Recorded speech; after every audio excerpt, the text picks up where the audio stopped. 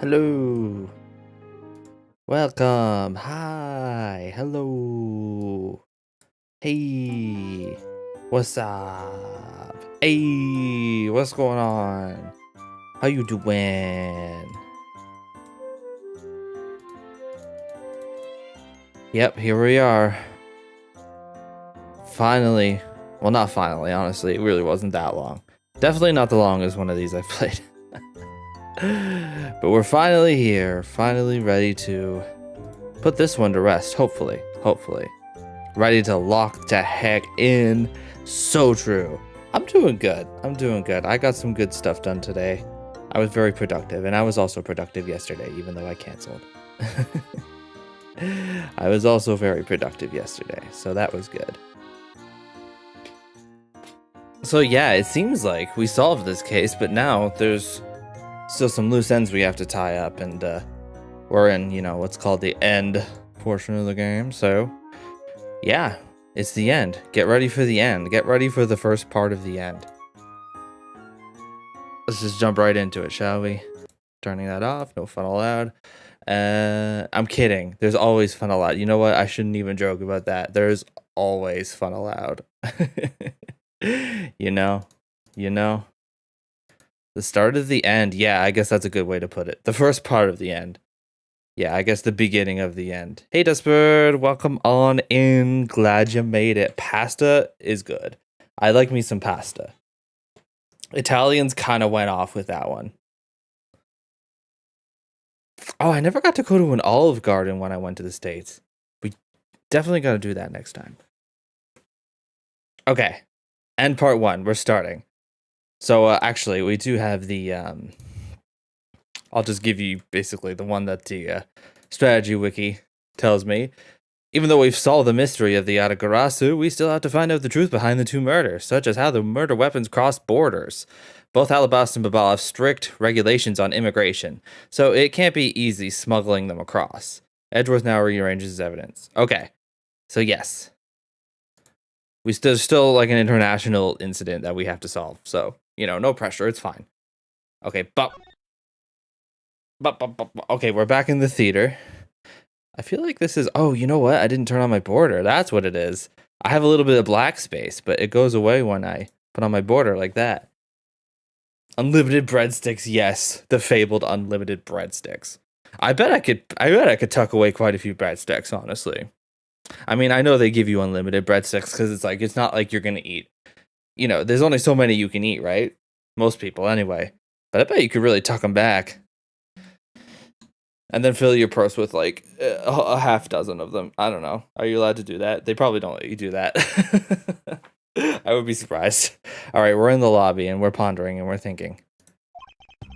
So, now we know who the Atagarasu really was. And yet there remains much to this case that needs to be resolved. Like how the weapons cross country lines, for example.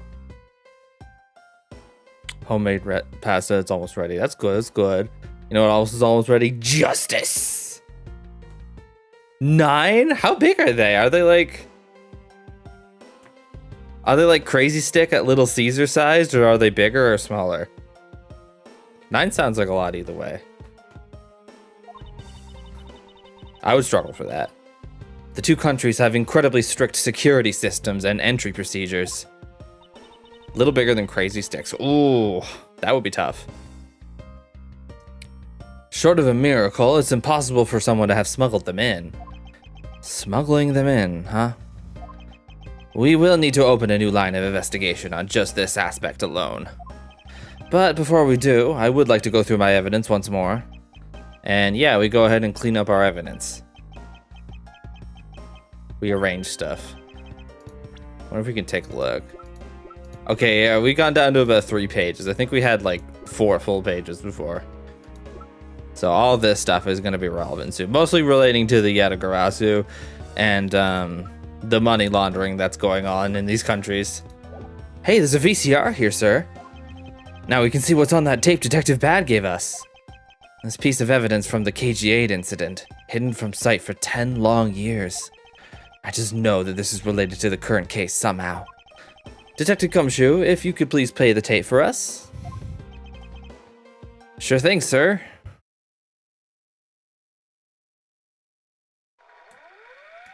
What?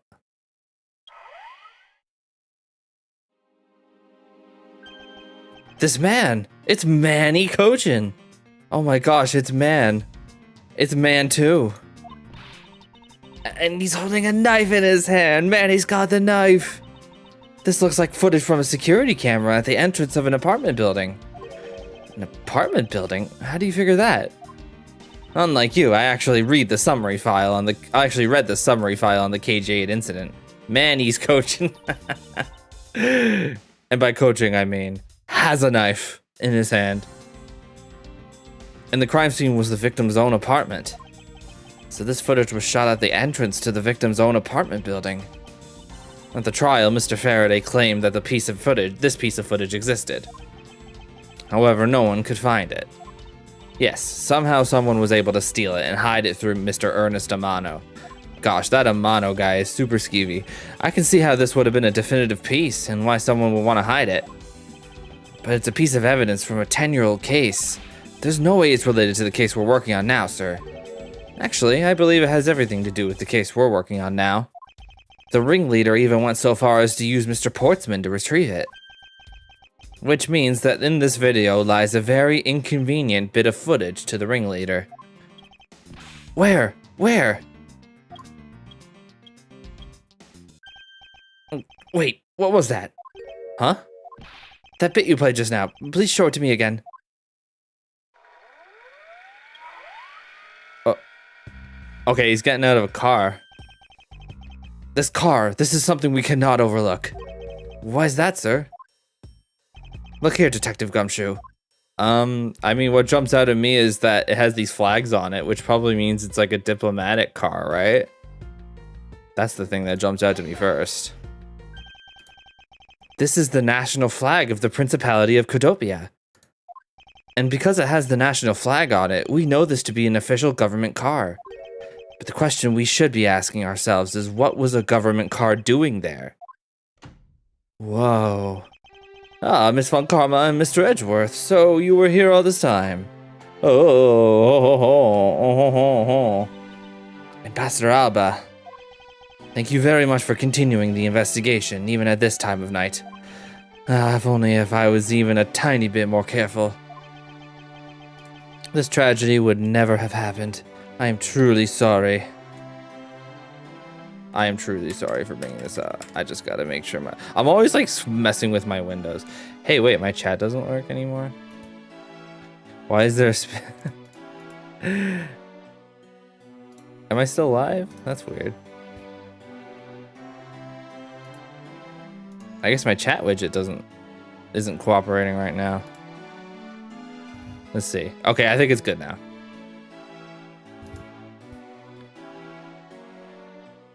Let me see.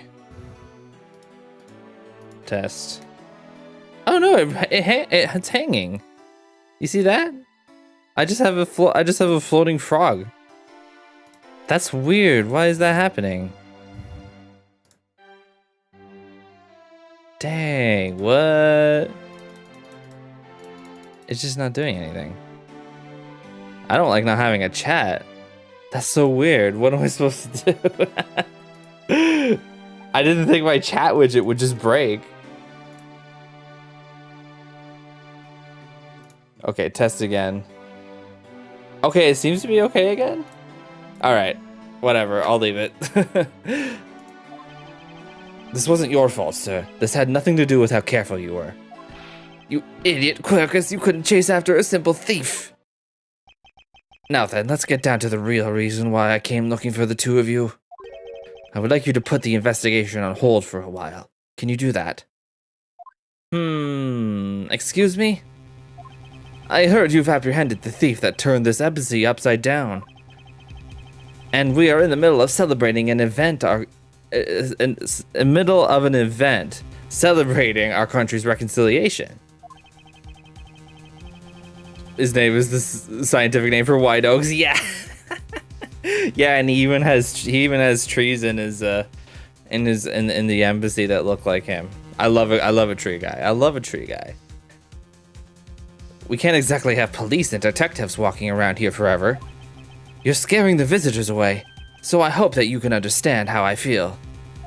Quirky. Is it Quercus or Quercus? It's probably Quercus, right? Quercus is a good name for a person. A guy named Quercus. But we must finish our investigation and resolve the remaining issues. Why don't we leave the rest to the Alabastian and Ablaze police? Ambassador, we are so close. Just a little more and... Miss Von Karma, I'm afraid I've made up my mind. And without my permission, you can't proceed with your investigation anyway, right? Oh, by the way, I wasn't asking, I was telling you. That's true. However, as he said at the very beginning, this area can be considered to be Alabastian soil.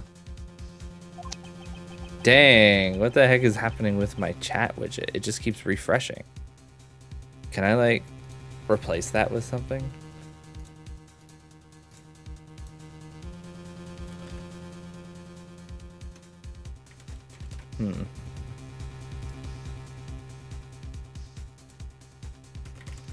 Let me see.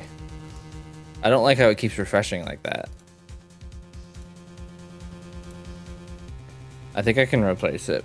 It's actually a fork of a different one, so I'm gonna...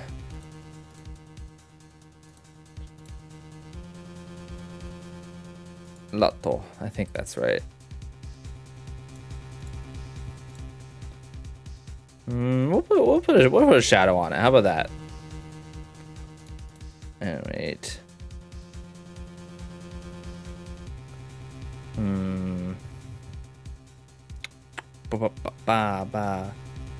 Oh, right. Okay. Okay, I'm gonna see if this works. This should be fine.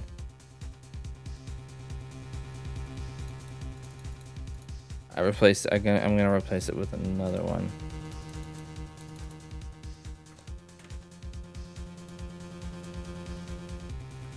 Okay. Test. Okay, that should work. It looks a little different, but should be just fine. Test! Yay! I could probably make it a little bigger. In which case, we are nothing but foreigners on their land. Is this really where our investigation ends? Shifu, we found Mr. Edgeworth, sir. Shifu, this way. Yo! Here's cool Mr. Cool Guy. It's Cool Guy! Cool Guy has chill day. Agent Lang, you're back on the scene rather quickly. If I laid back and took a break, I'd lose the scent of my prey, Mr. Prosecutor. Agent Lang, why have you returned? Because I have to solve this case no matter what. Well, I'm sorry to inform you. And don't take this the wrong way. I don't suspect you personally. Unchill day, one of the worst days in it. Honestly, yeah, wait, he got shot in the knee, didn't he? And also his partner, who he trusted implicitly, turned out to have betrayed him the whole time and been a spy. Yeah, he's not having a great one today. However, a member of Interpol was just found to be a thief, and so... Under these circumstances, I wish to put your investigation on hold. I love this. He's like, yeah, I'm going to deny you entry. I'm very sorry. It's just the way things are. After all, I believe our own police can handle things from here. They are quite capable.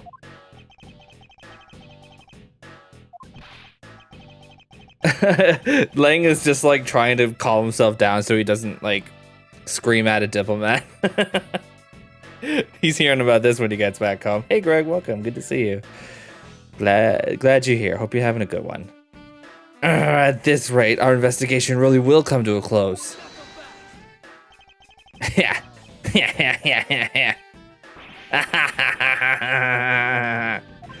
Ambassador Alba, I get it now. I really do. Oh, I'm very glad you understand how I feel.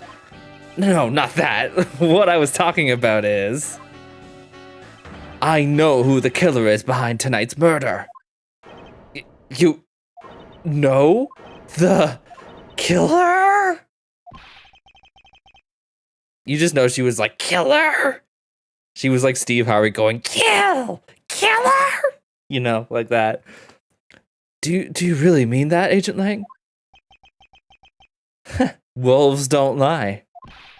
Then who is it? Well, let me first say that I'm not talking about Mr. Cochin's murder. The killer? That was all Sheena.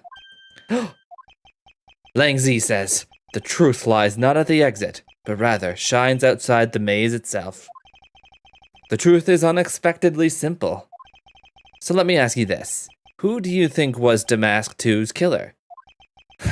I'll tell you who. It was you, Franziska von Car- Wait, what? Wait, what? Rafferty, hey, good to see you. Glad you made it. Hope you're having a good one. Thank you so much. Thank you. You're still within the week. It's totally fine. Not late at all. Thank you. Good to see ya. I was the killer? Hey, wait, but that's impossible. Yeah. Although that whip is actually quite... Yow! Hold your tongue in that ludicrous remark you were about to make. Agent Lang, are you seriously accusing her of murder? Yeah, I am. He doesn't appear to be joking. Hey sis, I remember that just before Ambassador Alba went to give his speech. You stole fizzy lifty drinks. You get nothing, you lose. Good day, sir. He calls you into his office, right? Yes, he did, but what does that have to do with anything? I'm getting to that. Furthermore, in order to solve both cases, you moved around rather freely between Alabasta and Babal, did you not? Everybody did, though. That's not just her. Miles also did. Why is he not being accused? And where is your evidence that I am the killer? I was just getting to that.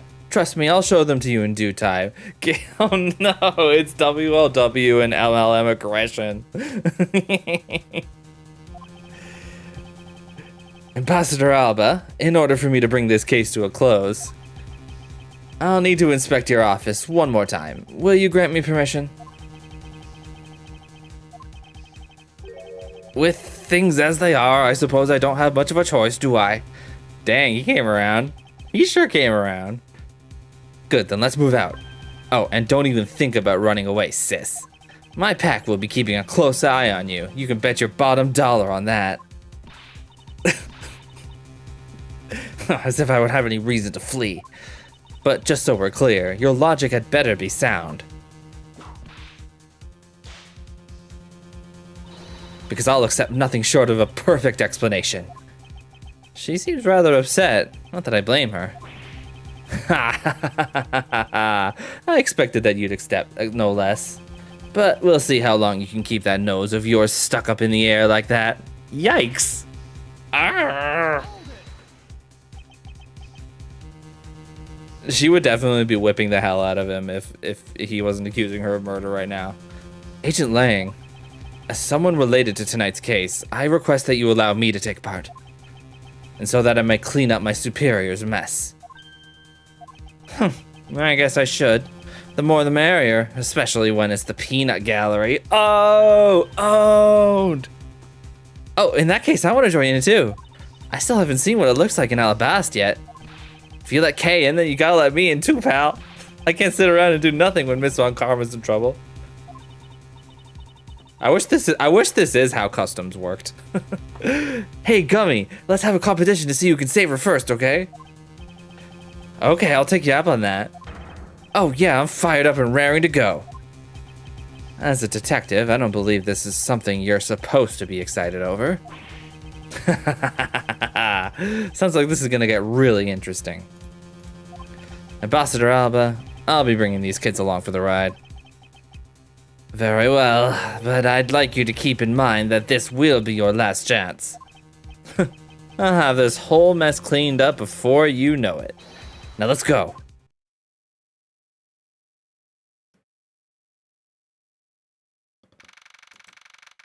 Okay. Give me your best, buddy. Okay, now, first let's go over the facts one more time. Manny Cochin's body was found over in the Secretariat's office in Babal. The weapon that took his life was one of Alabast's ornamental knives. And then the body of Damask II, Mr. Kashi Nu. yeah, it's past his bedtime.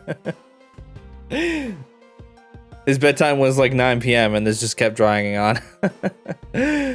Was found here in the Alabastian ambassador's office. Through our investigation, we found that the murder weapon was this Primiduck statue. And that this is actually Babal's statue. This case, no matter how I look at it. Sis, if it wasn't you, then there's no one else who could have pulled this off. Agent Lang, do you understand the full implications of what you are saying? Of course I do, sis. And I'm serious. You were on the trail of the smuggling ring, and you wanted any evidence you could find. And so, while people were distracted by the Yatagarasu's appearance, you snuck in here. That's when you two ran into each other. You and that other thief who took advantage of the confusion from the fire. Even if all that were true, how do you explain the movement of the weapons? Don't worry, I plan to show that you're the culprit behind that, too. You had permission to investigate both embassies at will. With that kind of free reign, you could have easily taken the weapons across country lines. Hey now, wait, did he block her whip? Holy crap. Look, sis, I thought I already told you, I'm not messing around here. This case isn't directly tied to the smuggling ring, but Sheena certainly is tied to the smuggling ring. He is right in saying that she's a member of the smuggling ring. However, the connection between the case and this case and the ring. Honestly, what? That's like unstoppable force meets immovable object type stuff. Could it not be deeper than what any of us can imagine? Let's get this ridiculous circus over with already. Francisca, you need to calm down. Because you only know the facts of the Alabastian side of the case. I don't believe you can see the case as a whole, and therefore solve it. What? But don't worry, I am taking this seriously as well, and I will prove your innocence. That's the only way to be, Mr. Prosecutor. But can you come up with anything else that can top my hypothesis? Of course, your explanation has to solve the mystery of the moving weapons as well. Of course, and I will. Let us now delve into the truth behind the murder of Damask II. You do understand, don't you, Miles Edgeworth? This isn't just a confrontation against Agent Lang. If you can't figure out how the murder of Damask II is related to the smuggling ring, then it will mean the end of our investigation. As long as I have no good counter-argument to his hypothesis. And the best I can do is walk this thin tightrope and see what I can do. Come on, Mr. Prosecutor, let's get started. Yes, let's. Border crossing weapons. One of Alabast's knives was used in Babal to murder Mr. Cochin. And the murder weapon in the killing of Damask II is Babal's Primiduck statue. Somehow, these two objects were able to penetrate the two countries' impenetrable security. The only one who traversed the two countries just before and after the crimes was you.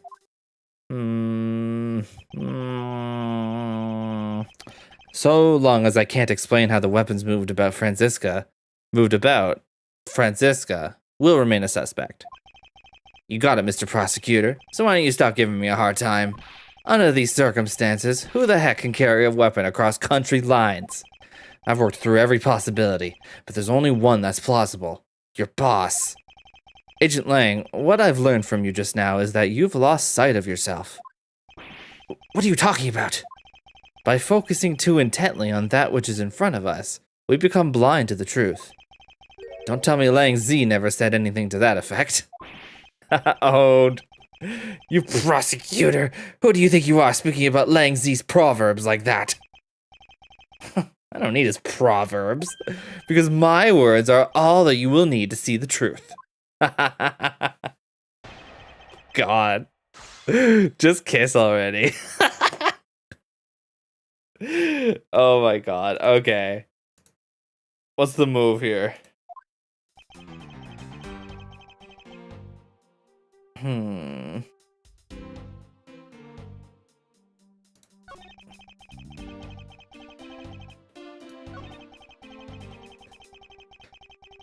Okay, so yeah, we're talking about the Primiduck statue, so we're actually just presenting them back to him, I guess. It's not really... You're not really presenting against it. You're just kind of moving it along. It's a bit odd. Agent Lang, those two items are not the only two to cross the border tonight. Oh? Damastu was killed with Babal's Primiduck statue, yes.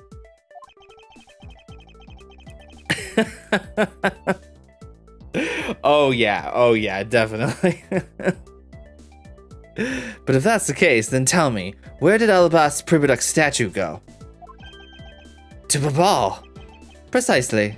And if the two statues really were switched, then this means that both statues were smuggled across the border at some point. Which means that a total of 3 items were smuggled across the embassies. He's not in the text, but I mean, look at him. I guess so. But you know what? It doesn't matter the number of items, only that the sis is the only one who could have done it. Just a few little context clues. I don't know, it's kind of like the dragon on the sleeve. It's kind of giving Yakuza, but fruitier. I almost said Yakuza, but fruity, but Yakuza already is pretty fruity. The only person who went back and forth between Alabast and Babal is her. Lang Z says, I love kissing men. Is that really true? Was there no one else who traveled between the two countries? Actually, there was definitely another person. One who paid a visit to both sides of the wall. The Yatagarasu, I mean. Callisto Yu, Sheena, the Yatagarasu. Absolute legend. Is that really so, Agent Lang? What a lousy time to try and bluff your way out of this. I checked out what the guards said, along with the security camera's footage. You're not going to overturn my hypothesis that easily. But suppose there was some other way other than through the theater doors. What other way? The other entity that managed to cross the border unharmed. If I pointed out, it would open up a whole new possibility. And though I hesitate to bring this out, as long as this entity exists, the impossible road becomes a possibility. It looks like you've got some clever idea in mind. I do, and I can show it to you through a single piece of evidence. Fine then. Let's see this piece of evidence that will show me this other route. This piece of evidence will show us another way to move between the two countries. Oh, You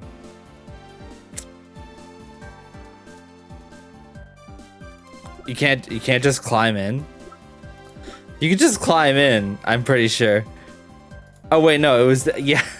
Okay, no, they literally flew. I forgot. Right, yeah, that's right. Literally spider jumped. Agent Lang, I'm sure you are familiar with this unforgettable photo. That supernatural photo, like I said before. Humans can't fly. No, of course not. I understand that perfectly well. Don't start claiming that Sheena somehow grew wings either. I wouldn't dream of claiming that. And I won't allow you to take back what you said either. I'll say it again. It's not humanly possible to fly through the air without wings. So you better have a good explanation for this, Mr. Prosecutor. But how can I prove who it was that flew through the air in this photo? Wait, not humanly possible. Eureka! Guy who says Eureka. Very well. You will have your explanation. Sounds like you have a good idea simmering inside that head of yours. Let's hear it. The face hidden within this photo's blurry, trailed shadow is... It is...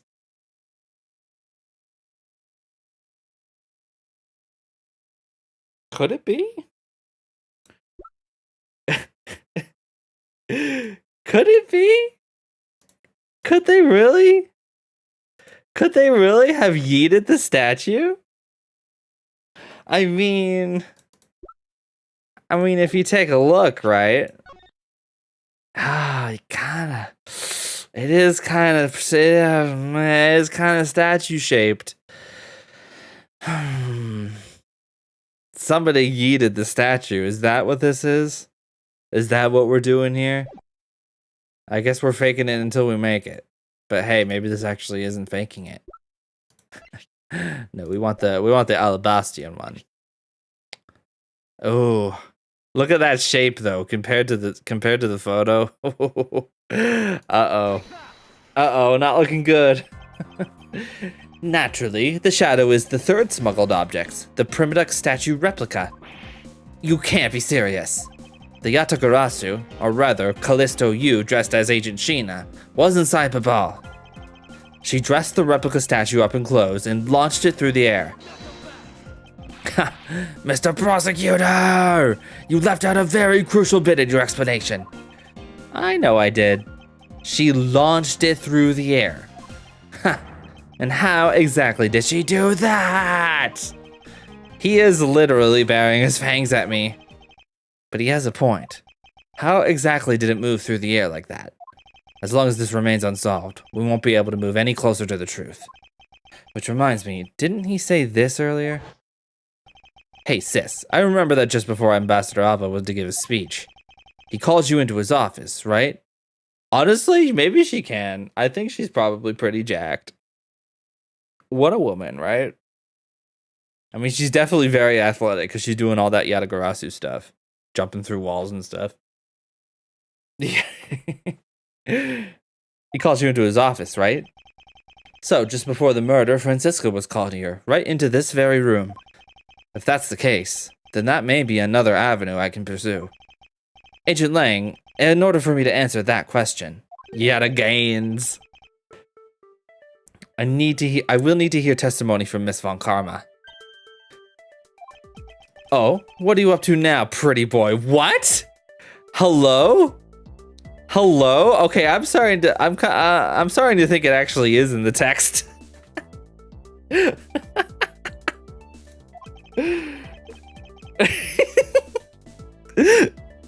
It felt like earlier when he said you got something simmering in that head of yours, it was almost like he was self-censoring from saying like simmering in that pretty little head of yours. And then he just goes ahead and says pretty boy. It writes itself. Hello. Hello. Earlier you mentioned something of interest to me. You said that just before the murder occurred, Miss Von Karma had been in this room because Ambassador Alba had called for her. And for that reason alone, you believe her to be the killer. We should keep an Agent Lang homosexual activity count. You know what? Bet. The funny thing is, I still have this on my layout. It's a Dante impalement counter. So we can do that. Okay, let's do this. Agent Lang. Agent Lang. Gay counter.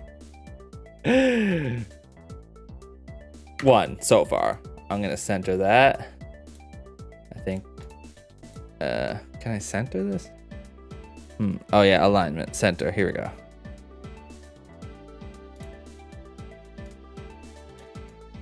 We'll put it right here.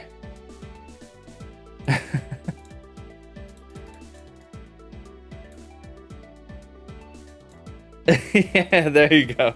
And for that reason alone, you believe her to be the killer. Yeah, I guess I did say something like that.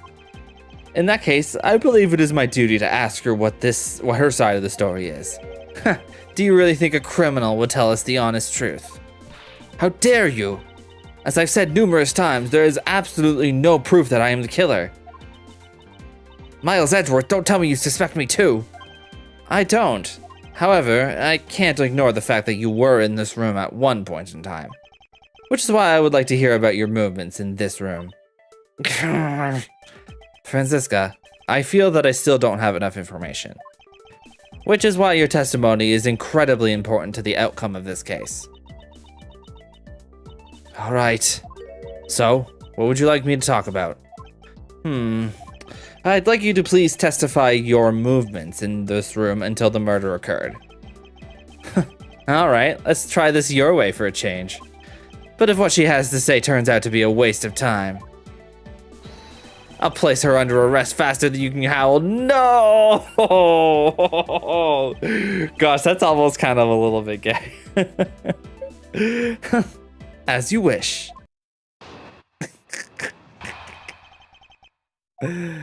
As I said earlier, I was assigned to the guard duty in the Alabastian embassy. After I saw the Steel Samurai off on his way towards the ambassador's office, I returned to the Rose Garden for a bit and checked up on the security situation. After all the preparations were in place, I was called back by Ambassador Alba to his office. Okay. Francesca, I want us to make this clear from the very beginning. So what I wish to confirm is that the only time span in which you were in this office was before the murder occurred. Is that correct? Yes, of course.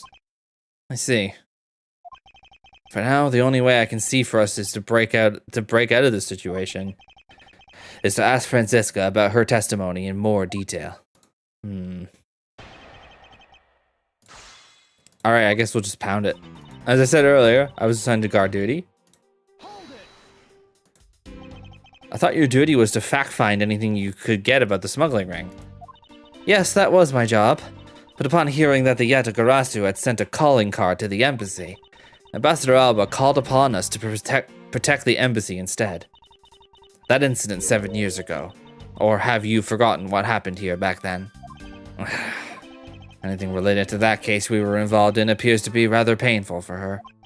It's not exactly one I can readily forget myself. It looks like you remember the case after all. Of course I do.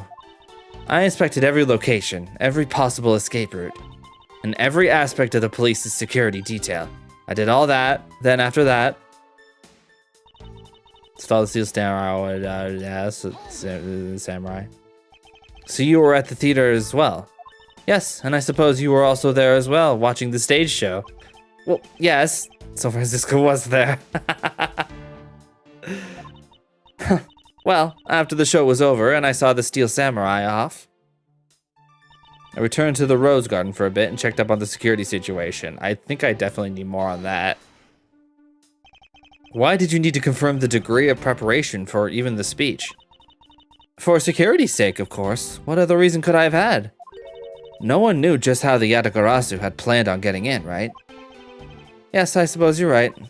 And in the end, the Yatagarasu did choose to appear in the Rose Garden. Even if it did turn out to be nothing more than a shadow. Ugh, who would have thought that she would have used a shadow? Calm down, Franziska. She must still be nursing a grudge over the fact that she couldn't figure it out herself. Anyway, there was no one in the Rose Garden, and we were aware that the speech was set to start soon thereafter. After all the preparations were in place, I was called back by Ambassador Alba. Okay, that's the thing that Lang mentioned. So yeah, we definitely gotta look into that. At that time, Damas 2's body had yet to be found in this room. Is that correct? That's right. But Ambassador Alba was here. One could hardly miss his rather large presence. A criminal will say anything to get out of getting arrested. How do we know you're not lying? Well, if you need proof, I'd be happy to oblige you. Seriously? Like I keep telling you, When I arrived at this office, Ambassador Alba was already here. He was standing by the flower box on the windowsill, watering his plants. I can attest to that. I remember speaking with the lovely lady around that time here in my office. Alright then, add that statement to your testimony, and let's hear some details. So Ambassador Alba was in this room at the time, was he? That feels pretty rock solid, yeah. Okay, we got a new statement. When I arrived, Ambassador Alba was watering flowers on the windowsill. Pound that. For the sake of being thorough, I'd like to ask you something. How did you know that Ambassador Alba was watering his plants at the windowsill? What do you mean by that? The entrance to this room is on this side. However, the window is on the opposite side. If what you say is true, then when you entered the room, his body would have been like a wall. He would have been blocking your view of what he was doing. Isn't that not correct? Wait, isn't that not correct? Isn't that not correct? Okay, this is the first time a typo has actually made it grammatically incorrect. Is he saying, is that not correct? Or isn't that correct? Is that not? Well, I guess they would mean the same thing. Oh gosh, he would have been blocking your view of what you... Okay, I'm gonna assume it's, is that not correct? Is that not... Is not that not correct? I suppose it was a bit hard to see around him. But fortunately for me, Ambassador Alba is not an immovable wall. I knocked before I entered, and as I did, he turned around to greet me, with a watering can in his hand. So it's only natural to believe that he was watering his plants, right? Isn't that incorrectant? More like correct isn't. You don't even need to use that many words. You could just be like, correct isn't. I suppose. After his greeting, we spent a little time talking about his flowers. He had obtained them himself, and is growing them with the utmost care, you know. Yes, the plants in this room, they are all like my children. The passion flowers in the flower box on the windowsill are growing beautifully too. All 4 of them are in full bloom. Huh? Miss Von Karma, what did you say just now? I said that the flowers are growing beautifully. What about that statement do you not understand? What do I not understand? I do not understand why a certain thing is the way it is. I'd like for you to append that statement to your testimony. Very well. There were 4 large passion flowers in full bloom on the flower box. Okay, we have a picture of that, don't we? So we can verify that. There's 2 passion flowers. There's not 4. Wait, but there's... Wait, it looks like there's 2... It looks like there was 2 that were dug up. There's like patches in the dirt. You see that? Well, I mean, clearly we have to look into this. Clearly that's an inconsistency. We gotta look into this. Franziska, for some odd reason, your testimony contradicts with this piece of evidence. It does appear that way. I knew it. I knew we couldn't trust your words, sis. Rare right-facing Lang. Greenery thievery. Who stole the passion flowers? You did it. It was you. You stole passion flower. Good day, sir. Mr. Edgeworth. What are you doing discrediting Miss Von Karma like this? Yeah, sir. Wait, why are they mad at him? If you keep this up, she's gonna get taken away, sir. Eek! All I've done is state what I saw. I have made not a single mistake in my testimony. And for this, I am still under suspicion for murder. Is the number of flowers really all that important at this juncture, Miles? At the very least, it is a contradiction in this enigmatic case. One thing that I find hard to dismiss as irrelevant. Hold up, let him cook. The truth is trust the process. Sometimes the truth is a lot more elusive than we think. Then let's hear it, Mr. Prosecutor. What does the number of flowers have to do with anything? What does it prove? I believe the answer to that will become clear if we were to examine that flower box. How did this contradiction come about? There must be something behind this discrepancy. They're my beloved flowers. I've grown them with the utmost care. So I ask that you please be gentle with them as you examine them, Mr. Edgeworth. I understand. I won't rest until I've inspected every suspicious-looking nook and cranny. Okay, well, I mean, obviously what really leaps out is this patch of soil, which looks as though it has had something removed from it. What are you doing, Mr. Prosecutor? Why'd you clam up all of a sudden? I'm still here waiting for an explanation, you know.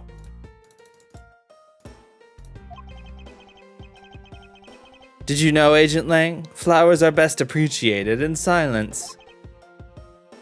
It looks like two things were pulled out of this flower box. Okay, what about the watering can?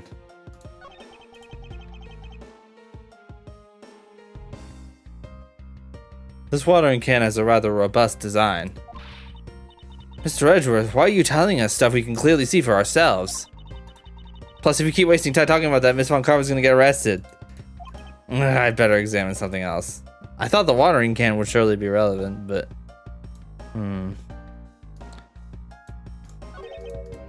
Okay. Alright, well...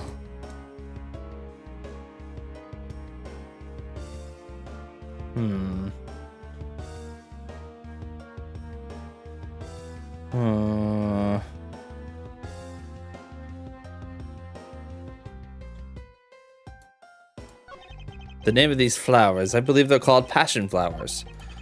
Despite being called flowers, they are actually a species of vine. They appear to be growing well and are well supported by these plant supports. Yeah, but no matter how I look at it, it looks like there are only two here to me. You realize, don't you, sis? Your little lie has failed you. Miles Edgeworth, hurry up and shut this man up for me already. I suppose I will need to use some evidence to shut him up, won't I? Supports. Oh, those are like the... Wait. No,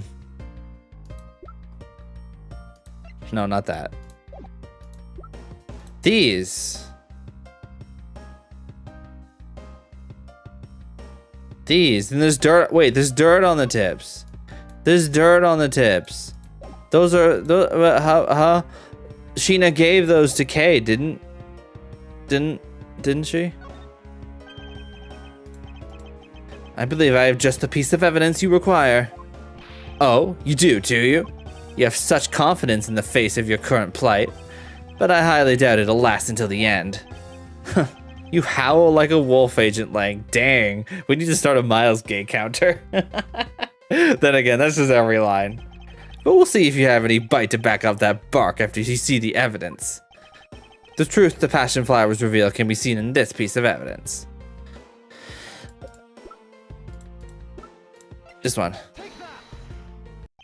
Sheena, who was supposedly in Babal the entire time, had these hair sticks on her that look exactly like the plant supports in this flower box. In other words, I believe it can be said that these hair sticks are, in actuality, support sticks for the passion flowers. And so what? Is this really all that important to the case? Of course it is. It means that we found yet another item that was smuggled between the countries tonight. Ayah! Think about logically, Agent Lang. These sticks were originally in Alabast, but somehow they wound up in Sheena's hands, who was in Babal the whole night. So make no mistake, these sticks were smuggled somehow, just like the knife and statue. Very well then. I want to hear from you exactly how they wound up in Babal. How did these support sticks find their way to Babal, and why? There must be some reason as to why they ended up there. Aha! So that's why! Agent Lang, if you would please take a look at this and tell me its shape. It's just another stick, isn't it? And so it is. But the shape of the support stick is what is important. For when they are used with something in this room, that's when it all comes into focus. And the object that completes the picture when used with the support sticks is... I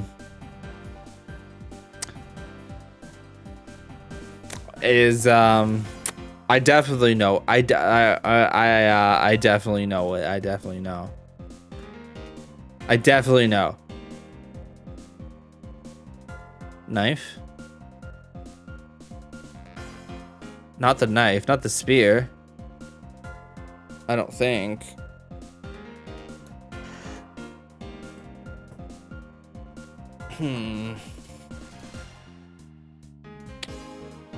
Crossbow?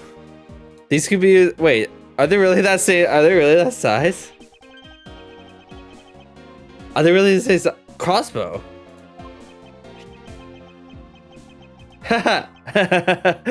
These hair sticks, or rather plant support sticks, they make for perfect air. Do they though? Aya! Do they? Do they though?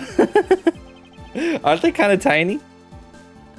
I've done it. I found the common thread that connects the two offices. But this thread has yet to be completely untangled. Or, oh, they're not? Okay, maybe I'm thinking of arrows. Arrows are pretty long boys, aren't they? Like bow arrows. You can get some pretty big hair sticks. Well, fair enough. I can't say I've ever bought them myself. Even using the arrows, how does this explain how the statues were transported?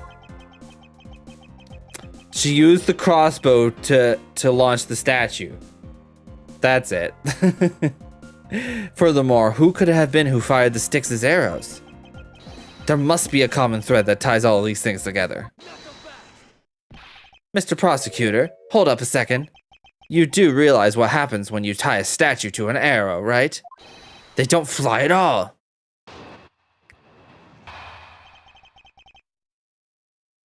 Border Crossing, Part 2. So Babal's statue was draped in the Yatakarasu's clothes and then shot over here. Even if you fire the arrows from this side, they wouldn't go far with a statue tied to them. I don't think I need to tell you that the Primidex statues didn't sprout wings. You're a realist after all, aren't you? I love it when like testimonies are filled with like obvious like ad hominem statements. I love it when half of the statement is like, wow, Miles, you're so stupid. You really think that's true? Dang, you're dumber than I thought. Anyway, I didn't do anything. Also, you suck. That's the whole testimony. What am I supposed to do with this? The Primidex statues didn't sprout wings. Of course they didn't. Glad you understand. I feel much better already. I was afraid for a second that you were unaware of that crucial fact. It's only crucial because you're under the belief that wings are necessary to this equation. What? You need to free your mind a bit more and let it fly like a bird on the wind. The Primidex statues flew, but not on a wing. Allow me a bit of your time and I'll explain this mysterious phenomenon to you.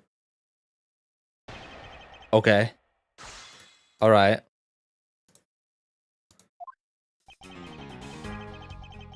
So a ball statue was draped in Yatagarasu's clothes and then shot over here.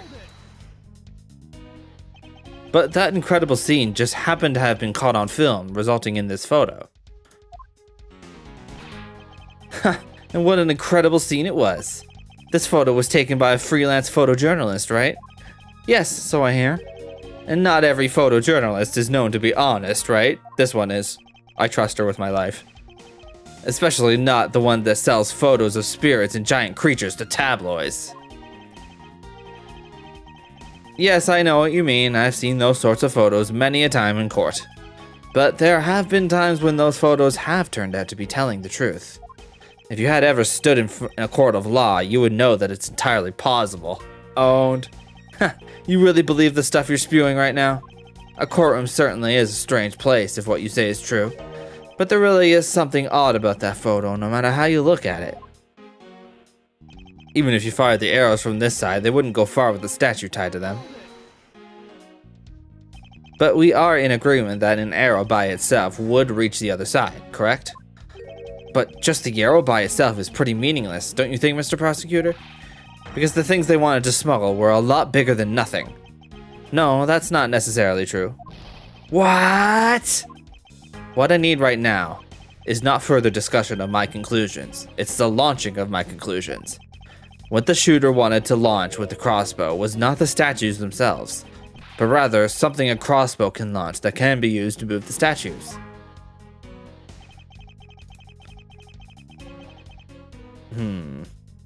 If it wasn't a statue that was tied to the arrows, then what did the crossbow launch?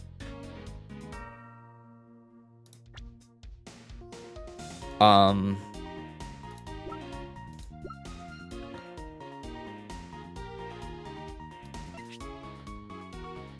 Liar.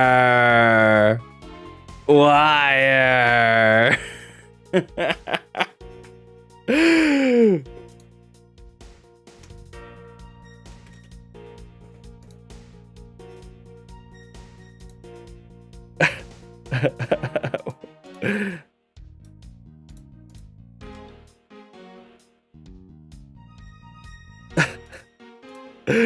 What? Wire?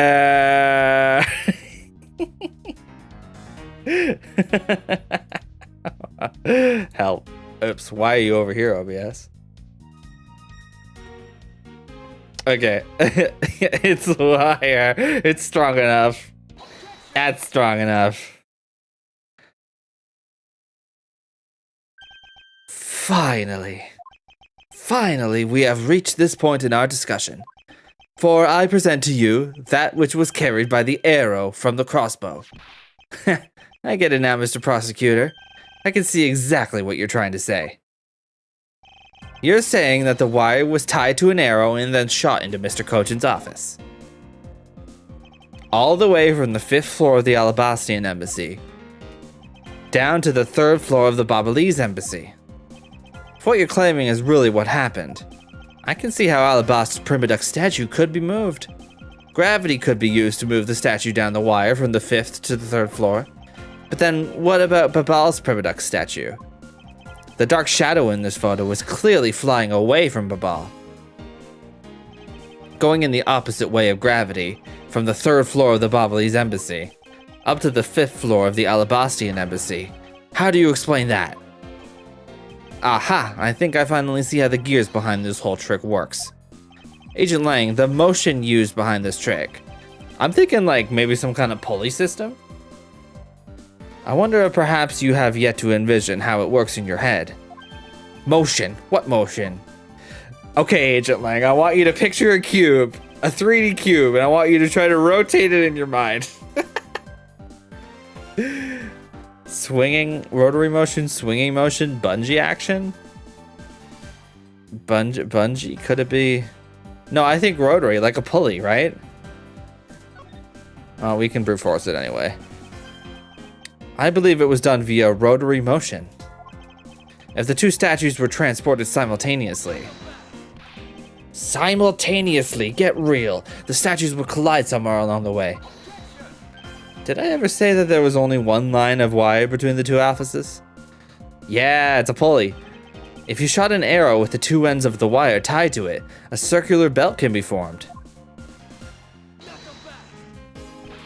Lang Zi says, don't object and call a success what is beyond reasonability. Taking into account the tension difference between the two wires, the top one would sag too much to the point where the statues would collide anyway. Agent Lang. As you know, the Turnabout statue is a one-of-a-kind natural treasure. And the fact about Babal's statue is a hollow replica of the real statue. It would naturally be lighter than the real one, meaning that my idea is very possible. Lang Zi says, how? Here is what I believe happened.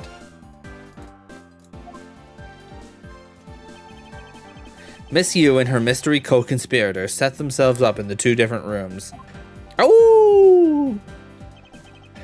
The co-conspirator bridged the rooms by shooting the two ends of the wire down on one arrow. Then the two of them covered the statues and proceeded to transport the statues. After the switch was completed, another arrow was fired, carrying the other end of the wire down to Babal, where it was to be disposed of. And to do that, Miss Yu hid it inside the grandfather clock. QED. Guy who says QED. Come on.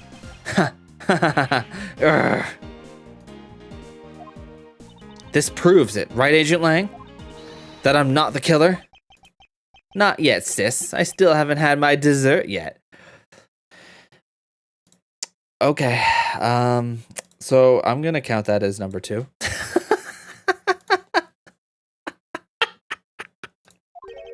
Right, Mr. Okay, see? Do you see what I mean?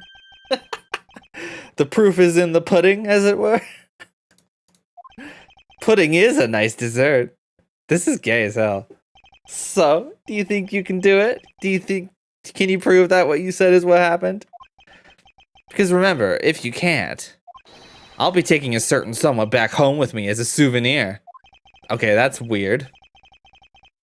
I agree that as long as there is no proof, my hypothesis remains just that.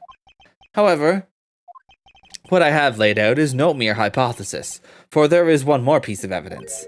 One more. This should be interesting. You think you have a piece of evidence that will turn your hypothesis into fact? Well then, let's see it, Mr. Prosecutor. The thing that made it possible to create a circular belt out of a length of wire. I believe that it is right here in this very room. Now then, I believe this is what made the circular belt transportation method possible. Oh, maybe the fan? The ceiling fan? You could just turn it on? I mean, that's some troll physics type stuff, but I guess it's possible, right? Looks like you dropped another bomb on us again. The last piece to the trick are two pulleys. Precisely. The ceiling fans double as pulleys in this case. And thanks to the fact that there is one installed in each of the offices, the ceiling fans made for the perfect pulley set for the wire to run on. Ow!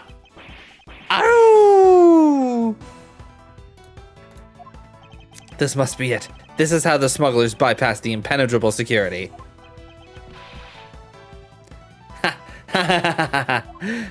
You really are something else, Mr. Prosecutor. I bet you figured it all out already, haven't you? You know who the big hotshot that set up this real-life stage show is, don't you? The person who set up this rather large and complex stage show needs to be someone who had foreknowledge of the existence of a ceiling fan in both the Ablaze and Ablaze offices, and that the passion flower's support stakes could be used as arrows. Could it be one of the ambassadors? The real mastermind behind this case. Well, don't you dare make this wolf wait for his food. Okay, and that will be that will be number 3. Why are you so hesitant, Miles Edgeworth? If you can't say what it is, why don't you present something like you always do? A single point of the finger here, in this case, will explode into an international incident. However, it's already too late for me to stop the forward momentum. It appears that I have no choice now, but to rush in. Oh no! Oh no! Bap bap bap. Doot doot doot.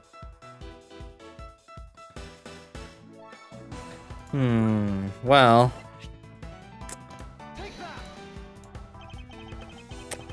This smuggling could not have been possible without the use of the crossbow. Okay, check this out. Furthermore, the arrows that were shot by the crossbow were plucked, as it were, from the flower box in this very room. They were planted so long ago that the passion flowers had the time to grow so big that Miss Von Karma didn't even notice the arrows when she visited the room today. Okay, let him cook. On top of all this, the fact that the culprit knew that both offices had ceiling fans tells us that the person has very detailed information on the embassy's layout. So, as you may have already guessed, the person I am accusing of hatching this plan is the person who grew the flowers in the flower box with the utmost care. Hey, I was right. I was right once again, I'm very smart. Thus, it can only be you, Quercus Alba.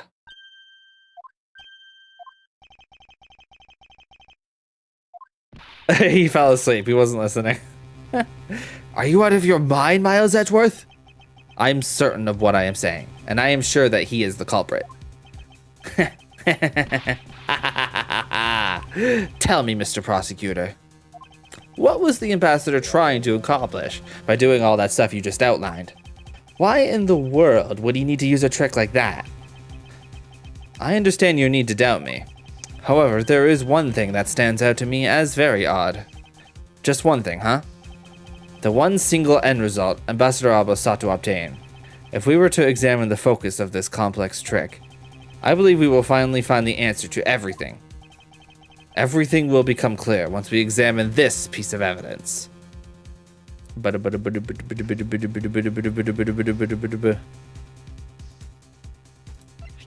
The other statue, man, some of these presentings feel kind of arbitrary.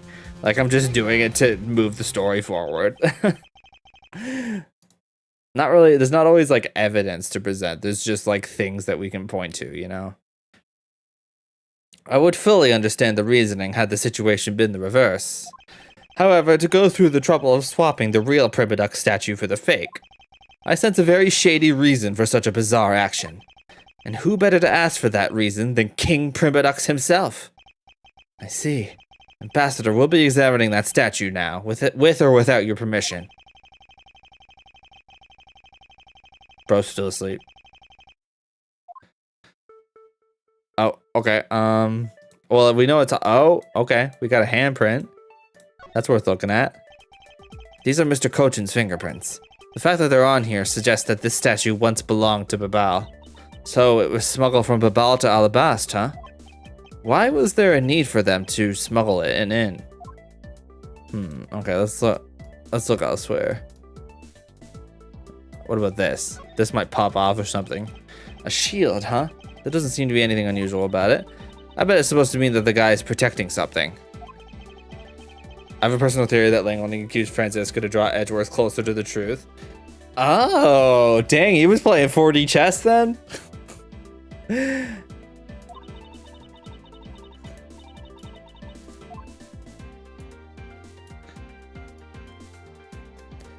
Yeah, like he knew that Francisco would be vindicated. I can see that. I can see that.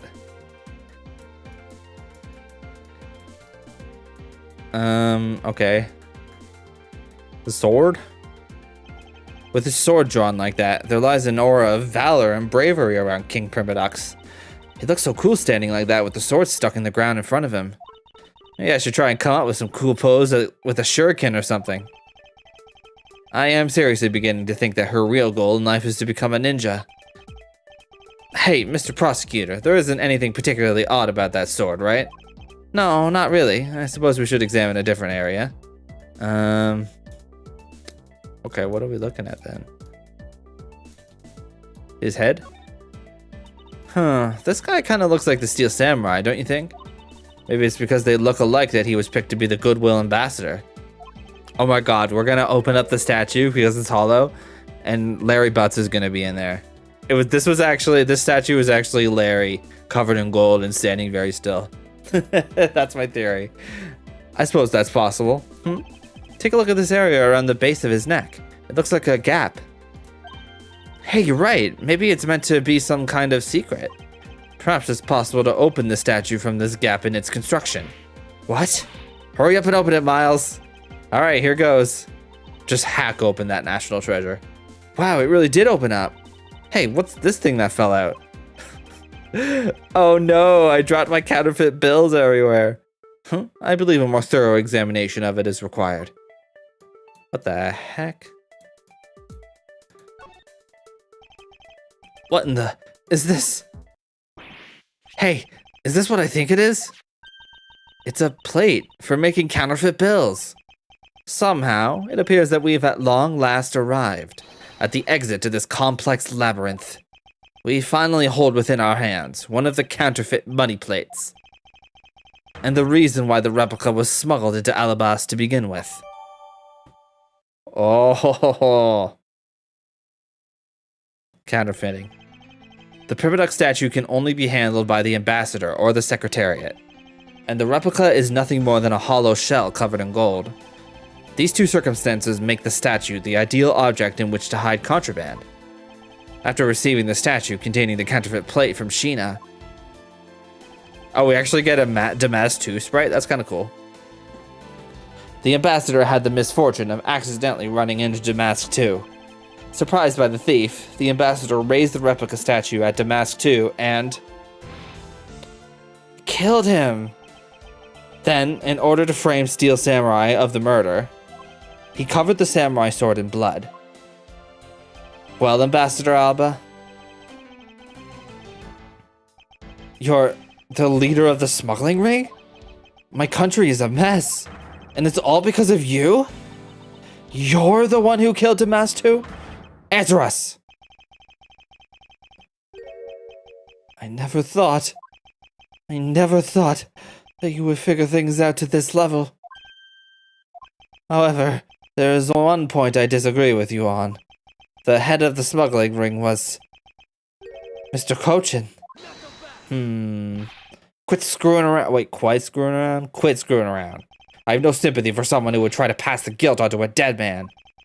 If there's one thing I'm sure of, it's that you're the real ringleader, Quercus Alba. It's no good to speak with such subjectivity, you know, Agent Lang. Subjectivity? My conclusion is anything but, and is the result of logic and investigation. Mostly by miles, but you get the idea. Logic and investigation? Only seconds ago, you were ready to arrest Miss Von Karma. I don't think we can give such flip-floppy logic any real weight, do you?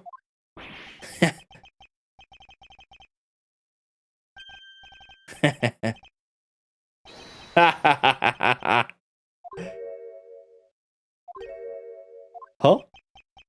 It looks like you still don't get why I came back. Excuse me? You see, the reason I came back is so that I could sink my fangs into your wrinkly old neck. Should we count that as number 4?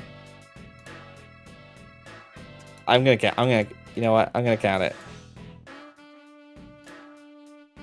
For the very beginning, my real target has been you.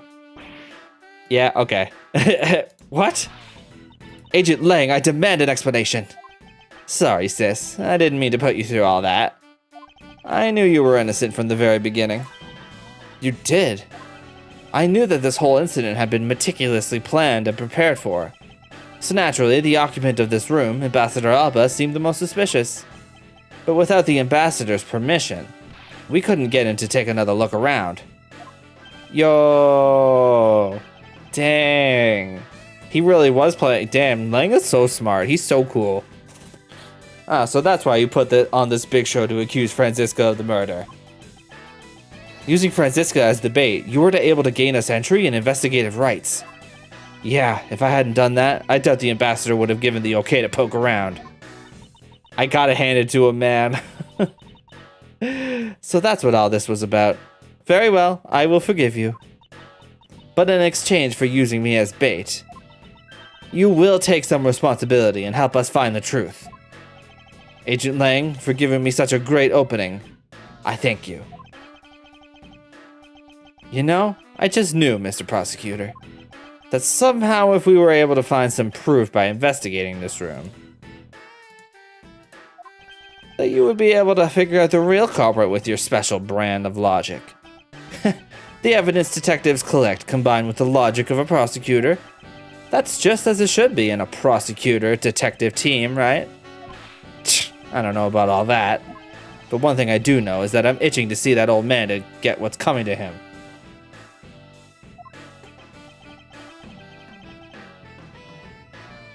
Oh, you're quite scary when you want to be, aren't you? Hey, you were the one who was planning to use me to push all the guilt onto the sis. But unfortunately for you, you misjudged me. Is he gonna open his eyes and go sicko mode?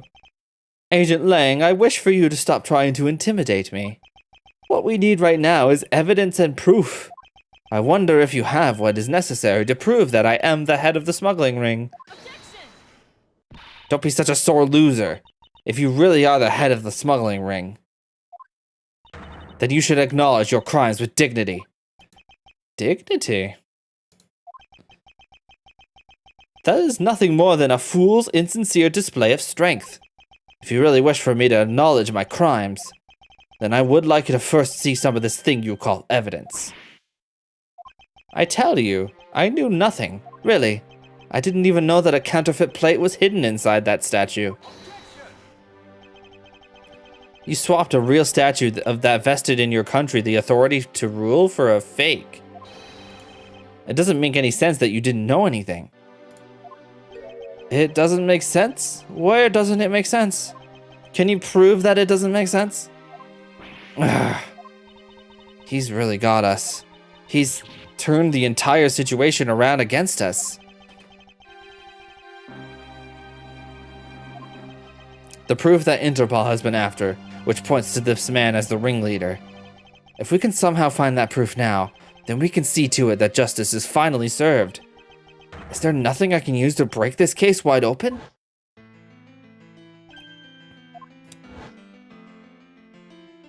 the trump card and the videotape.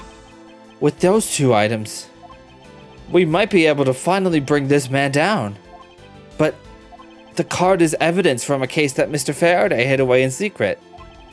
And the tape was stolen by Detective Bad from the police. They're both illegal evidence. No matter what, a protector of the law can't be allowed to use such pieces of evidence. Oh, man for jump scare. Needless to say, we Von Karmas are commanded to achieve nothing but victory, and by any means necessary. The only way to bring someone like that to justice was to do so outside of the courts. That's what we thought at the time.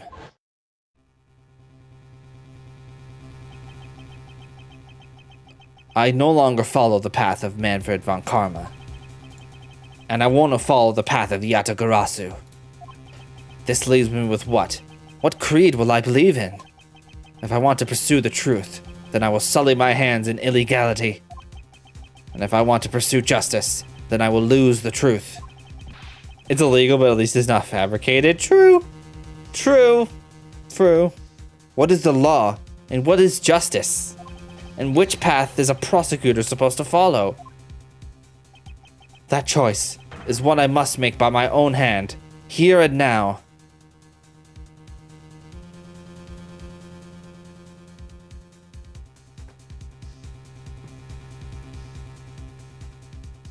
I'm going Joker mode.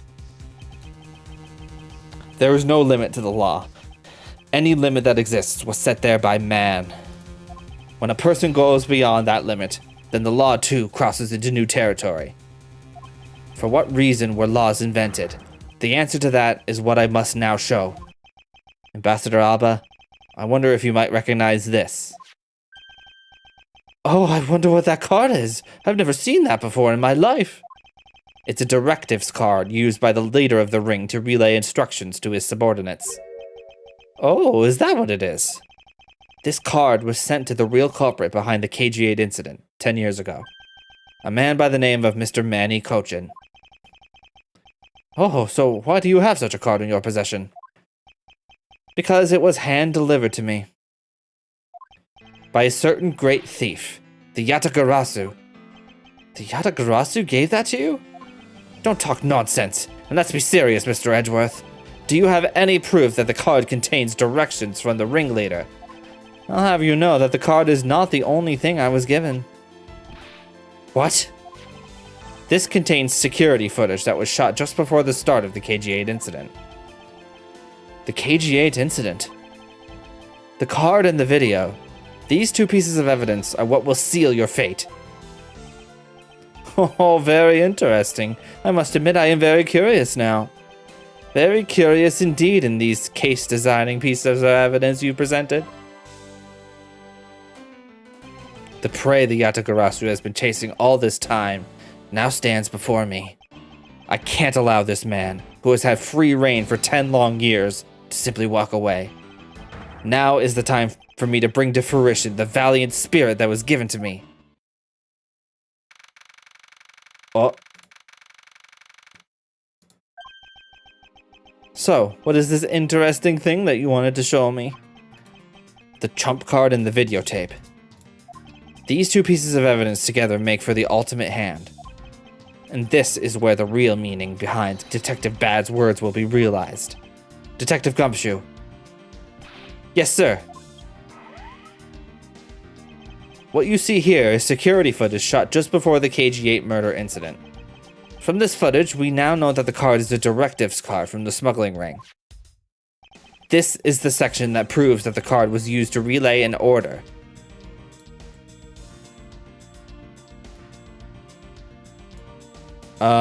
Well, he's got the card in one hand and a knife in the other, so the card probably was saying, stabby stab, do the stabby stabby. As you can see, Mr. Cochin is holding the card in his right hand. I see. The killer is indeed holding a card with the exact same design on it. But that card and the one you have, just because they look the same doesn't mean that they are, does it now? But there is a very easy way for me to prove that they are in fact one and the same. All we have to do is simply take a look at this. Ooh, there's blood on it. This dark red blood. Yes, this is your proof. Proof that the orders on this card were played out in that terrible tragedy. I like the idea that Miles only showed the front side and then he just flips it around to show the blood. He does like the Yu-Gi-Oh flip and then Alva's like, ah! You know? The blood belonged to the victim of the KG-8 incident. With a bit of DNA testing, we can very easily verify that as fact. If you have no objections, then I'd like for you to take a look at this next piece of footage. The car that passed by in front of the victim's apartment building. It's an official Cadopian government car. What? Detective Gumshoe, if you could please magnify the footage. Dang, he really enhanced that thing. Oh, hey. He's got the card right in his front pocket. The shape of this pocket and the directives card in it.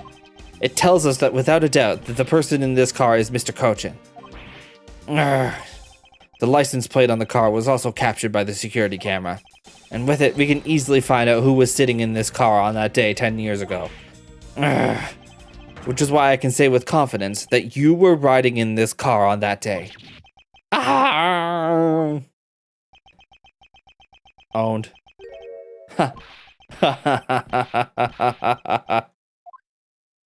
Oh my god, he's doing it. He's Morbin. Oh my god. I knew it. His eyes were gonna open. Let's go. You've done well, boy, to make it this far. However, about your claim that I was riding in the car at the time. That's going to be mighty difficult to prove. This is so cool. He literally went Giga Chad mode. How so? The Principality of Cadopia no longer exists. So naturally, all records from that time period also no longer exist. That arrogance. What he really means is that he's already erased all traces of them.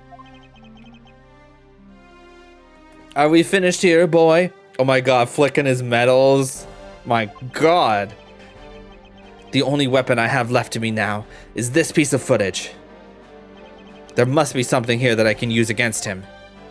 Oh, there's a medal? There's like a medal in the reflection? Is it that? Could that be it? That's gotta be it, right? This is so good. Wow. What the? Ambassador Alba? Yes, what is it? You were once an army man in the service of Cadopia. And it was you who made the many missions you participated in successes, correct? Why the sudden backhanded praises, boy? Although to be sure, the brilliant medals on my breast were awarded to me during the era of Cadopia. But now, I am the only one who owns this particular medal. In that case, the only person it could be who is sitting in this car is you. How do you figure that? Bro, what? Is he stupid? By the medal captured here in this footage. It is clearly the same exact medal as the one on your chest. What? Wait, he's like cracking. Whoa. That's like kind of scary, actually. You can kind of like see his teeth underneath it. This is how it will be, but I won't look back. For this is the path that I have chosen.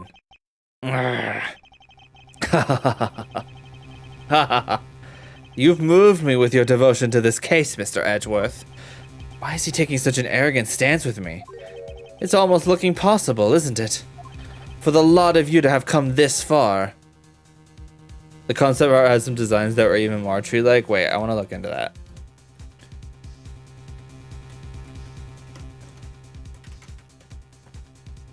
Let's see here. It's probably image gallery. Concept art. Yes. Oh wow, yeah, check this out. Yeah, he was literally just like a stump before.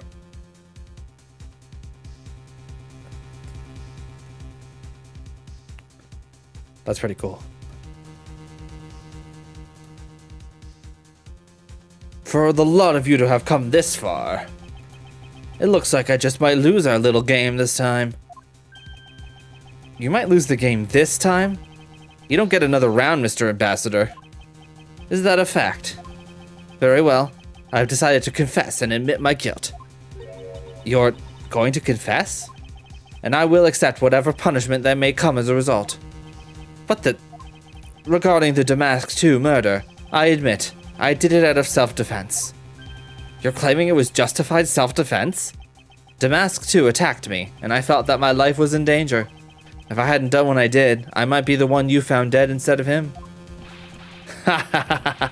What a pathetic performance. I'm not giving you one. Wow, you two really know how to laugh at inappropriate times.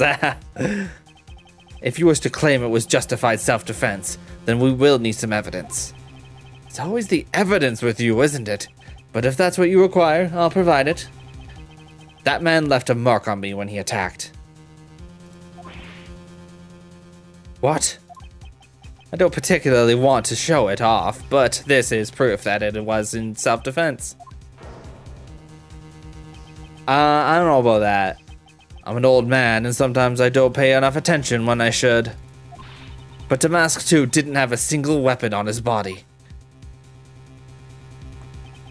Hold on, it's nothing to get worked up over, because I hid the weapon. You hid it?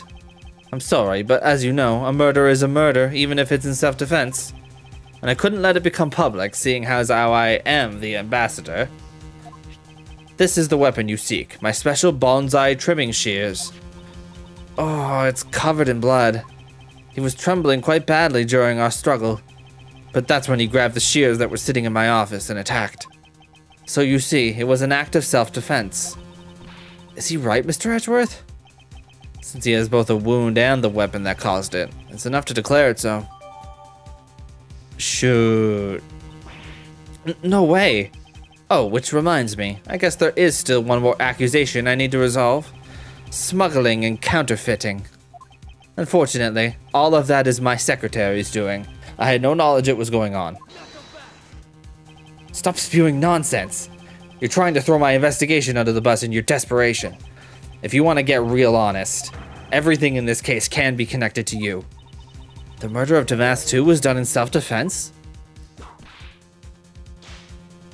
Ashley's weapon. In my trials, no man escapes his crime alive. Perhaps so, if you were my opponent in court. However, there is one very important fact that I think you may have forgotten. And what is that?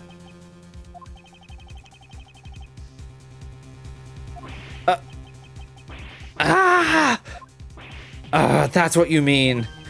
Extraterritoriality. That's right. This embassy sits on what is effectively Alabastian soil. So any trial that is to be held will be held in Alabast. Therefore, the crime I just admitted to will never be tried in your courts. Agent Lang, what is Interpol's stance on this? Agents investigate, that's our job. The judgments of people who have confessed to their crime. That's the court's job. And I've already confessed to all of my crimes, Agent Lang. Furthermore, by the very nature of my position, I have full extraterritorial rights. These rights are effective even on your country's soil. Therefore, no matter where a crime may take place, I will never stand trial in one of your courts. The arrogance in your expression. That's nothing like the face of someone who is ready to accept the consequences. Don't tell me you have your own country's judicial system eating right out of your hands. These crimes you all speak so seriously of. To me, this has all been nothing more than a game. You may chase me out of this embassy with your accusations, but it's no big deal. Alabast has numerous other embassies in other countries around the world. All you would accomplish is that you would change the backdrop of our little game. These 2 layers of protection that extraterritoriality provide him. This is why he is one of those who cannot be brought to court. You see now, don't you? I live in a whole different world than you. Now, if you'll excuse me, I need to go and fetch your eviction papers. Oh my god, bro, game over. Is there nothing we can do? To be continued, yes. Oh my god. Oh my god. It's happening. Woo! That was already a lot. Like, wow. Oh.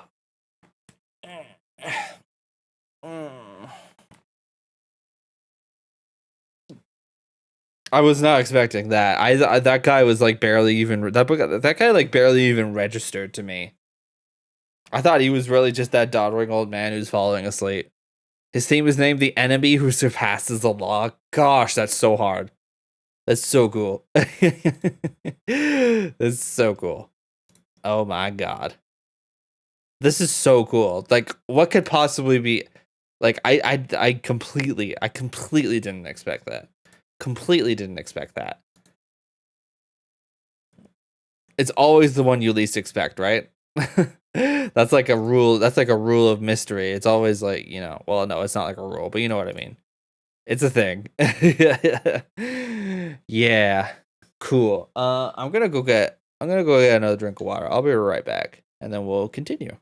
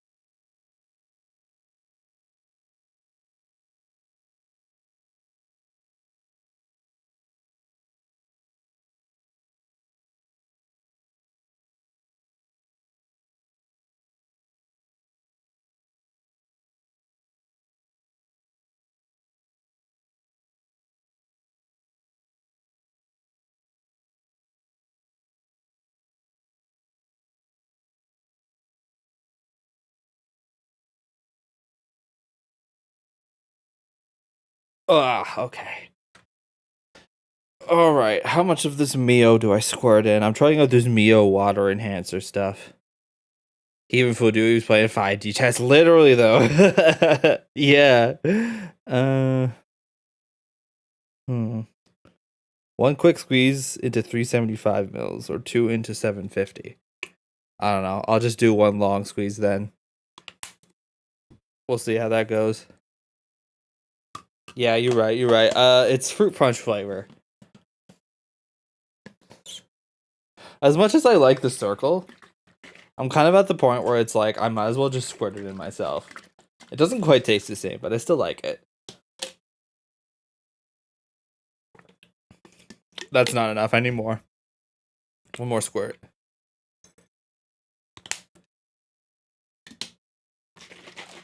You get some water ASMR. Hi Arrow, welcome. Yeah, we turned some abouts. Turns out Ambassador Alba was actually the sus among us. Changing out the cartridges, and there's that, and there's also like I always feel like there's liquid in the cartridge that I can't get. I feel like I'm getting scammed somehow. Like, I love the idea, but I think they need to work on the cartridge system. Yeah, the tree. Yeah, he went more. He was like, it's Mormon time. All right, we're saving.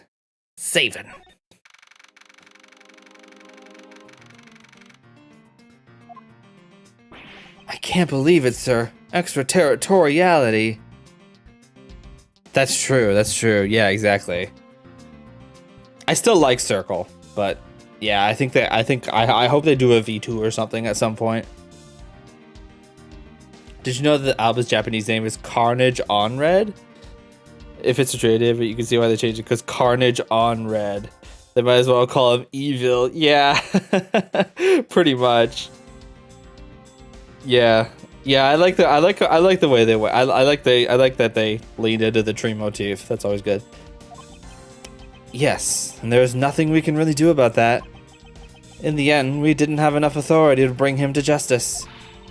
Can't believe that even though we know he's the boss, we can't lay a finger on him. I know. Hey, Mr. Prosecutor, sorry to skip out on you, but I've got some business to take care of. Okay, bye. If we can't even give an evil guy like him a slap on the wrist, then what the heck were laws even created for? What good are they? If the law can't help us, then I'll go as the Yatagarasu and take care of this myself. Please don't do that. That's just going to get you in trouble. It's not going to help anything. Mr. Edgeworth. Sorry, that was a bit too harsh. Kay is really ready to risk it all for this. She really is a ride or die. I know how you feel, sir. We're trying to take on an ambassador after all. And he did tell us earlier to get out of the theater. This is kind of their country, I guess. But I feel like I've been slapped across the face for just doing my job. What am I going to do? Should I retreat for now and formulate a better plan of attack? Hold it. Come on, everyone. We can't give up yet.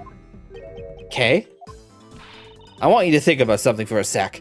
We've never let up for even a second. And as long as we don't stop investigating, we might find the rotten treasure hidden here. She's right. Come on, Mr. Edgeworth. You're right, Kay. Very well. Let us reopen the investigation and see what we find. Come on, Kay. Right behind you. Okay, then I'll go check out Babal a bit more, sir. And I have something that I need to investigate further in Alabast. Franzi, didn't you just get accused? Okay, well, I guess it was a gambit. To be fair, nobody's accusing her now. But yeah, now then. Before I gather any... Oh yeah, that was the other part of the recap, basically. Agent Lang accused Franziska of murdering Mandy Cochin. Basically to be able to get in and investigate and actually see what's going on. And then from there we found out it was actually Ambassador Alba. He claims it was in self-defense, though. And he has a wound on him to prove it, but I don't really know how that proves it. It could be self-inflicted for all we know. Before I gather any more information, I should do a bit of housekeeping.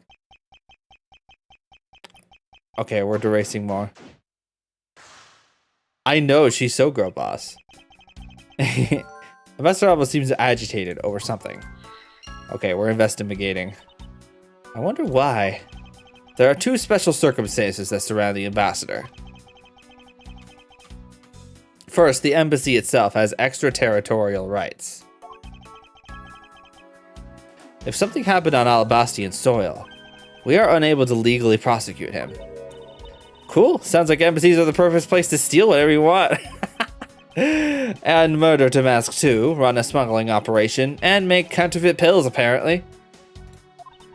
But I thought all the counterfeiting was done by Mr. Cochin and Babal. Yes, he apparently used the embassy's coupon printing press to do it.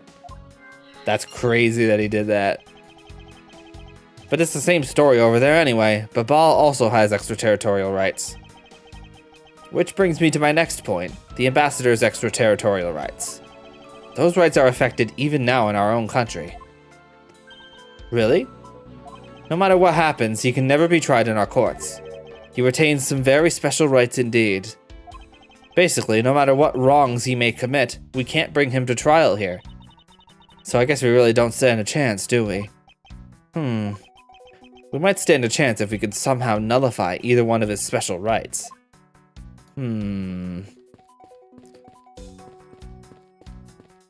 Oh, there's this hanging here. I want to look at that. Oh, look at that. This was taken just before the two ambassadors gave their bouquets to the Steel Samurai. Wait, is it just my imagination? Or is there something in this picture that I've seen before? It won't rest until I've inspected every suspicious-looking nook and cranny. What am I looking at here? Wait, what's this? This looks like some kind of metal plate. It appears to be a bouquet of Persian cyclamens and roses. Wow, you even know the exact species? I never would have figured you for an expert on flowers. It's all because of those flowers that the old lady sends me every month. Just look at me, I sound like some sort of botanist. So what exactly is this yellow flower here? That one, I'm not sure. What? You don't know?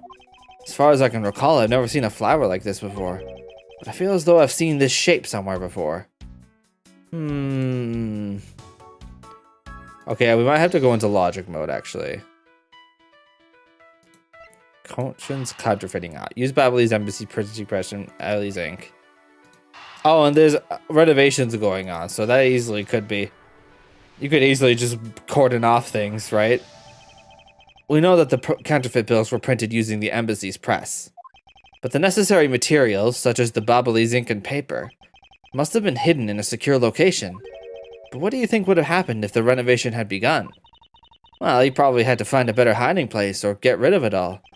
Right, so we can assume that the renovation was the cause of the plate and bills disposal. And the reason Mr. Kochin was killed as the ringleader of the smuggling operation. Based on what we know, who do you think was the one with the most to gain? Probably Alba. It's one person who has been erasing all evidence of the smuggling operation. From both embassies, the co-conspirator who is mopping up, Ambassador Alba. He had a very strong motive to kill Manny Kochin. Okay, yeah. Agitated Alba. I sense that there's something here he doesn't want us to investigate. Please don't look into Manny. Please don't look into him. Please. I'm begging you not to look into him.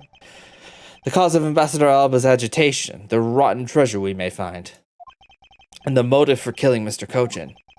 Mr. Yu said it herself that she didn't kill anyone tonight. If we were to take her words at face value, then the reason for the ambassador's nervousness can only be one thing. He didn't want us to discover the real circumstances under which Mr. Kochin was killed. Then you mean Ambassador Alba is the real killer? But I thought the two of them were friends. Maybe they were, but what if Mr. Kochin was the one who was first betrayed by their friendship? One who first betrayed their friendship. Oh, I get it. Wasn't Mr. Kochin pushing really hard for Mr. Poleno to be ambassador after the reunification? Yes, and that was the real reason why he wanted to steal Alabast's Primadux statue. So Mr. Kochin hired Damask too to go steal it for him. But when Ambassador Alba found out what he was up to, he killed Mr. Kochin. It is definitely a possibility at this point. Those two really were thinking of no one but themselves. But the question now is, how did he do it? Ambassador Alba was in Alabast, but Mr. Kochin's body was discovered in Bibal, right? Right, and that is what we must solve next. Okay. Let's see here.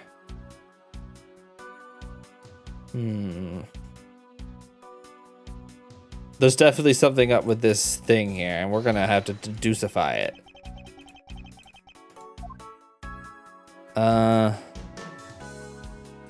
Not that. I might be on the right track, but not that.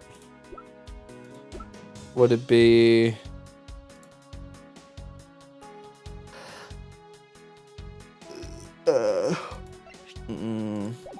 Oh, the knife. Hey!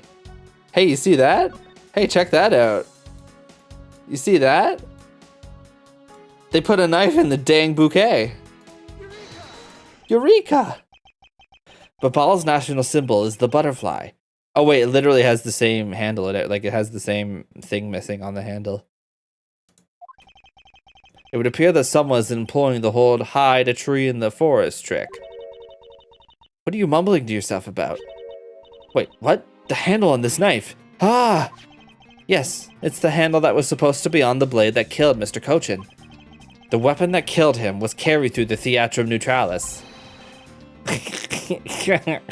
I was just like, flowers, flowers.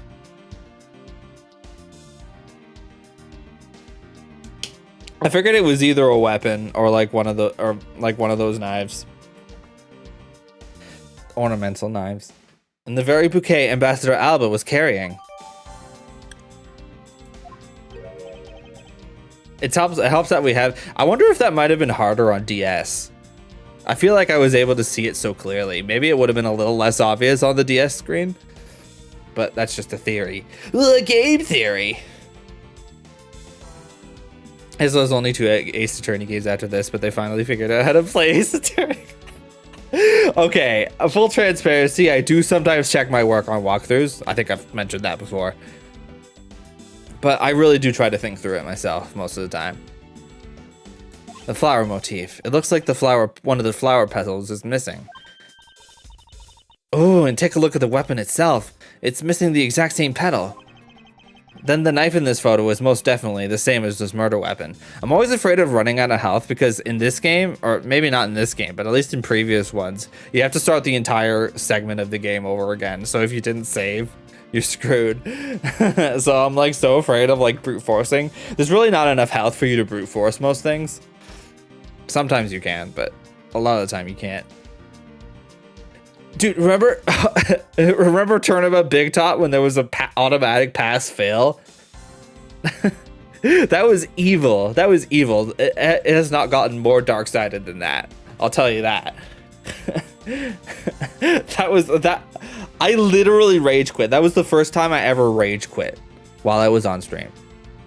I literally was like, I can't do that again. I will catch back up to where I was later and we'll come back to this. I can't do this anymore. That was it. That was a disaster. I know everyone has memory hold that one, but I can't forget. I will never forget and I will never forgive.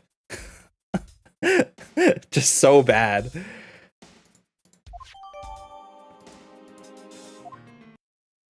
I believe we now understand why Ambassador Alba was so nervous and agitated.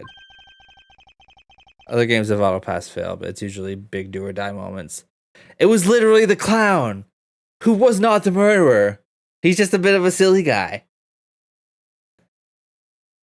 It must have been something to do with where Mr. Kojin was killed. A place where the Alabastian ambassador was likely to meet the Babalese Mr. Kojin. The place where Ambassador Alba happened to have committed the murder is... Wait. It would be here, right? That's the only place technically that's not in the embassy proper. The only place that makes sense is here at the Theatrum Neutralis. What? Here?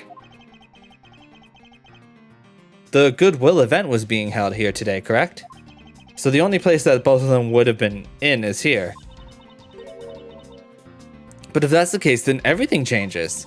This theater isn't actually Alabastian land. So that wipes out one of those extraterritorial rights he has. That's American soil, baby. It makes logical sense, in which case, it is a reason for us to investigate further. What did they call the theater back when they were one country? I don't know. Did they still have this building? I think they still had this building like this back when it was one country. So I don't know how that worked. It must have been really convenient when they split into two, because it's like, yeah, we'll just split it right down the middle. We already have that theater there. Very easy. We can do that. That's all it is. That's all we need to do. So what should we check out? Let's see. I believe we should check the immigration records for both Alabast and Babal post-haste. Babal's records should be easy to obtain. However, the problem will be Alabast. I wonder if they would allow us to see their records, despite the order to vacate. Objection! Yeah, the building, the building could be new. I don't know if they've ever said that it wasn't. I'm already one step ahead of you, Miles Edgeworth. Franziska. I have here the security footage from both Alabast and Babal. Dang, Franzi, you were putting in the work. How the heck did you do that? Nah, she probably whipped them. Who am I kidding? You would do well to take a look at its contents. You move fast. Avant Karma strives to be perfect in every way. It's not in my nature to keep on retreating like this. I took the liberty of looking over the Babal investigation reports as well. Yeah, she's got a knack for this. I wonder what... maybe that's her true calling. From now on, you will make no excuse. It feels like she really wants to be a detective. She definitely has some detective streaks. From now on, you will make no excuse to back down or say that we can't solve this case. I'm sorry about earlier. We won't be beaten. Because my cute little subordinate is going to try his very best, isn't he? Hasn't she patronized me enough already for a lifetime? So this video containing footage from Ablaze's immigration screening area. I really hope there's something in there that we can use.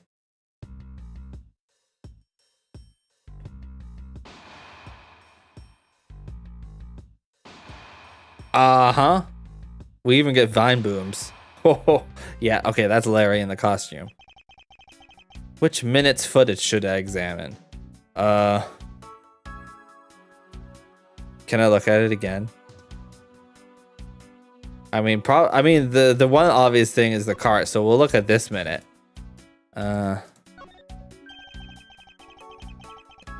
Don't turn off the Steel Samurai reruns. Doesn't something about this lump's shape strike you as odd? Huh? Isn't it supposed to be this shape?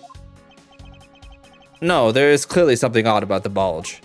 If only we had the pushcart itself, we could compare and confirm my hunch. Pushcart data. Next, let's check the footage from Babal's security camera. I hope it shows us something good. Phooey, there wasn't a single sign of a suspicious person or anything. That right there is the contradiction. Huh? Did I miss something? You didn't miss anything, because there was nothing to miss. However, what is missing is the image of Mr. Cochin entering his own country.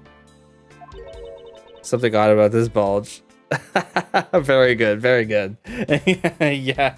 Too bad Agent Lang is off screen. I can't update the counter. But wasn't his body found in Babal? It would appear that the true face of our final puzzle has finally revealed itself. Hey! Nice.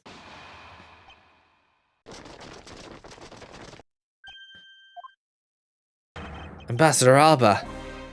I thought I had asked for you and your group to vacate the premises, Mr. Edgeworth. Actually, I thought I should let you know that this theater sits on my country's soil. You've had your fun, and I've enjoyed our little game. I dare say that you've even achieved a new high score.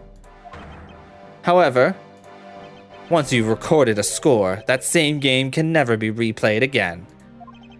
I don't know if that's how it works. Do you understand what I'm saying to you? Your game is done, and it's game over. No. Where do you think you're going at this time of night? Alba is a gamer. I know he was playing Doom in there all day. That's why he disappeared. He was just playing Doom on his Windows XP. After admitting my crime, I was overcome with regret. So I am heading to the airport now to return home. I'm afraid I can't let you do that. There are still too many issues we need to discuss with you. You can't stop me, Mr. Edgeworth, and you know it. Ugh. Oh, hey. Oh, hello. Please, may I have a little bit of your time, Ambassador Alba? Never knows how his beard sideburns combo frames his head like a wild tree. Yeah. He's still got the tree vibes. I'm glad they retained that. It was definitely a lot more, you know, gangly before, but I like this. This is good. I was just, I was dabbing my tears with my counterfeit bills. Ambassador Paleno, even just a teeny tiny bit is fine with me. The already strained relationship between our countries is in a precarious situation, you know. Very well, if you insist. I will play just one more round with them and see what they want. Paleno really is a bro. He really was kind of hoodwinked into all this. He's kind of like, he didn't do anything wrong. He just wants to do his best and ascend in his career, and advance in his career. But everyone around him was playing him for tricks. It's just so sad. Not that they'll get any farther. Ambassador Paleno? Mr. Edgeworth, all I wish for is the normalization of relationships between our two countries. But there is one person standing in the way of that dream. I believe in you. You'll do what's right. Thank you for your vote of confidence. Now then, what was it you wanted to ask me about? I do have a flight to catch after all. Oh yeah, you were so sad you were booking a flight. Oh, I'm so sad. I'd better type booking.com into my browser. So I'm afraid I'm going to have to limit you to just one question. That's more than enough because I only have one question anyway. I want to hear your alibi about how you couldn't have killed Mr. Manny Cochin. Oh, I see. You seem to have a good hand this time around. This should be fun. This really is the very last chance we have to bring him down. I won't allow even an atom-sized contradiction to slip by. Adam!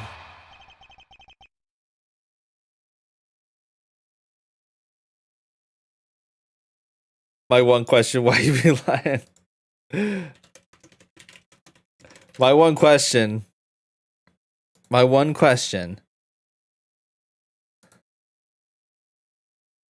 I have just one question for you, Ambassador, and it's...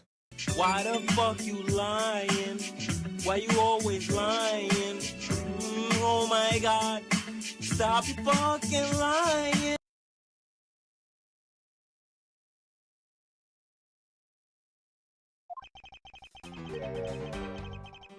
Frankly, I still don't understand why I'm being placed under suspicion here. Under your hypothetical scenario, Mr. Cochin and I were fellow smugglers. But to get to the point, I was in Ablaze the whole time. So it's simply not possible for me to have killed him in Babal. That is my alibi. Your Babal-eye. So that is your alibi. That is correct. It's simply not possible for me to have committed a crime in Babal. Now that we cleared that up, I'd appreciate it if you would move out of my way. I said hold it! What is it this time? I thought I told you I'd only allow one question. Huh, you did, but you still have yet to really answer my one question. What? Until you tell us the truth, I will refuse to budge an inch from where I'm standing. Huh, very well. I'll play with you just a little longer. Miles Edgeworth, as my subordinate and representative of this country's prosecutors. You are forbidden to lose. Of course, that is something I've understood from the start. That guy's the one who ordered my father killed, isn't he? Yes, I believe so.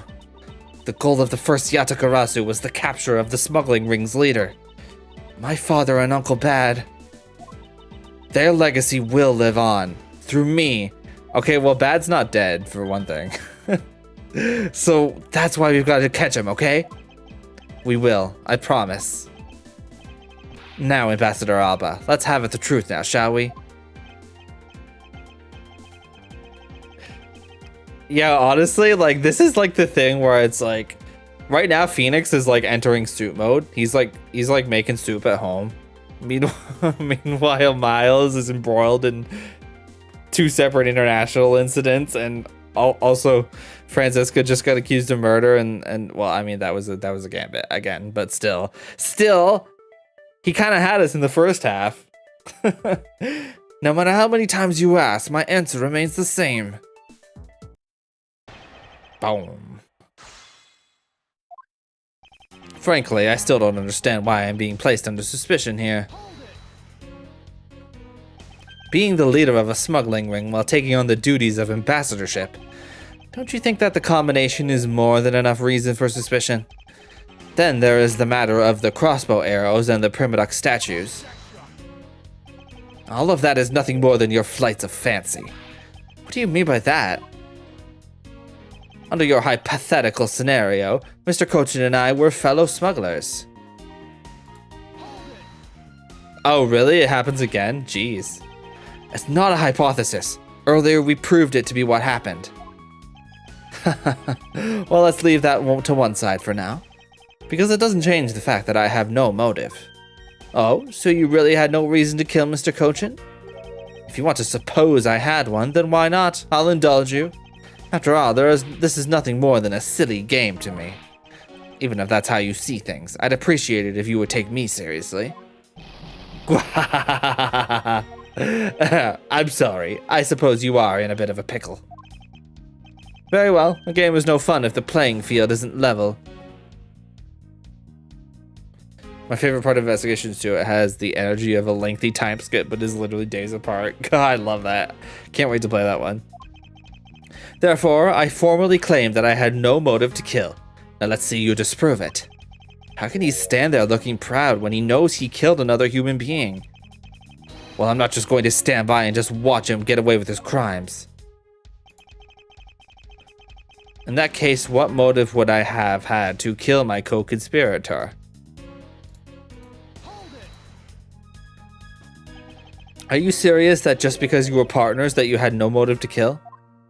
I'm only following your hypothetical scenario to its logical conclusion.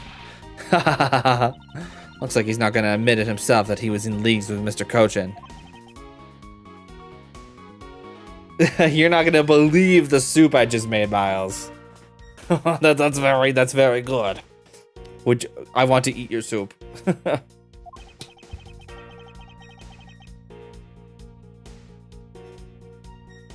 I do know his relation to the smuggling ring and to Mr. Cochin.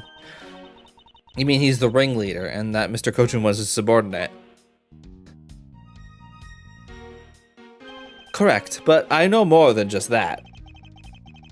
Miss Von Karma, I'm sure you remember the safe in Mr. Cochin's office, correct? Yes. The safe had 2 compartments to it, didn't it? Yes, and why do you think those stolen goods were being stored in Mr. Cochin's office? Could it be because he was trying to cheat Ambassador Alba behind his back? So Mr. Cochin didn't turn the goods over, but decided instead to keep them for himself. I suppose that's possible. Huh. It seems to me that both men were only concerned with their own wealth and well-being.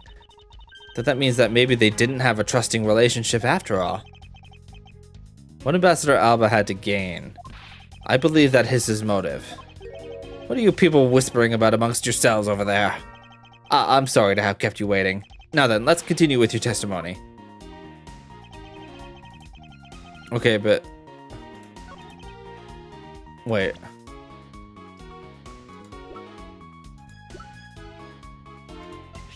That's trump card. Illegal evidence, trump card.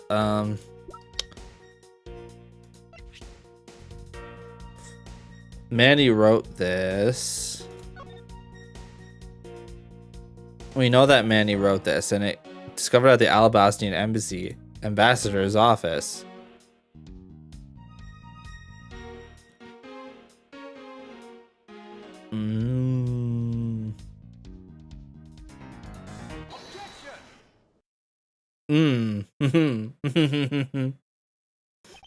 If you want to know, I believe you did have a motive to kill. It was because Mr. Cochin had betrayed you. But you had your own reason too. Namely, you wanted to pin the smuggling all on him. Evil begets evil, and because you were trying to test each other, it turned into this mess. I don't believe this. You have a bad penchant for telling tall tales, Mr. Prosecutor. And if you're not, then I suppose you have some proof to support your argument? I never use guesswork in moving my cases forward. It has been proven that this note was written by Mr. Cochin's hand. Shall we take a look at it? The content of the note is a request calling for the theft of Alabast's Permadux statue. By killing him and pushing all of the guilt for the smuggling onto him, you walk away spotless. I believe you understand what I'm driving at. You had more than a few reasons to kill him. Are you finished with your hypothesizing? I know, right? The motions are just so exact. He's practiced that stuff in the mirror back home. I just know it. Excuse me? Let's suppose I did have a motive. Even so, a motive or a thought alone can't kill. Isn't that right? I didn't expect him to resort to playing the semantics game with me. It appears that this is where the real battle will begin. Now then, if you will excuse me. What? Wait, what? I told you at the very beginning, didn't I? You only get one question. Ah! Ambassador Alba, if you could please give us just a little bit more of your time. It doesn't matter what kind of man Manny was. He was my subordinate. which is why I would like for us to figure out the real cause of his death. That is something for Babal to figure out, and something to which I have no relation to. Oh man. Now he's even turning down a request from Ambassador Paleno. I'm very sorry, but it seems that now even my voice falls on deaf ears. There is no need for you to apologize, Ambassador Paleno. We must find some way to stop him from leaving. It seems there are no further objections. In that case, please allow me to return home.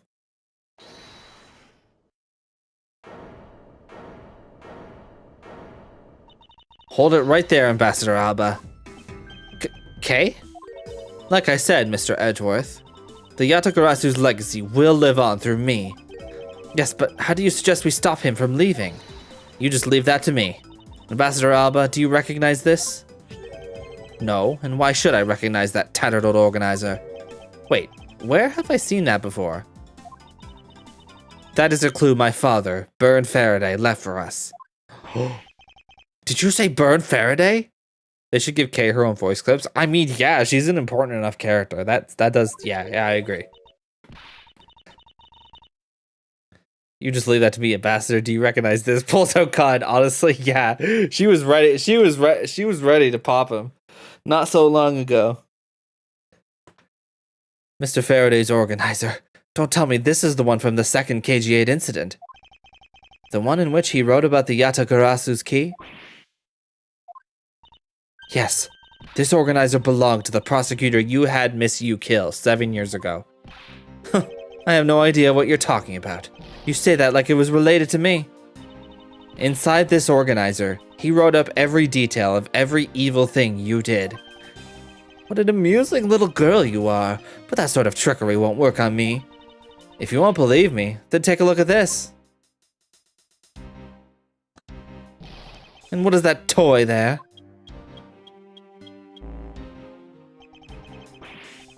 That's my call outpost. No, I'm kidding. That thievery device was used by the Yatagarasu, or rather, by my father. 7 years ago, he used this when he snuck into the embassy. What? These two pieces of evidence that hold information on the Yatagarasu dug up on you. Kay is so cool. If you go home now, I won't hesitate to send it all to Alabast, right behind you. Little girl, get to the point. I want you to go up against Mr. Edgeworth one more time. If you win, then I'll hand over these two pieces of evidence. I mean, yeah, basically.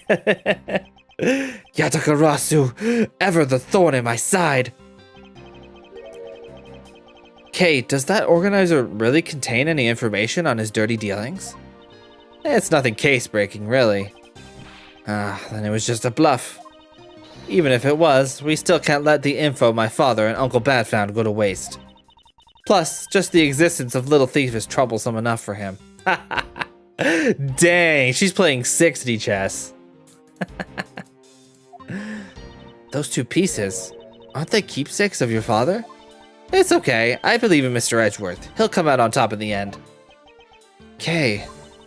When the going gets tough, someone's gotta be there to put the wind back in your sails. After all this time, you're still quite the feisty one. I applaud your powerful nature. I refuse to lose this too. Ambassador Alba, you won't be returning home until you give us further testimony. How dare you all, borrowing a person like me. Ambassador Alba, your testimony, if you please. Alright, but this is the absolute last.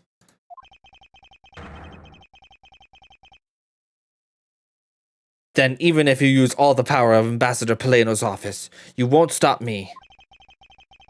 I can't let this opportunity Kay has created for me to go to waste. Alright, here we go. The last time I met with Mr. Cochin was here at the Theatrum Neutralis. After that, I was in Alabast the rest of the time, as I stated earlier. In any case, I did not see Mr. Cochin again after that. So you see, there is no time span in which I could have killed him. Wouldn't you agree? Now, since you people were practically begging, I'll allow you to question me. Arrogant old man. Yes, but no matter. We can't allow this chance to escape us. I will warn you, though. You've reached the end of my patience. Waste my time with any inane questions, and you will be punished. So any needless pressing or presenting will cost more to our case? Oh, we can't even press? In that case, the only thing you can do is to present the correct evidence. Understood? Oh wow, that's no pressure at all. Maybe I better make a save. I know Mr. Kochin was killed before he returned to Babal. In which case, there is only one statement to which I need to present the evidence.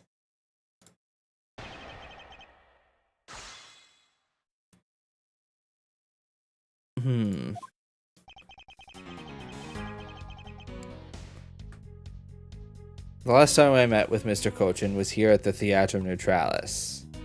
Wait, but we have a don't we have a picture of him?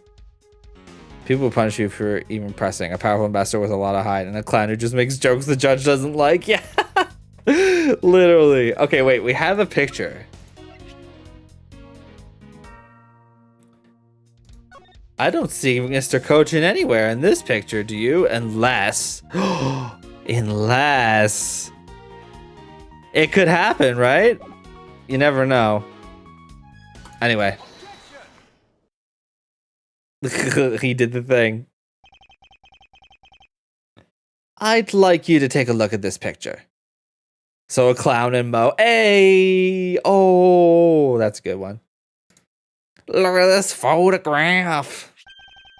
It's a rather nice picture, isn't it? It was to commemorate the restoration of relations between our nations. Oh, it's commemorative, all right. One that captures the proof I need to show you that it was you who committed the murder. Come again? This is the knife that killed Mr. Kochin. Yeah, there's the knife in that picture. Ehehe. I see you recognize it as well. You should, for it was you who brought it to this theater. You hid it among the flowers you were to give to the Steel Samurai. He's literally holding them too. Meaning that you killed Manny Kochin here at the theater. Grrr. Oh, I really shouldn't try to do that. It's hard on my voice.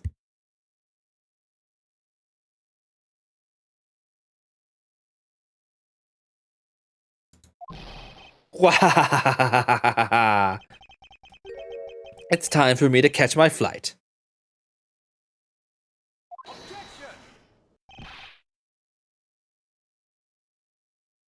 We're not through yet.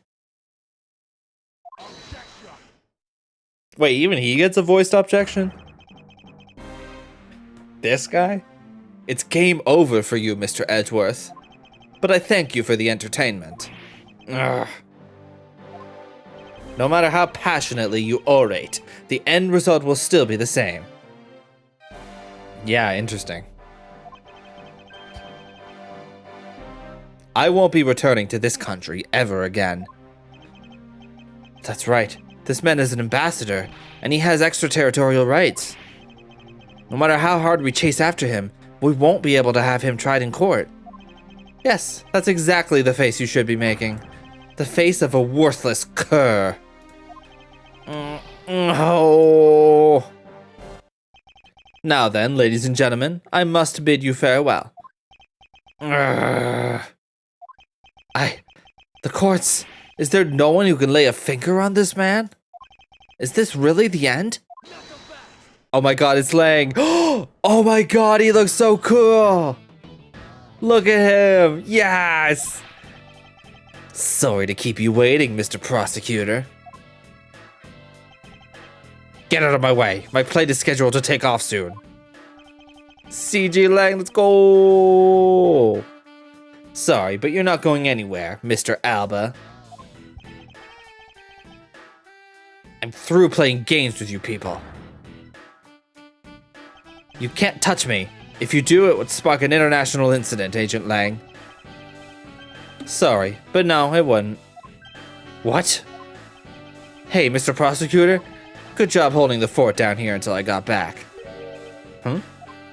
So, Mr. Alba, your diplomatic immunity has just been revoked. Wait, what? What did you do? What do you mean, revoked? Spare me this nonsense. Let me through. Lang Zi says, before aiming for the throat, chew the neck shield off first. Interpol headquarters and the Imperial household of the Kingdom of Alabast. Took a while to get things rolling, but they finally moved on it.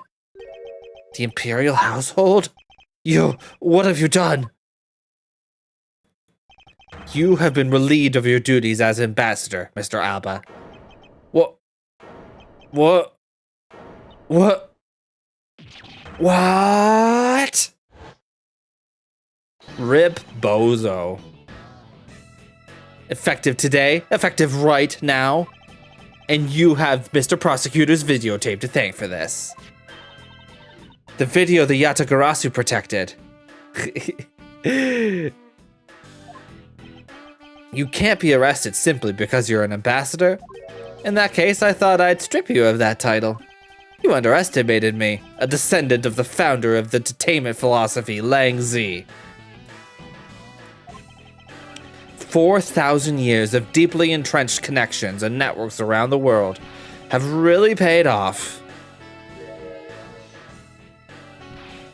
Yeah, he literally got like shot in the knee, right? How is he even standing? My ambassadorship has been revoked. Ha ha ha ha. Looks like you're finally coming to grips with your new standing. Woohoo! Looks like he's turned docile again. Lang's so cool. He's probably in shock from the loss of his shield. Huh, what a shame. I had so wanted to use my whip on him. Why is this happening to me? I'm just a hard-working, honest ambassador. Do you really think you can still pull that on us now? We've already ripped away the mask and seen you for who you really are, Mr. Alba. Oh my god, he's Mormon again. Whoa. No, I won't be stopped now. He still intends to fight us? So what if I am no longer an ambassador? You still don't have any evidence on me. The fact remains that you cannot arrest me. I'd expected no less from you, the boss of the smuggling ring. Well, the rest is up to you, Mr. Prosecutor. Understood. You say that I killed Mr. Kojin in the theater. But even if it's true that there was a knife in my bouquet, I left that bouquet in the theater. So anyone could have taken it out from there and used it, right? Besides, the claim that he was killed here itself is odd. After all, wasn't his body discovered in Babal? Are you claiming that I carried his body all the way over there? Huh, preposterous. I'll be the one to prove whether it's preposterous or not. Ugh. Ex-Ambassador Alba, are you ready? Because this is no game. This is war. Yo, let's go. Okay, I'm actually going to take my break now. I'm going to take a short break. And go walk around a little bit. Oh. I think we're going to finish this tonight. We're making a pretty good... We have a pretty good pace. I think we'll finish tonight. Which is nice to know. I'm glad I don't have to break this into two. All right, I am prosecuting him isn't. No, actually, like, why are we not arresting him right now? Why are we even stalling like this? Okay, I'll be right back in a few minutes. See ya. Have a good one. Get some time to stretch. Yep. See you in a bit.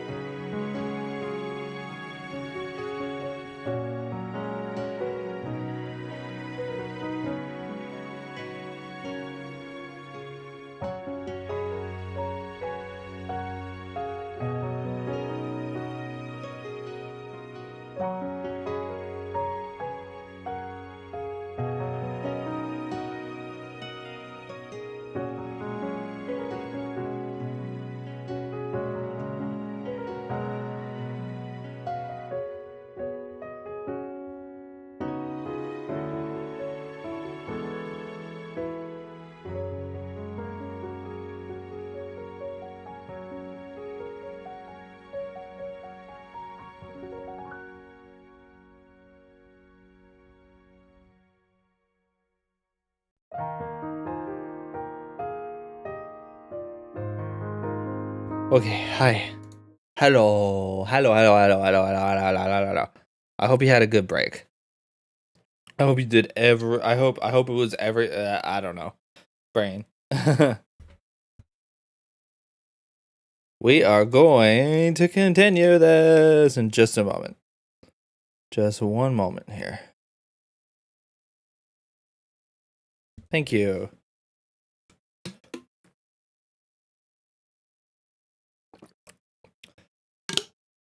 I'm taking my own advice from my command and realized I didn't take my medication today. So I just did that now. Plenty of kitty pets in. Oh, kitty. Oh, I can't wait until I can get kitty pets whenever I want. All right. Let's see what absolute nonsense this old man is cooking right now. I killed Mr. Cochin in that theater using a knife that was stuck in my bouquet. I left that bouquet in the theater. Anyone could have taken the knife from there. Why would you leave it there, though? You're not denying you left it there, and it's a pretty important ornamental knife. Why would you do that? Besides, Mr. Cochin's body was discovered in Babal, right? There was no way for me to have transported his body from the theater to Babal. Look, don't you think you've had enough fun with me? You've already stolen my ambassadorship from me. Would you have me surrender too? Yes. That would save a lot of time. You have no plans to ever return to this country, isn't that right?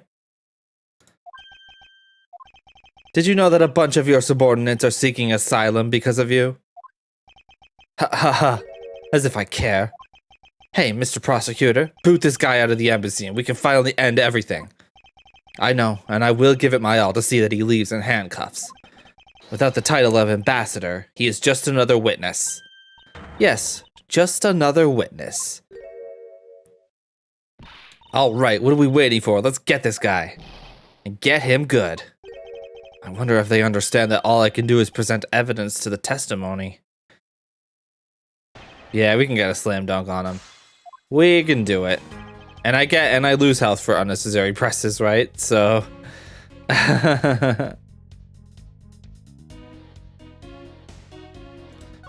okay. But the key statement here, I think we can agree. There is no way for me to have transported his body from the theater to Babal. I already joked. Maybe I was actually correct in my joking about it. I joked that Steel Samurai, like, do we actually know for sure that, like, maybe there was multiple people in the Steel Samurai? Maybe it wasn't Larry at all. And we know that the Steel Samurai was pushing this weird cart.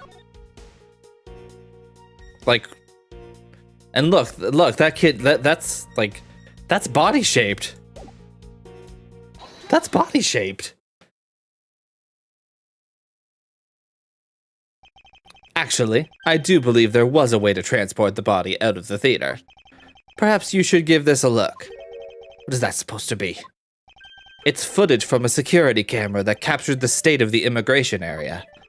Should I congratulate you on getting your hands on it? Just letting you know that we're not the only ones watching your every movement. Thank you for the warning. Now, if you could take a good look at this section here. This slump here inside the pushcart. Do you know what's causing it? Should I? Because I don't. In that case, allow me to enlighten you. This is the cause of the unnatural lump under the cloth in the pushcart. It's his body. Right? That's what we present for it, though, right? The picture of his body. What is the meaning of showing me that?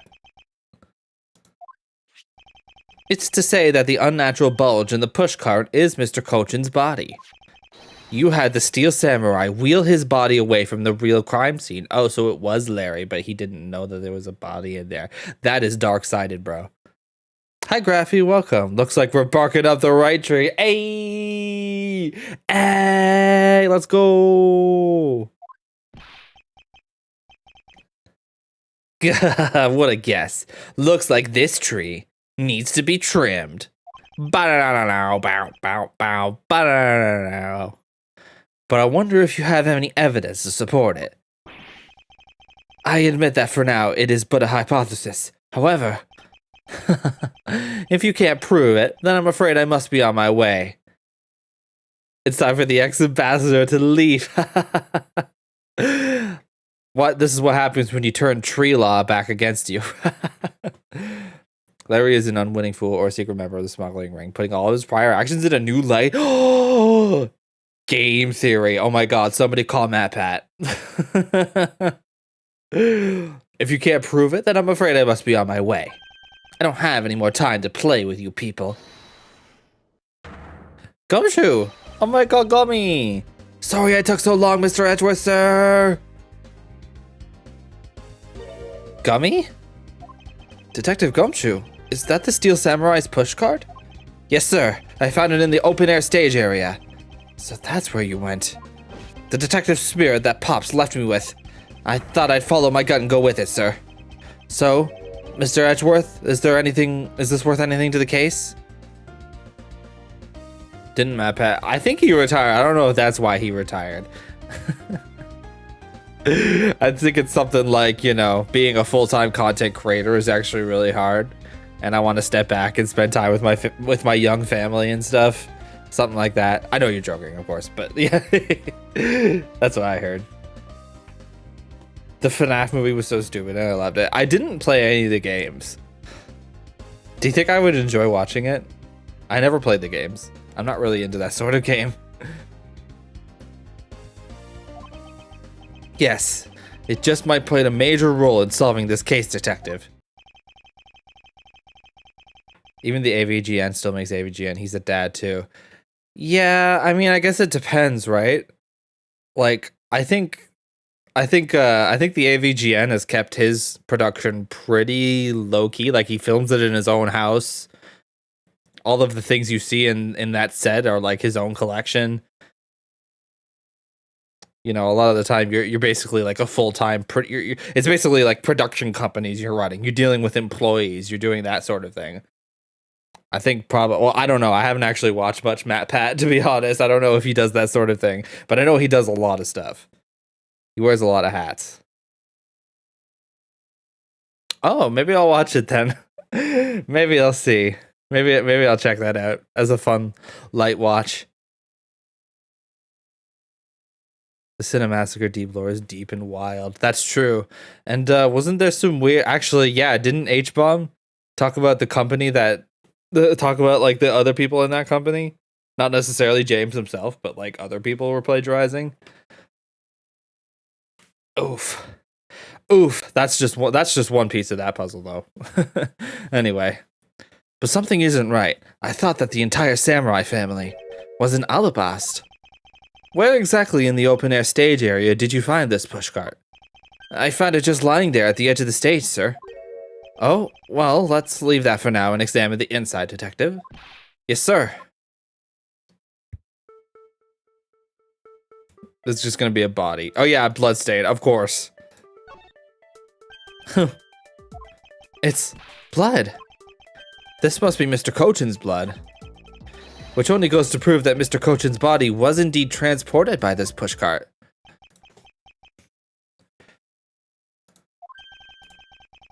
I believe you understand what this means, correct? You killed Mr. Kochin at this theater and then placed the body inside the pushcart. And then you forced the Steel Samurai to unwittingly move the body for you. I forced him to move the body into Alabast? What nonsense! Why would I bother to do such a thing? You were scheduled to make a speech in Ablaze, meaning it was difficult for you to make a stop in Babal. However, what if you moved the body to Ablaze? Because it was your embassy, you could keep an eye on it and tamper with the evidence. And then you smuggled it out of Ablaze. No! If I can show how you moved the body from Ablaze to Babal, then I win. But you can't. The security between the two countries is incredibly tight. Apparently not that tight. We've been walking back and forth this whole time. I'll be the one to judge whether I can or cannot prove it. And so I ask you to provide us with testimony regarding your movements after your return to Ablaze. Miles Edgeworth, have you figured it out? Do you know how the body was moved? To be honest, I have nothing to support my hypothesis at this time. However, I don't believe I've made a mistake in my logic up to this point. Which means, there is no question that can't be answered, right? The Primadux statue was smuggled successfully through a brief flight through the air. So why shouldn't there be an answer as to how the body was moved? Which means that there must be a logic flaw somewhere I can exploit.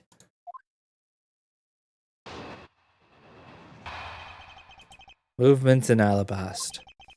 After I returned to Ablaze, I had my picture taken with the Steel Samurai, shaking hands. Then, just as I was about to start my speech, the Yatagarasu appeared. I feared for the national treasures, so I raced back to my office. Is that all?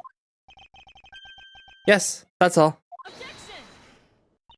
It looks like you left out a few things, such as the murder of Damask too. Furthermore, you left out the part about meeting with me in your office. Ah, those trifling matters. I don't believe I need to speak of those things again. I don't know why the text was so slow. I do so hate to waste time. What? Is not every life precious? Do you really need me to answer that for you? People like you cannot be allowed to wander freely through society. Then you'd better try hard, because I doubt you'll find a single contradiction. He's really full of himself, isn't he? Yes, he is. How can he be so confident at a time like this? Come, don't be shy. Go ahead and ask whatever you'd like. Uh-huh. Alright, let's press. After I returned to Ablaze, I had my picture taken with the Steel Samurai. So why was it only with the Steel Samurai? I thought the Pink Princess was also around. The Pink Princess was suffering from a bad hip at the time, and the doctors recommended that she rest. Wow, so you do have a soft side after all. The pain of a bad hip. I suppose none of you can really understand how it feels. Oh, so you tend to strain your back as well, huh? But isn't that just because you're normally all hunched over? Damn, everyone's beating his ass. We're beating this old man's ass. He did need to keep up the act no matter what, I suppose. The point of this is not to discuss my back problems. For about 15 minutes after our handshake, I was in my office preparing for the speech. Then, just as I was about to start my speech, the Yatagarasu appeared. That Yatagarasu was just a trick that you had set up. A most amusing joke. And how do you propose that I set it up? If you really want to know, I can explain it in detail for you.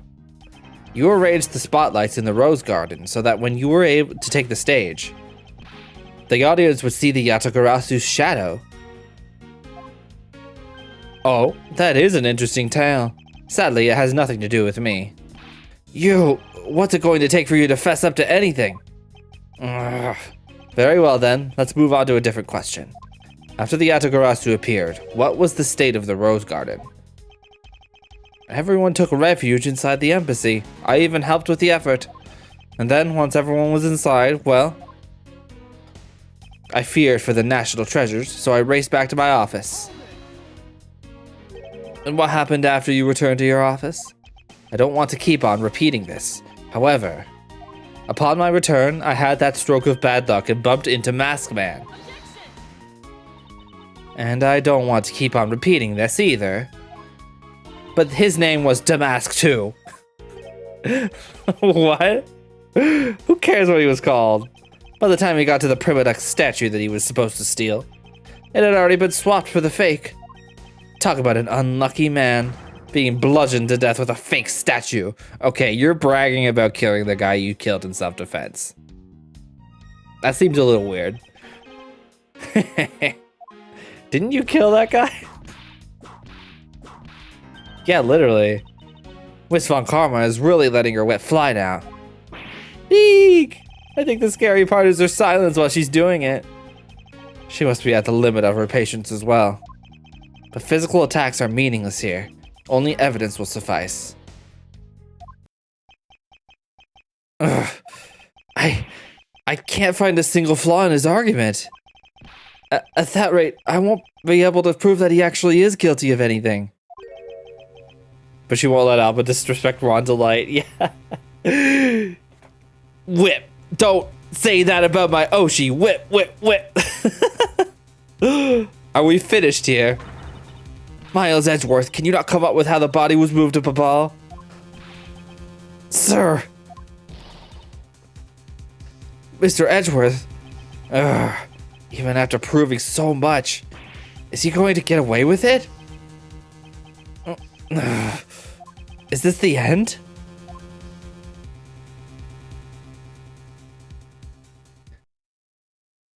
Hold it. I thought so.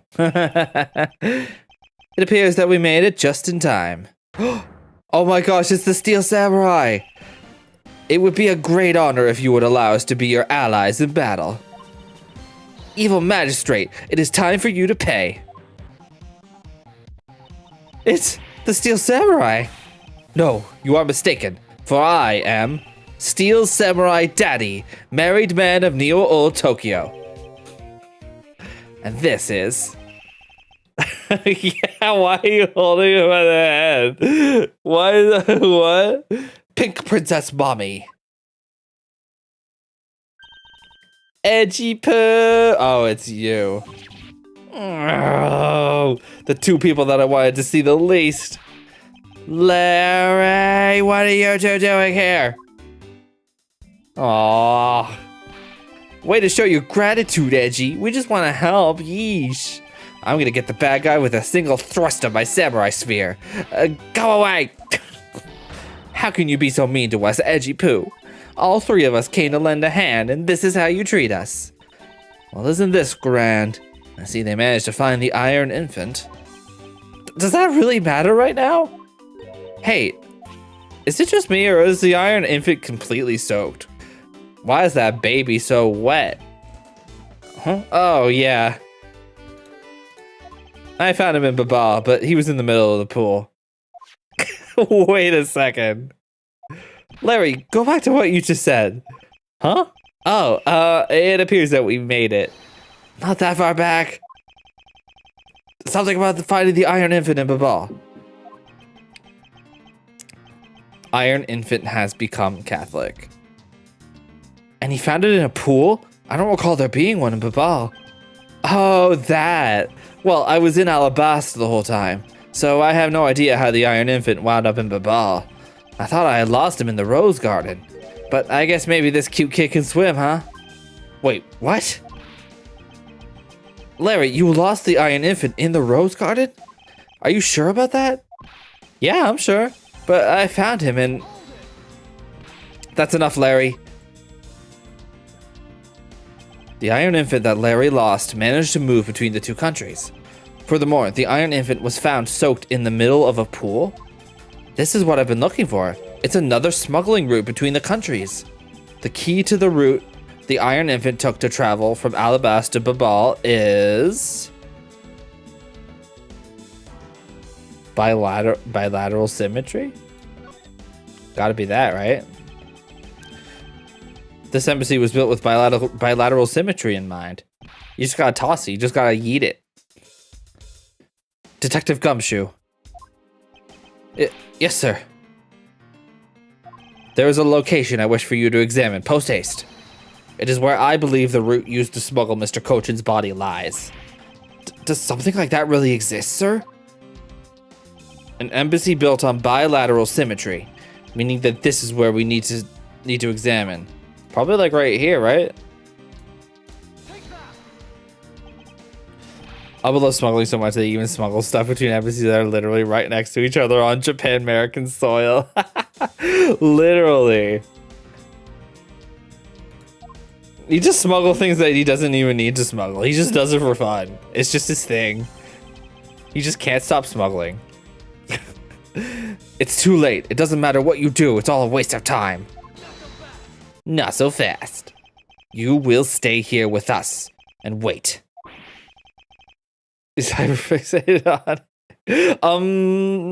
on? Actually, smuggling is literally my special interest. I'm sorry.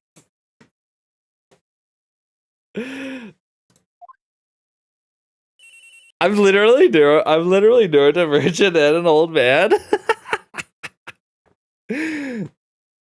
Acquitted of all crimes instantly. That's really good. More for a moment. This is Edgeworth. Mr. Edgeworth, it's here, sir. There's a pool there. Who would have thought? There is a reservoir here, just like in the Rose Garden.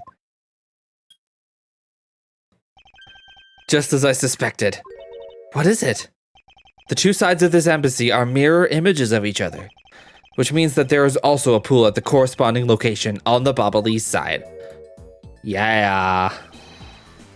Mr. Cochin's body was moved into Babal through the pool in Alabast. Avoiding the topic with a vague answer like that is unbecoming of a prosecutor. If you don't mind, I'd like to see more physical proof, if you have any. The Iron Infant is positively soaked in water. Why do you think that is? It's because he was fished out of a pool, and not just any pool. It was the Ablaze one. I think it's pretty obvious at this point what must be true. The water reservoirs in the two courtyards are connected. And where is your proof that the two sides are connected?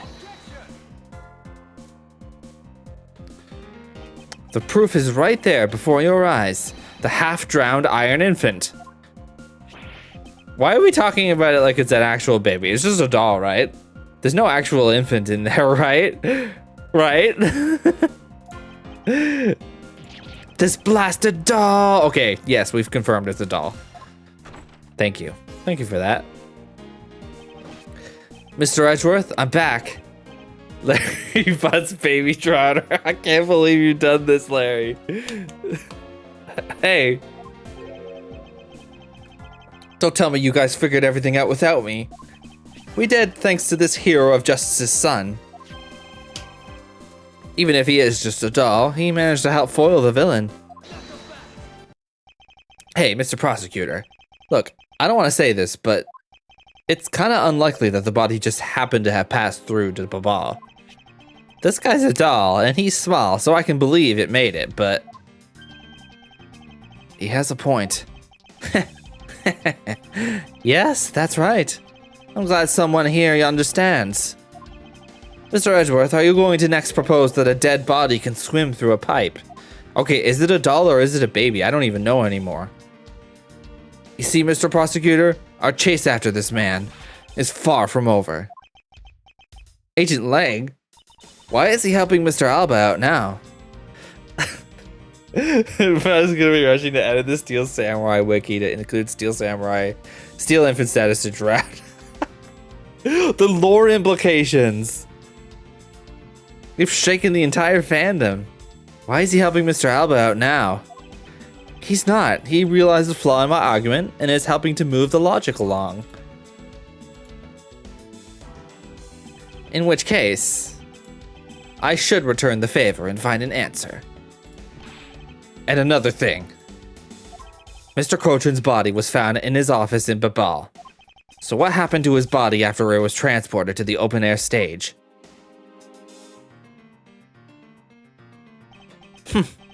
Mr. Alba had an accomplice in Babal, remember? You mean Sheena, right? With her there, you can see how it was possible to move the body up to the office. Are you seriously claiming that she swam through the connecting pipe with the body? He's right. Miss Sheena would drown if she did that.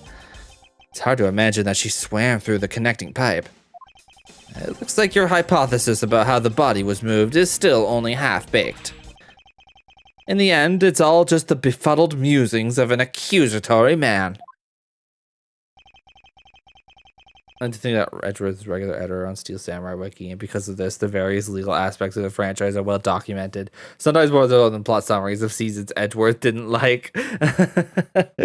Yeah. Honestly, yeah, I accept this. He's like one of the most prolific editors on there. Now then, I believe you should give up and allow me passage. Because from the start, there was no feasible method of transporting the body. What? Mr. Prosecutor, recall Sheena's movements. What was happening in the embassy around the time Miss Sheena was in Babal? Oh, if only there was a way to get rid of the water in the pool. Get rid of the water? Aha! That's it! Now, I believe this time we really are done, right? Unfortunately for you, it's far from over, Mr. Alba. You are a most persistent man. Are you saying that you've thought of a way to move the body through the water? Doesn't it have a fountain? Isn't it like a fountain? Move the body through the water. That is completely unrelated to how it was done. Excuse me? The reason I say that is because there wasn't any water there at the time. What do you mean there wasn't any water? Just what it sounds like. Tonight's events made it possible to drain the water, allowing the body to be moved. They use the water. Oh, right. Yeah. So it has like a. Yeah, right. It has like a flow. You know, like a flow. Like, yeah, a fountain spout. Yeah, that's the word I was looking for. So that would mean.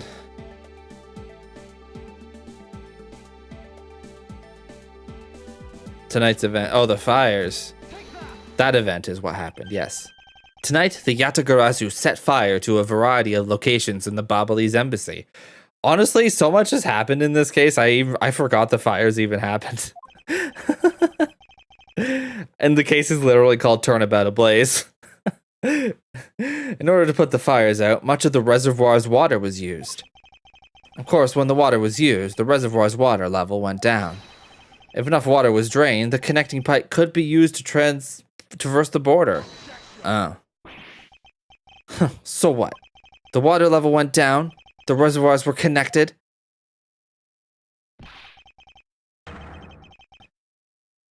Okay, it's not quite like that. Does any of this matter? You can't prove any of this.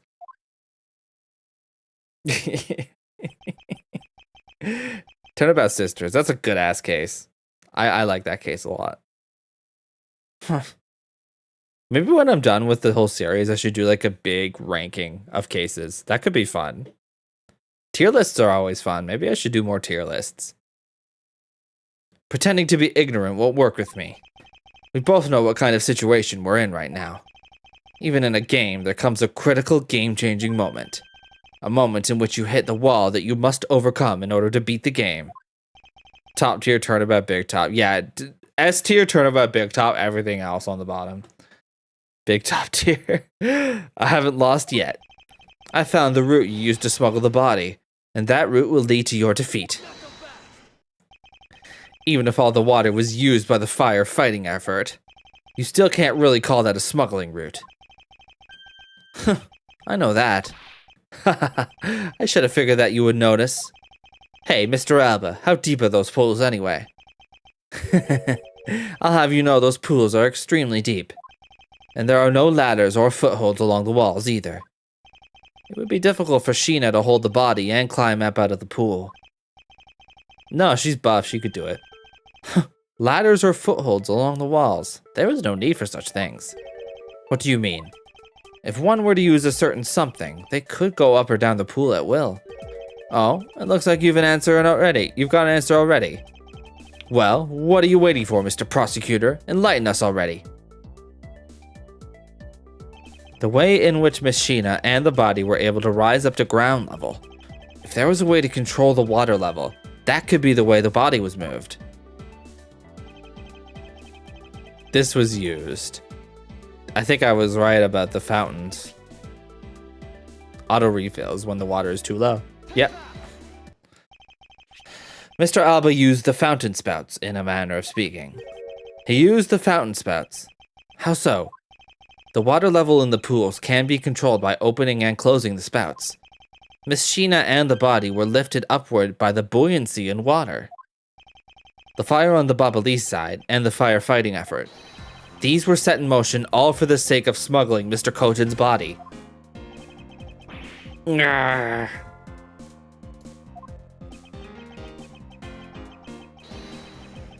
Shall I show you where the final destination of my train of logic leads?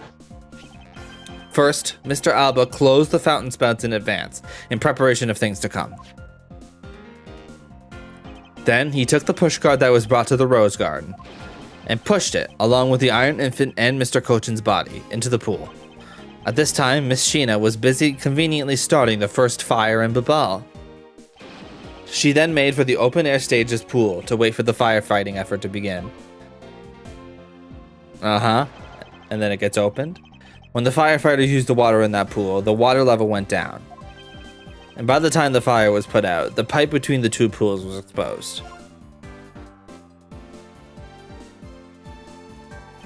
This was when she pushed the pushcart from Alabas into Babal. They've made an international border. Once that was accomplished, Mr. Alba simply opened the fountain spouts once more.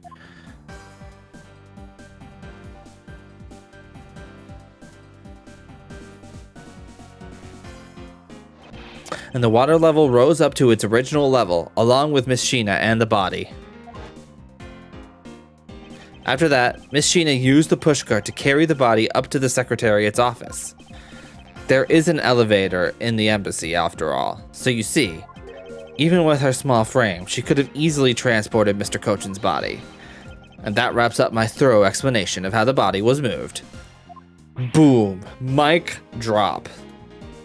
Ugh. No. Well, ex-Ambassador Alba, what do you think? Not so untouchable without your precious extraterritorial rights to protect you, are you? I knew you could do it, Mr. Edgeworth. Way to fight back. You accuse me of moving the body across country lines. But when you get down to the nitty-gritty, you don't have what it takes to indict me. The nitty-gritty? What does the old man want now? The nitty-gritty? You mean like the Fortnite dance? Proof, I believe, is what he seeks. Yes, proof. Without any, who is to say whether or not any of what you said really happened? He wants proof? What are we going to do, Mr. Edgeworth? There is no need to worry. I've had all the proof we need all along. Yeah, he definitely, yeah. Yeah. Looks like you haven't scored a #1 victory royale on me just yet. The body wasn't the only thing to go through the pool's connecting pipe tonight. Just as Detective Gumshoe found the pushcart in the open-air stage area, so too did I find one other item there. And that piece of evidence is what will prove that the pools were the smuggling route. This was another thing that was smuggled over to Babal's open stage area.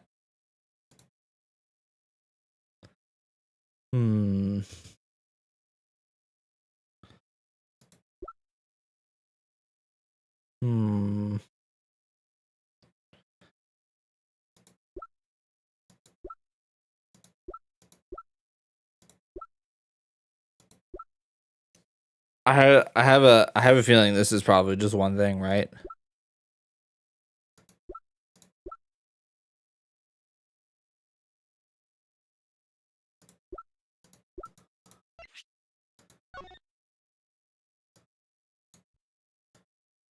Oh wait, what? Oh, okay. Wait. Wait. Look at the handle again. Look at that. Look at that pattern. Isn't there another pattern that looks mighty similar?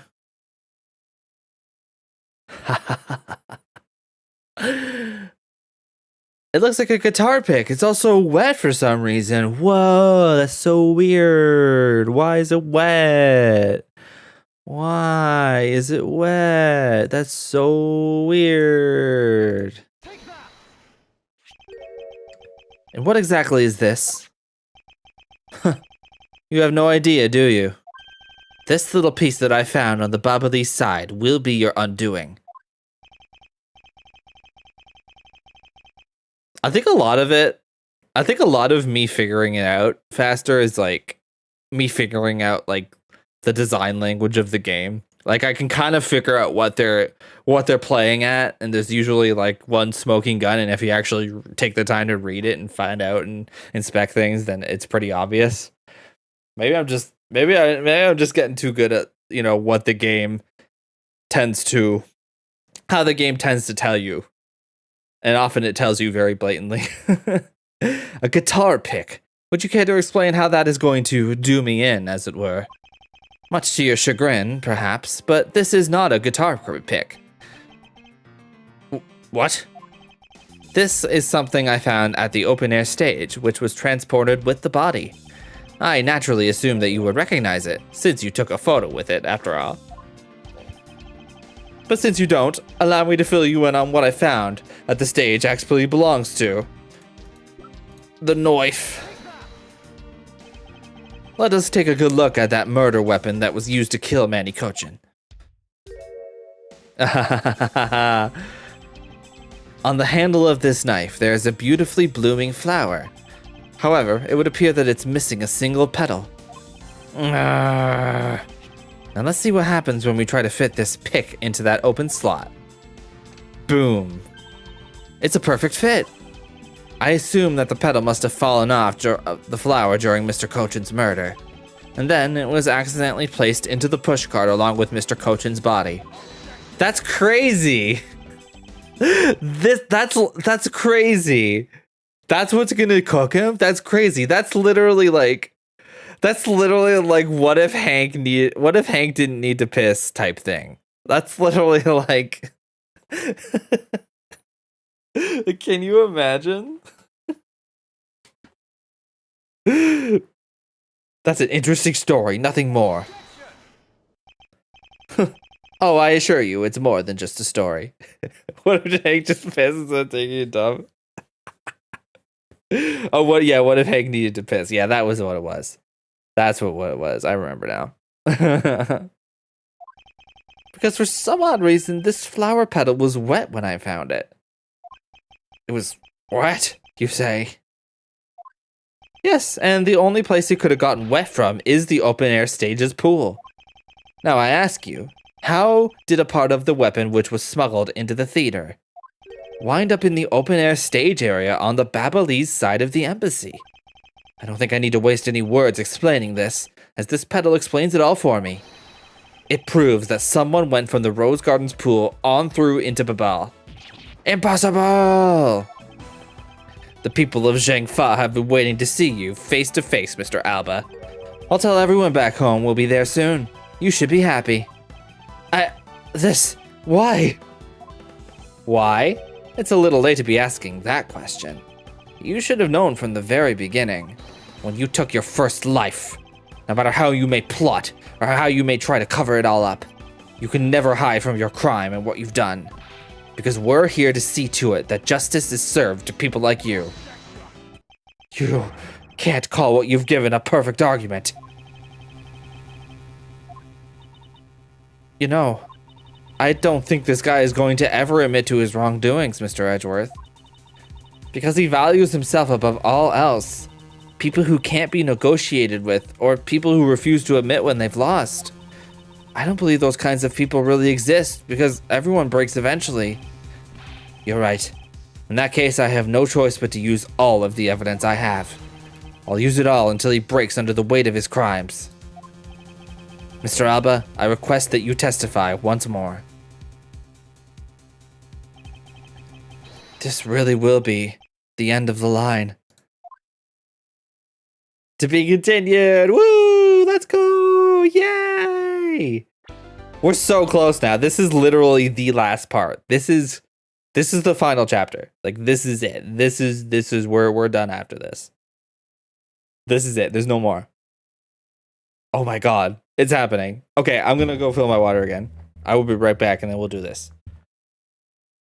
Take some time to get a drink or use the restroom, whatever you need to do, because we are locking in and doing this. Okay, back in a sec.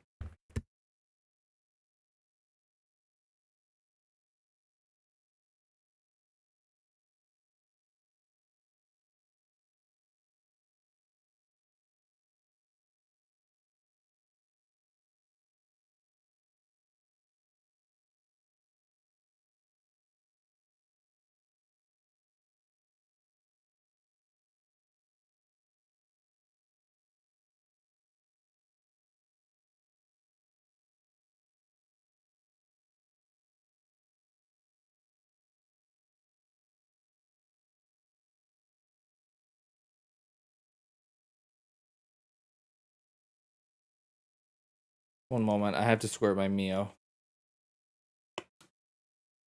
I'm gonna do a really long one this time. I love it when you squirt it in and it kind of looks like blood. It's like a scary effect from a horror film when you use the red Mio flavor enhancer. Oh, my eye is so itchy.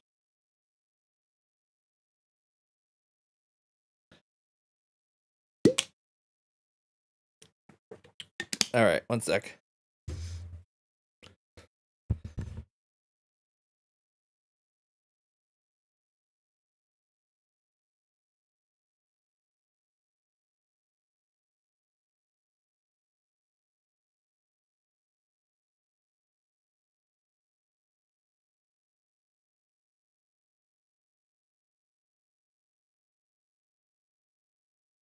Sorry, one sec.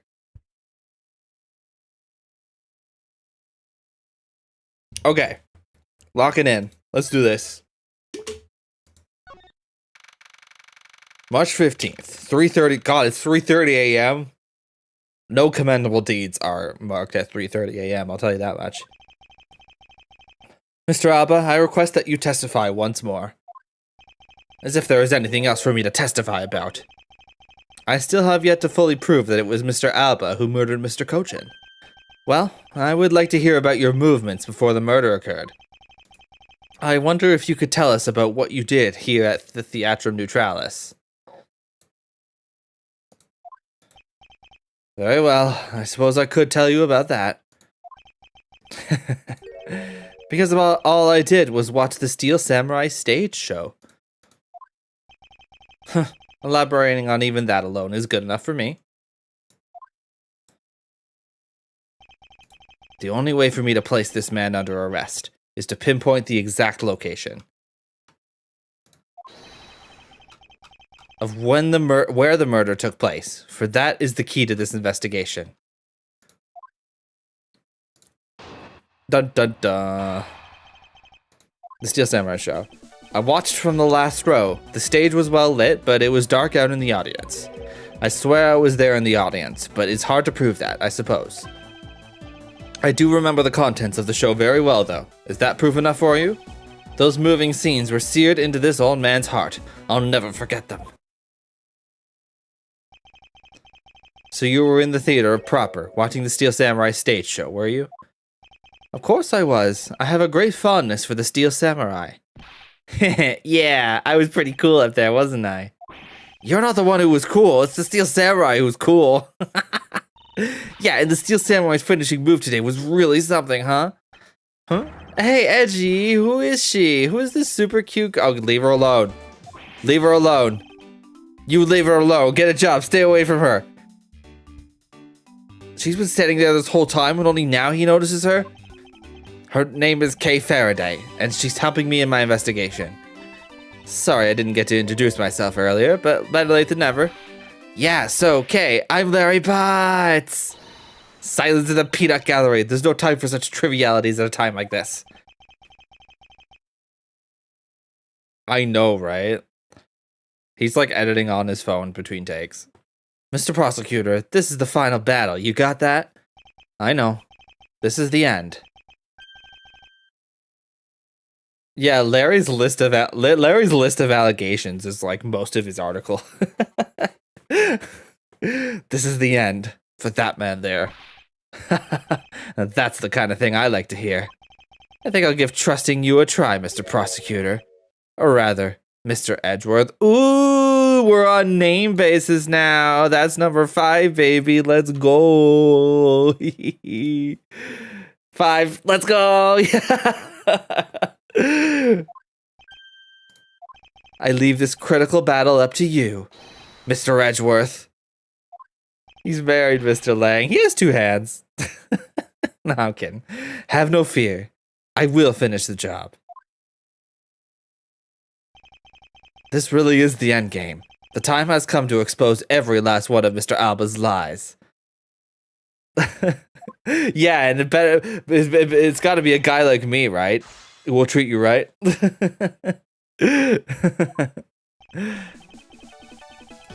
Okay. Okay, so he does ask a direct question in this. I think that's probably... Let's get him to elaborate on that. Well, I remember the contents of the show as well, myself. Unfortunately for you, Mr. Alba, Steel Samurai is my hyperfixation, so if you get literally any detail wrong, I will know. That's nice. That's nice. Miles Edgeworth, don't allow yourself to be riled up by him at this important juncture. I wasn't planning to let him. Well, if you ask me, I think I'm the biggest Steel Samurai expert around here. And didn't you think the climactic scene of today's show was just totally awesome? Yes, I remember that well. And that spectacular special move. Man, dude was like, yes, I remember that show very well. It definitely had scenes. And there were definitely moves. The way you delivered the final blow against the evil magistrate, early summer rain jab. Oh, that scene will live on in my heart forever. Is that how it went? I totally forgot about that. Larry, you're not helping. How can you forget your own special moves? That's the special attack that the Steel Samurai uses when he's using the Samurai Spear. Yes, and today was the first time they showed it off, was it not? If I hadn't watched the show, then how can I answer you with the name of the move? Wait, so they actually introduced a new move in that stage show? So like they actually, there's actually lore implications, it's new content? I love that.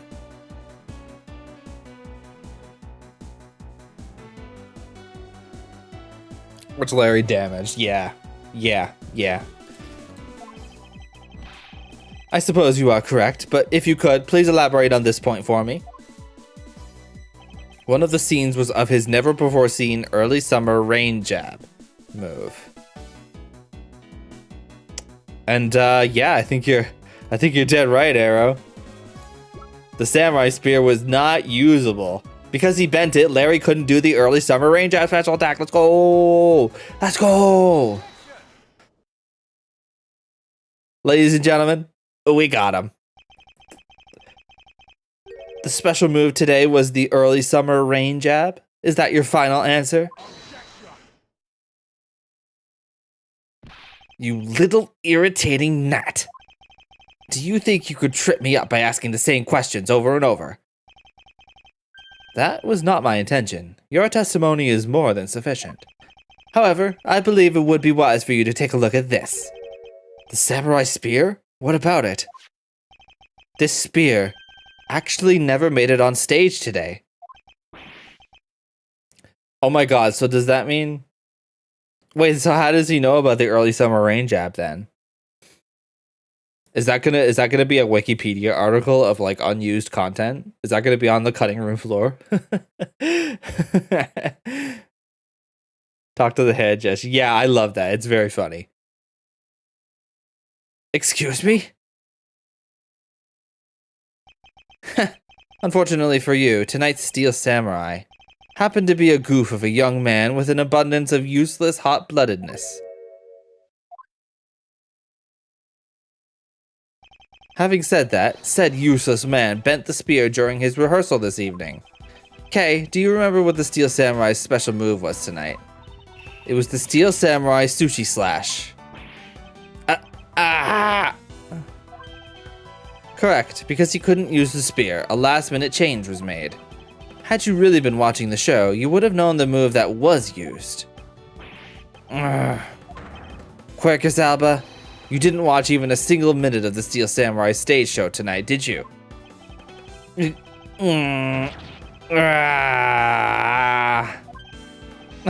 So if he wasn't watching the show tonight, then it opens up the possibility that he was busy killing Mr. Cochin instead. So where were you during the show? I demand an answer, now. Heh. Edgeworth really be out here accusing Alba of being a fake hand. I love that that's literally what's cooking him. The fact that Miles is hyperfixated on Steel Samurai. Just what is so funny? You're so sloppy. And so are your conclusions. If they didn't cheap out and got Will Powers instead of some cheap stuntman, Harry nuts. Harry, you can't say that, Arrow. Arrow. It's okay, I'll allow it. That's pretty funny. You're so sloppy, and so are your conclusions. I still insist that I watch the show. Or most of it, in any case. I feel like we can't should call Larry worse. Larry has probably said slurs before. What do you mean by most of it? You see, during the show, I left my seat for a spell to visit the bathroom. I assume that was when the dramatic scene was playing out on stage. That is the lousiest, lamest excuse I've ever heard in my life, pal. Just because he got the name of the move wrong. We can't really use that as proof that he didn't watch the show at all. As a fan of the Steel Samurai, I had wanted to watch the entire show. Honest. As a Steel Samurai fan. For someone who wasn't even in his seat for the climax of the show, you have no right to call yourself a Steel Samurai fan, ever!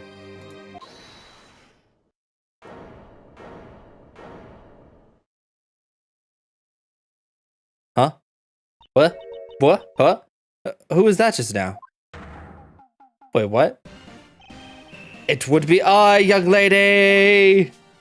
Larry, what are you doing interrupting me like that? Edgy, just hold on for a second, I beg. You may never accept this old man as a Steel Samurai fan. But I totally think he's a Steel Samaniac. What exactly is a Steel Samaniac, pal? I believe he meant to say Steel Samurai Maniac. Yeah, and trust me, I know a real fan when I see one, because I'm the Steel Samurai. I will never acknowledge you as the true Steel Samurai. What are you getting so worked up over, Mr. Edgeworth? It appears that the real Steel Samurai recognizes me as a fan. As well he should, for I am a fan. It's not as though I missed the entire show. It was a most amazing show, filled with the spirit of the young and the young at heart. The sarcasm dripping from his long wooden nose couldn't run any thicker. Owned. Getting the name of the move wrong only proves that he didn't watch the last scene. What I really need here is something more definitive. Something that links Mr. Alba directly to the murder of Mr. Manny Cochin. You know what, Gramps? You're really something else.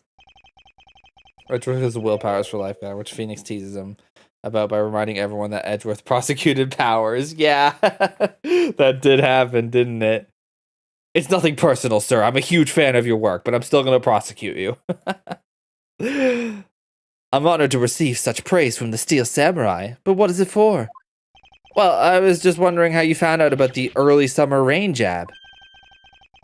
That move is a bit of a secret that only a small portion of the staff know about. Wait, it was a secret? Larry, wait, what did you just say? Huh?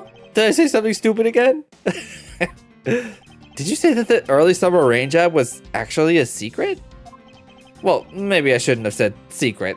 It's more like we only decided on the name of the move right before the start of the show. Right before? Yeah, the stage director was going nuts because we were supposed to debut the move. About 5 minutes before the show, we threw it up on the dressing room's whiteboard. Early summer rain jab. That's kind of how we decided the name of the move. But by that time, I'd already bent the spear, so I guess the whole thing was kind of pointless. All of you Steel Samurai actors are the same. The director has my complete sympathy. So basically, because we changed the move to the sushi slash, we kind of pretended that the early summer rain jab didn't exist at all. I mean, it'd be bad if someone found out we changed the move, so we made it a secret. So basically, a gag order was issued for publicity's sake. It almost makes the early summer rain jab sound like a lost art. Oh my god, it's lost media. Yeah, which is why I think most of the staff haven't even heard of the move. Hold those lips of yours still. What the heck, old man? I've done nothing but listen, and from what I can tell, it's all very unrelated to the case. It's also very tedious and a pointless exercise in wasting time, much like a kid's show. Mr. Alba, I believe the one who should be quiet now is you. Boom! How dare you! I suspect that you've already noticed exactly what the very severe implications are in this man's testimony.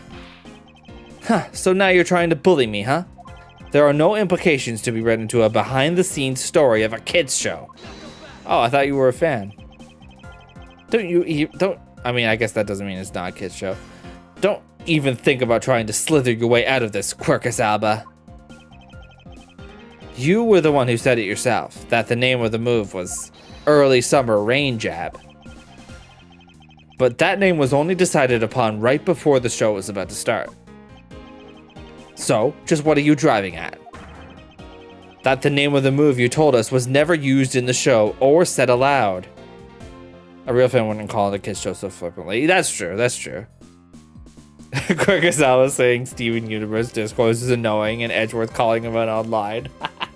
Oh gosh, yeah. Wait, so is Steel Samurai the Steven Universe equivalent in this universe? That's kind of funny if true. It's a children's show about space rocks. Twit longer. I mean, that actually is a children's show about space rocks, so... Sorry. I like Steven Universe, but it's definitely a kid's show. It's definitely a baby show. It's definitely a show for babies, but that's okay.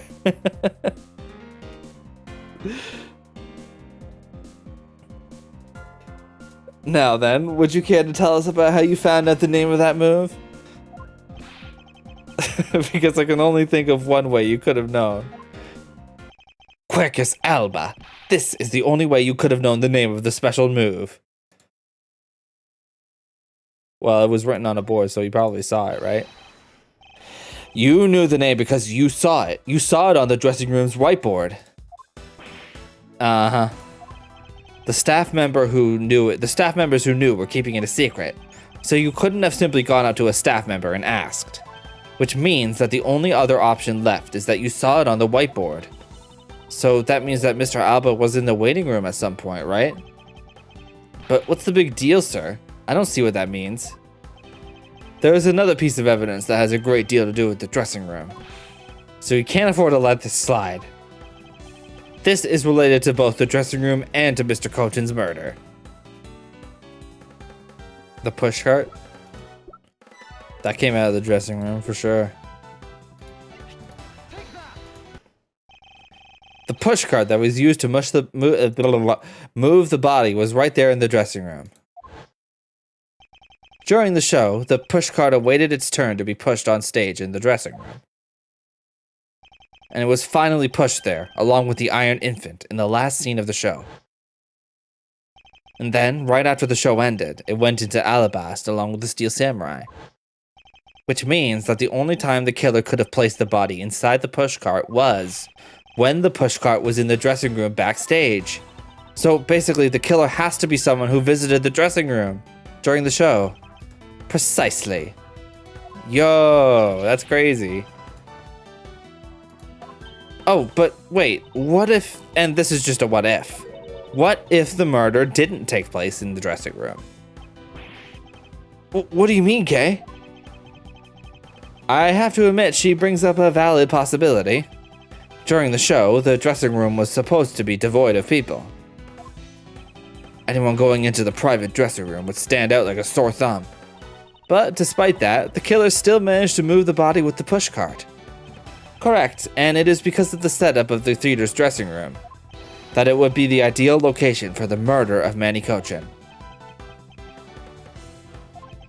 Quercus Alba, during the show you went down to the dressing room, and I wanted to know why. Yes. Yes, I was there. I went into the dressing room. I knew it! I'm placing you under arrest right now, pal. You got that? Arrest! Not so fast. What is it now? Don't I deserve a chance to explain myself? No. Explain? What is there to explain? I believe I told you earlier that I went to the bathroom. Well, I got lost when I did. I wanted to ask for directions, but when I opened the dressing room door, no one was inside. And that's when I saw the name of the move on the whiteboard. You punk. Still trying to get out of this? Do you really think you can get away at this point? Mr. Edgeworth, isn't there anything you can do to stop him? I don't have enough evidence on hand to do anything. I don't have the airtight evidence I need to put this man away for good. But if that's what I need, then perhaps... Agent Lang, I believe an investigation of the dressing room in question is in order. It's possible that we may find new evidence there. Yeah, if Mr. Edgeworth pokes around in there, I'm sure he'll find some new facts, pal. Oh, and if we use Little Thief, we may even learn something from our recreation. We don't need to do any of that. What? Wolfie? How could you? I'm not saying this to be mean. It's just that we've already searched there. My men really are something else. And they found nothing. There's only one thing I can say to you, sis, and it's that they found nothing. That's it. He got lost in his own embassy, of which he's the ex-ambassador. Yeah. Yeah, is he stupid? This is like the peak, is he stupid? I think he's actually gonna go to jail for being stupid.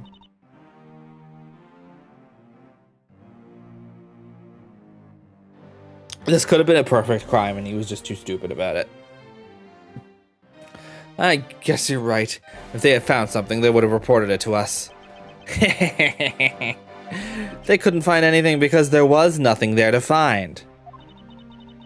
And if there's no info to feed into Little Thief, then I can't do much to help either. Is this the end? The murder took place in the theater, which is not protected under extraterritorial rights. And the fact that it was Mr. Alba himself who committed the murder. If I can't prove both statements to be true, Mr. Alba walks away a free man. Is he gay? Maybe. Many are saying this. Is there no other course of action left to us? It would appear that your hand of cards has turned out to be a bust. Now, if you will excuse me. Because of you people, I missed my flight. Now I must make haste to arrange for a new one.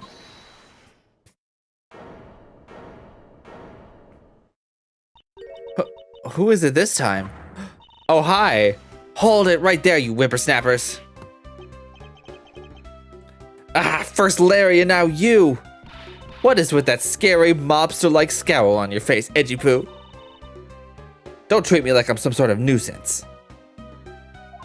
I've been meaning to say this, but all of you keep talking about things I don't get at all. You're all leaving this lady in this sad, depressing, lonely dust that I'm about to cry in. Why did you have to speak up right at this instant? But you know what, Edgy Poo? Cheer up. Because I'm about to give you the most wonderful thing. The most wonderful thing from you? It's so super special that I couldn't give it away to just anyone, you know. Ah, my special present of love to my sweet Edgy Poo. Are you ready? Is this. It's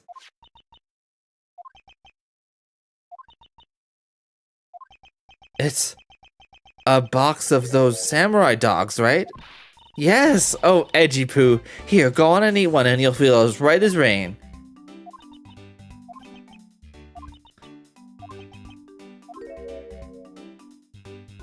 Are we through here? Why did everyone get so quiet all of a sudden? Edgy Poo, tell me you understand the depths of this lady's love for you. I'm not one to hand out snacks willy-nilly, you know. No, sir. The thought occurred to me that maybe it would be good if you were nice and full. One day it's my dream to serve you some of my own homemade food. I mean, isn't it the desire of everyone to make sure that beloved never goes hungry? And that's what I wanted you to experience. They say they use the ingredient you threw in my... Oh, it was a star in the kitchen back then. Mr. Edgeworth, can't you do anything about her? There is no power on earth that can force that woman into silence. But I'm so sick and tired of it. All you people do is look down on me. Even this box of samurai dogs played me for a fool. It had a special design on its fan, like the Japanese flag, so I thought it was special. But when I ate one, it just tasted like the rest. Oh, it made me so mad. Wait, a special box with a Hinomaru-like fan on it? I've never heard of such a piece of merchandise existing before. The lore implications. However, there it is. The red rising sun on this fan is filled in. Is it possible? Could it be? After the show, the samurai dogs were piled up on the dressing room floor. However, there is no such thing as a rising sun dog. Let's go to McDonald's and order the rising sun dog. The look on the employee's face will be awesome. This contradiction of facts between something that should not exist and yet does. The rays from this rising sun may be just what we needed to point us in the right direction. A present. The studio bigwigs basically told us to play delivery boys. We were supposed to hand the dogs off to the embassy people and tell them hi. I had to pile them all into the pushcart just to move them all. Ah. I believe you understand what this means, correct? You killed Mr. Kochin at this theater, and then placed his body inside the pushcart. We're getting logic like crazy. And then, you forced the Steel Samurai to unwittingly move the body for you. It's time to piece the final pieces of this logic puzzle together. No matter how fragile or small the connections may be. Once we've found them all, the way to the truth will be revealed. Oh, we're right into logic mode?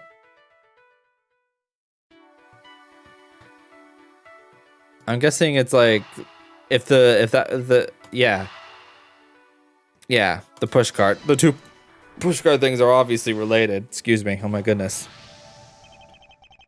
The killer used the pushcart to transport the body, which means that they had to remove the samurai dogs from within first. Therefore, the samurai dogs that were piled up on the dressing room floor were most likely taken out of the pushcart by the killer. I mean, there's only 2 left, right?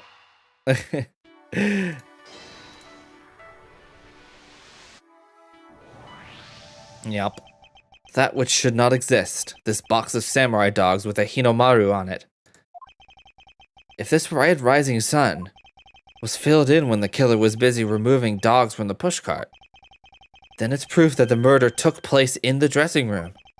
As long as this red substance turns out to be what I believe it to be. Blood? Wendy Oldbag.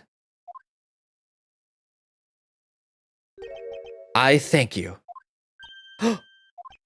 What you have given to me is truly something very special. Edgy Poo! Mr. Edgeworth, are you sure you're feeling okay, sir? Mr. Alba, as I suspected, you killed Mr. Kochin in the dressing room. How many times must I listen to you repeat yourself?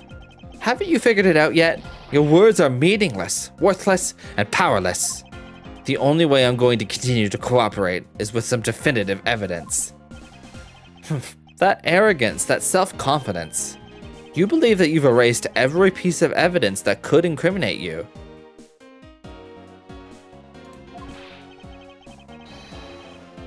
Honestly, like, you were really caught slipping.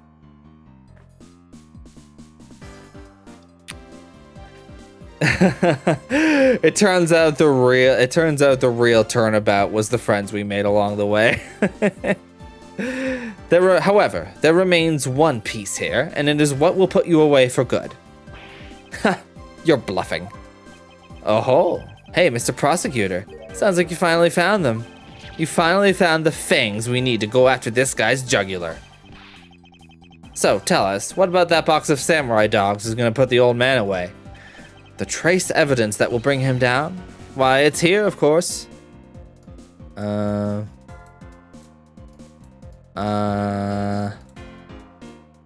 Well, I'm guessing it's the red spot, right? Is it? This box of samurai dogs with a rising sun fan on it. This should never have existed. So I want you all to take a good look at this red spot. It's a single drop of blood. What? Blood, you say? Agent Lang, I'd like this blood analyzed post-haste. I've got to admit, I'm a bit surprised. I can't believe we found blood in a place like this. Hey you, get this down to the lab, pronto. But why was there blood on that box to begin with? If we think about the flow of the crime, I think the reason will become obvious. Larry, you said that you transported the samurai dogs with the pushcart, correct? Oh, yeah, you have a great memory, Edgy. That pushcart was a bit too big for my son, you know what I mean? So to make sure everyone could see him, I had to pile some stuff in. I figured the samurai dogs were there, so I used them to fill up the cart. If what Larry says is true, then what were the boxes doing on the floor? Ah, I see. The killer took them out in order to place the body on the pushcart. Exactly. And that is when I believe the victim's blood found its way onto that box. But when my men investigated that room, not a single box of samurai dogs was in there, because embassy staff members had already confiscated them. Yes, no doubt to hide evidence of the murder. It's a good thing Miss Oldbag managed to steal that one box before they got to them, huh? Looks like Miss Oldbag also managed to put this great thief to shame. What a scandalous way of putting that. I didn't steal, I received it from myself. Quackasalba, I'd say this was one very fatal oversight on your part. Sorry to rain on your little love fest. However, how can you be so self-confident in a no-win situation for him like this? Even if that blood turns out to belong to Mr. Cochin, then what? So, Mr. Edgeworth, it sounds like he's not ready to call it quits yet, huh? The sole piece of evidence that was left at the scene of the crime. That alone has shed light on a new fact. At the very least, we now have proof that the murder occurred in the dressing room. And you say that like it means something. Huh? Excuse me, sirs. Hi. Report! What were the results of the analysis? Sir, the analysis came back and confirmed that the red substance is blood. I knew it! With this Quackasalba. Mr. Edgeworth, I wonder if you might humor my question. Oh, now you suddenly have questions. Second ago you were like, ask me one question only. The one from before, or have you forgotten? Even if that is Mr. Cochin's blood, what difference would it make? Like we already told you, it proves that the crime scene was that dressing room. But it doesn't prove that I am your killer, does it? He has a very good point. The blood on that box doesn't prove that Mr. Alba is the killer. Then, this evidence, it's meaningless? That can't be. We were so close, sir. I want to smack that smug look off his face. Come on, there's got to be something we can do. We finally found a solid piece of evidence. There must be something I can expose with it.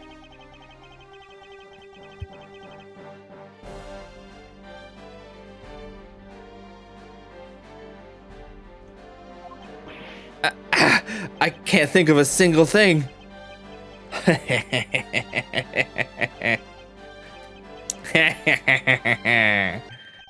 Now, if you'll excuse me, I'll be on my way. Hold it. Wait, who's this? Who was that? It's too late. I won't allow anyone to stop me now. It wasn't me, pal. It wasn't me this time either. It wasn't me either. It was me! Why did you? Because I haven't finished reporting everything to you yet, sir. There's more? What? Hurry up and spit it out. Yes, sir. That blood I mentioned. It's not of the same blood type as the victim's blood. What? No. What? What? What do you mean it's not the same type? You mean it's not the victim's blood? If it isn't his, then who the hell's is it? Forensics guy. Honestly, he kind of gives a... Oh god, what's his name again? Kaniza? From AI the Sonia Files? Oh, I can't remember his name. Oh, it's Kagami, that's right. I love how the joke is that everyone forgets his name, but I actually forgot his name. Kagami! Yeah, I don't know, sir. All I know is that it's not the same blood type as the victim, sir. What should we do now, Mr. Edgeworth? I have no idea what's what anymore. Neither do I. My, what an amusing turn of events. That blood drop proved something to be true, all right. Namely, my words. And which one of your words would that be? The ones where I said that your words are meaningless, worthless, and powerless. That blood has nothing to do with the murder investigation whatsoever. Need I remind you that the blood got onto that box long before it entered my embassy? What sort of nonsense? Yeah, it's blood, pal. There's no way it's not related to the murder. So you would like to believe. But what if someone preparing the samurai dogs had a small nosebleed? What then? I guess that's possible. Damn it, have we been wasting our time on a red herring? The blood doesn't belong to anyone connected to the case. Wait, I just realized he had a wound. What if it's his blood? Whose blood is it? Whose blood is it? Whose blood is it? Tell me. The blood doesn't belong to anyone connected to the case. That should be clue enough. Quick, Casalba, you bastard! Silence! Don't you ever address me with such a filthy word again. I've wasted enough time here with you and you have your answers. Now let me through. Honestly, they should just give me a law degree at this point. They should just let me practice law. Thank you.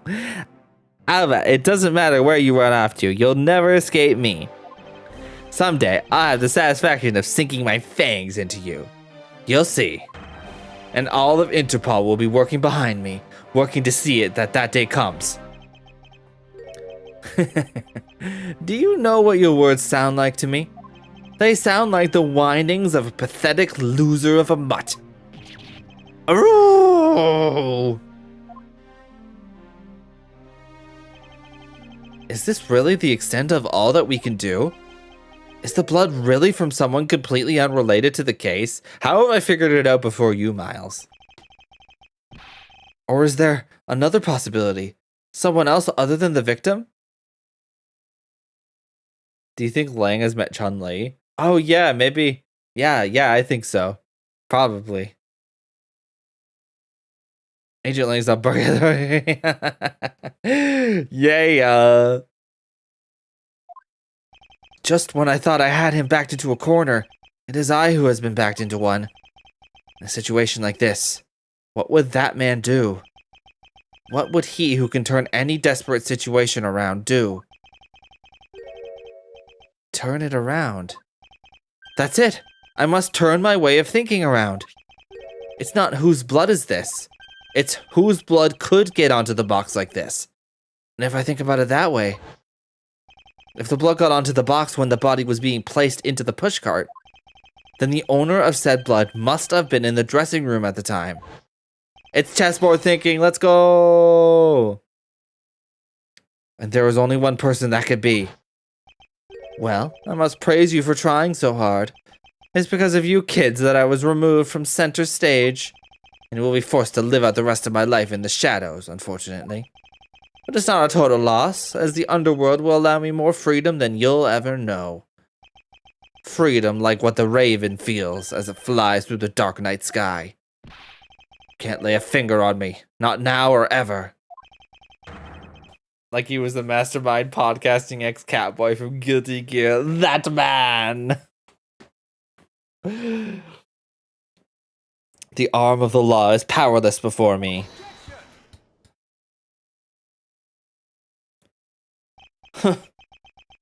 Powerless, is it? I wouldn't be so sure about that if I were you. What do you mean? Allow me to describe you in one word. Pitiful. Pitiful? How so? Quercus alba, your wings were clipped long ago. And for someone who is trying to fly away on them without noticing that fact, pitiful is the perfect word to describe you. Ha! Mere words. What do you mean by his wings are clipped, Mr. Edgeworth? Just what you think it means, Kay. We had already caught him in our trap a while back. With an incredibly powerful, definitive piece of evidence. Hey, Earth to Mr. Prosecutor. Care to speak in English? What are you talking about? What piece of evidence? The piece I speak of is, of course, this drop of blood. But we know that it's not from the victim. I don't see how it remains relevant to the case at all. Miss Von Karma, I believe that is exactly why it's very important to the case. And the part that is the most important is the fact that it's not the victim's blood. You're looking a little pale. Good, then I believe you are already aware of what I mean. Then you know who the blood belongs to. Of course I do. This piece of evidence is the irrefutable proof that will stop the killer in his tracks. The blood that soiled this box of samurai dogs belongs to this person. I mean, I think it's pretty obvious at this point. 72 years old, huh? Old ass man. The blood on the rising sun of this box belongs to you, Quercus alba. What? What? Why is his blood on the box of samurai dogs? He's not even a victim. The blood fell onto the box when Mr. Cochin's body was being loaded into the pushcart. At that time, the only two people in the dressing room were the victim and his killer. So that's what you mean. If the blood doesn't belong to the victim, then there is only one other person it could belong to. Yes, and that person is the murderer himself. That's the only logical conclusion. But Mr. Cochin was the one who was stabbed, sir. Why would Mr. Alba have been the one who was bleeding? What if, during the murder, Mr. Cochin had fought back? You mean, if before Mr. Alba could kill him, Mr. Cochin managed to wound Mr. Alba? Yes, and I believe we have a piece of evidence that proves that he was bleeding then. What is the piece of evidence that shows Mr. Alba was probably bleeding at the time? I mean, you literally showed us, right? Yeah, here we are. Mr. Alba, you bear on your body a great wound. I feel the need to save, so I'm going to save.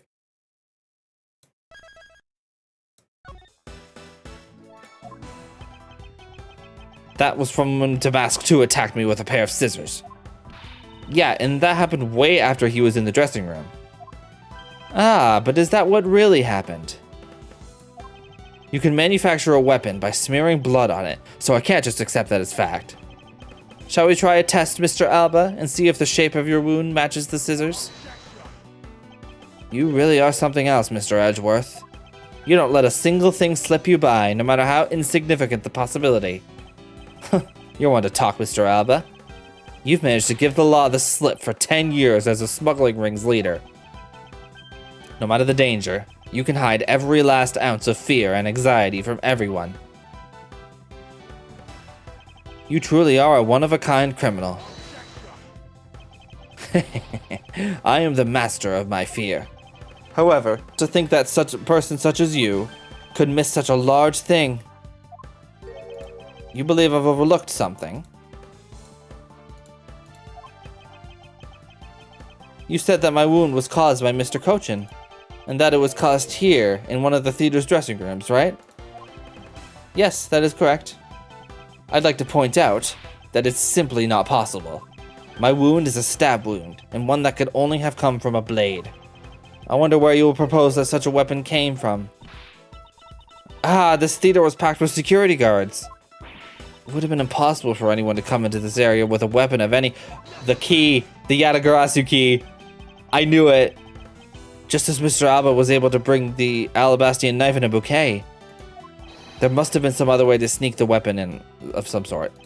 Yeah, the key. There's the key that's also the knife. But as long as you prove that, what the other way is, all your talk about Mr. Cochin stabbing me is pure nonsense. So if that other way does exist, you'd better hurry and tell me now. With pleasure. Wait, what? This piece of evidence shows us how Mr. Cochin brought a weapon into this theater. Easy. Among law enforcement, this piece is known as the Yatagarasu's key. That key? That's the key that my father stole from here 7 years ago. And it is very unique in that it is both a key and a knife. Meaning that under the guise of a key, it could have easily been brought into the theater. No! You couldn't dispose of the knife that stabbed you. Therefore, you wiped off the blood and placed it back in Mr. Cochin's pocket. After all, the key itself opens the safe in his office. And inside that safe, there was a document about Kadopian paper, signed by Mr. Cochin. In order to make it look like Mr. Cochin died as the leader of the smuggling ring, you had to make it so the police were the ones that opened the office safe. All that hard work to save yourself only served to destroy you in the end. Shall we try matching this knife's blade with your wound, Mr. Quercus Alba? Uh-oh.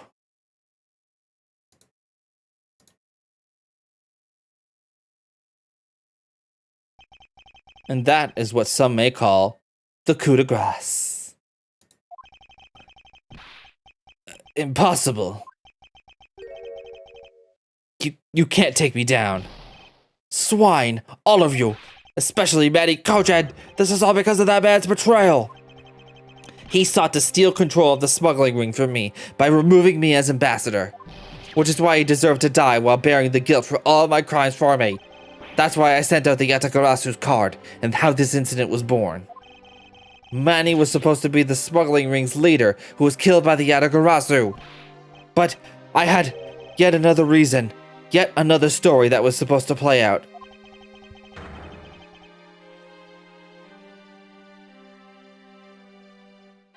Manny's death was supposed to bring everything to a close. Yeah, you know what? It pains me as a forest maiden, but you know what? Sometimes a tree gets too old and ends up hurting the whole ecosystem, and you just gotta cut it down. Sometimes there's just no way around it.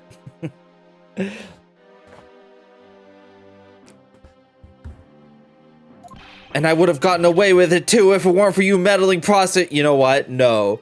What?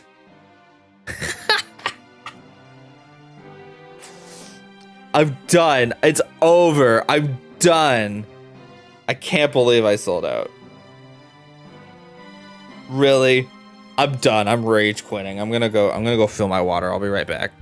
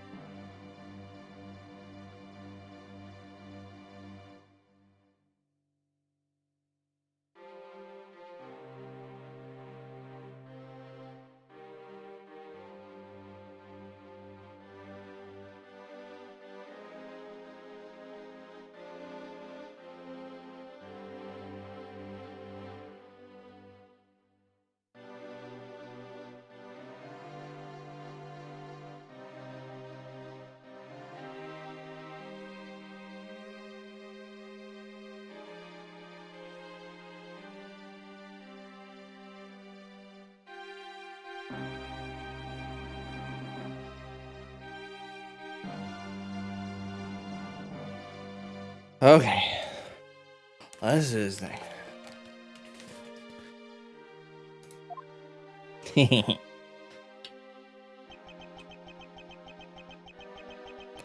Mr. Alba, I'm afraid there is one more question I forgot to ask.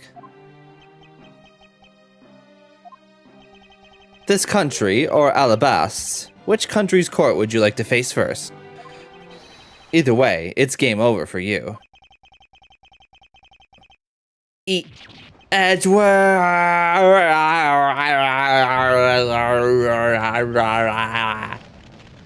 Holy crap, he's burning. Oh my god.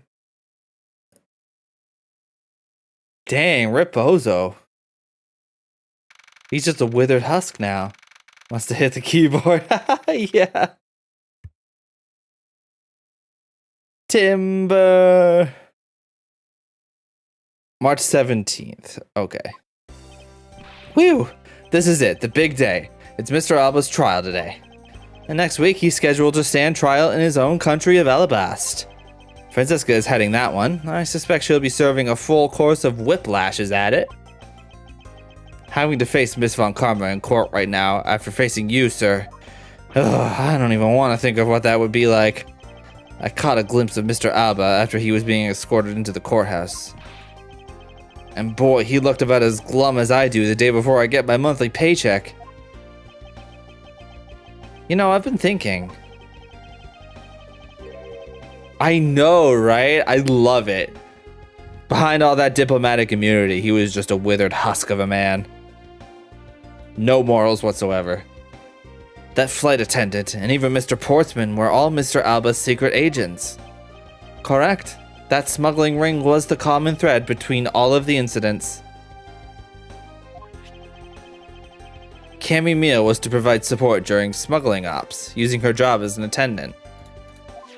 And Mr. Portsman was to manipulate trials related to the ring to end in their favor. Oh, I Fly Airlines, and even the prosecutor's office.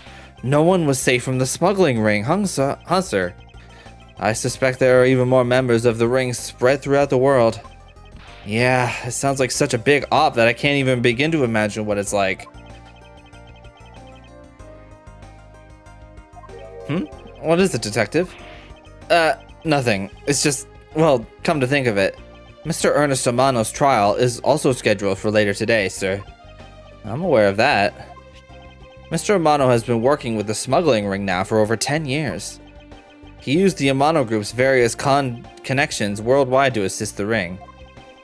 But all of that has come to an end as his conglomerate is now undergoing harsh scrutiny. I owe Mr. Amano a debt of gratitude, but he must pay his debt to society.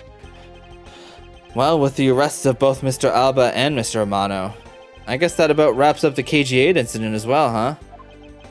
I suppose so. The real killer in the KG8 incident 10 years ago was Manny Cochin. And 7 years ago, the killer in the second KG8 incident was Mac Rell. Those two facts are the unshakable truth. However, it seems that a lot of effort was put into hiding these and other truths from us. And I will expose it all at the trials today. You're solving cases left and right today, aren't you, sir? CCU and Dade Man. Perhaps now, these two brave souls who tried to make the truth known can rest in peace. By the way, I received some gifts from Ambassador Paleno. Shrimp, crab, beef. I don't need any of these, so I'm giving them to you. What? Seriously, sir? Wait, actually, I don't think I want them anymore. The way you're holding them. Don't tell me they're just coupons, sir. Detective Gumshoe, have you not read the paper recently? Ever since the two countries became Cadopia again, its economy has changed. Really? And it seems that Ambassador Paleno has reaped a few benefits of his own from it. He has been announced as the official ambassador of the newly reunified Cadopia. Ah, but what a pity. Even though every item he sent is a treasure, you don't seem all that interested. Well, if you don't want them, I can give them to my lovely assistant, Kay. Wait, that's not what I said. So, Mr. Edgeworth, please let me have them, sir. Who said that? Actually, come to think of it, where is Kay? How come she's still not here? Oh my gosh. Hey, you've got to be more alert than that. Eek! Yeah, who said that? I'm not bugging, right? You saw that. That was weird. Was somebody's lips supposed to move? I can't believe you didn't notice. Oh, okay, she was mimicking him. Okay, all right. That freaked me out. Damn, Kay's pretty good. Yeah. I was even mimicking Eversworth's voice for a bit. I totally didn't know. Dang, that's like some voice talent. I totally didn't notice you or realize that voice was you. Lang Z says, ferocious love blooms with each new spring. Agent Lang, a pleasant surprise to see you here. Literally. It's been a long time since I set foot in a courthouse, but I wasn't going to miss watching the guy who screwed up my country finally get what's coming to him. Well, that and something else. I want to see you in action in court. 6. Is that so, Agent Lang? Yeah. We flushed out all the counterfeit bills, so Zhangfa is finally at peace again. And it's all thanks to you, so I just want to say thanks. Wow, I never thought I'd see the day old Wolfie says thanks to Mr. Edgeworth. I should be the one thanking you, Agent Lang. If you hadn't negated Mr. Alba's extraterritorial rights, I would not have been able to bring him to trial.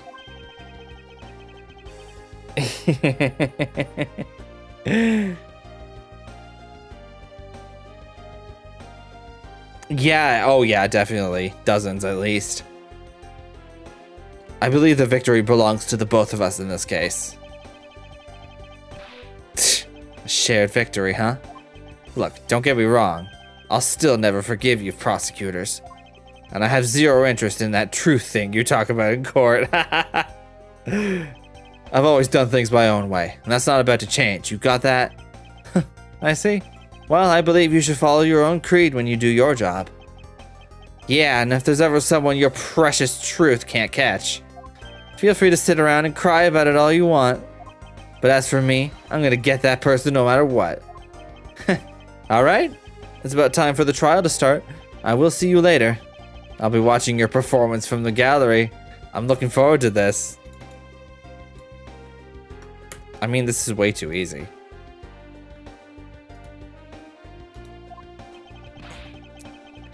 Savin! I've prepared a whole ton of ticker tape for today's victory, sir. I'll throw some around when Mr. Edgeworth wins. Hope you've got enough, because I'm going to go call my men up as well. A modest amount of ticker tape goes a long way. The scene shifts to the courtroom, and the final act of this long tale begins. The legend of the great thief Yatagarasu. It's the story of those who chose to dedicate their lives in pursuit of the truth.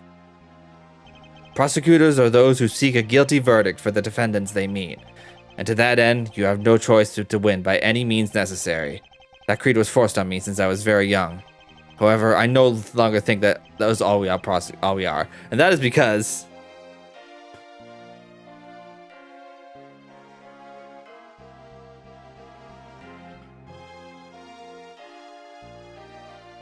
even though I've only been away from the courtroom for a short time, I feel as though it's been a lifetime since I've set foot in one.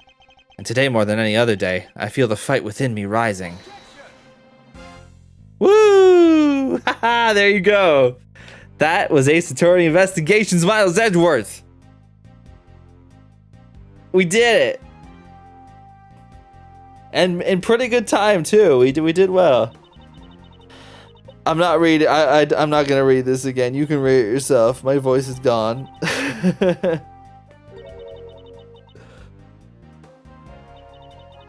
I miss you, Queen.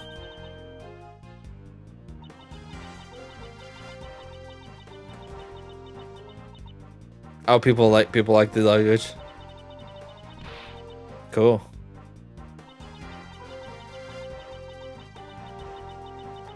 Pink wall, yellow sea jet. That's cool. Thank you. Thank you very much. This was good. This one was very good. I like this game a lot. This was a pleasant surprise. Oh, damn. Poor guy.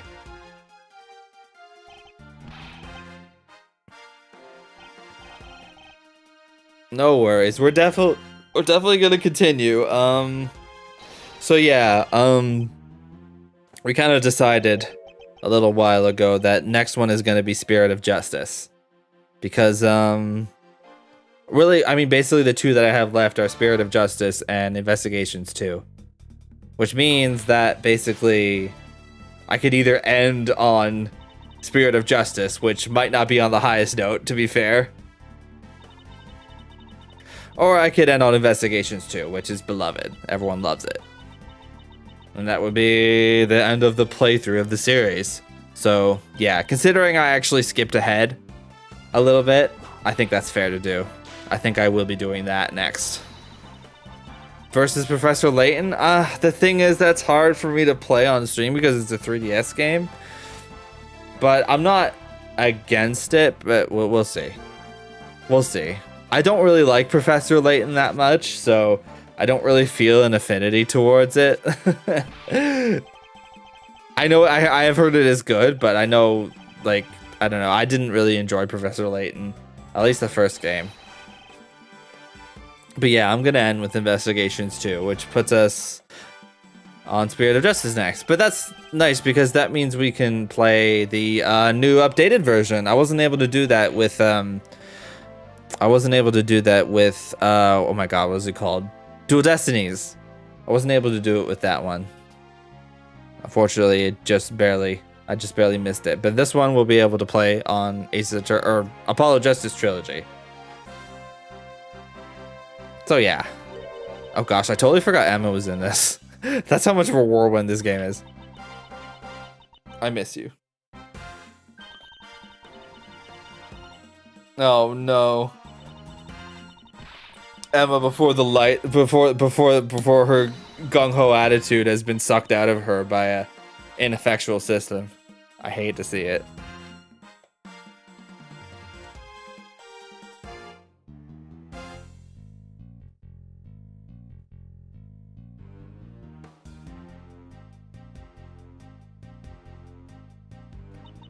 Oh, Pops, I remember her. She's cute.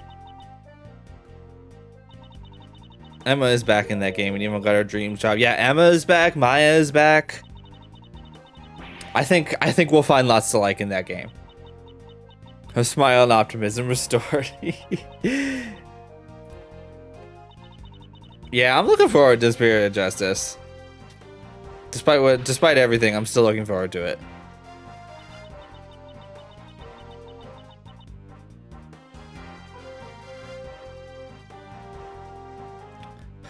Phew.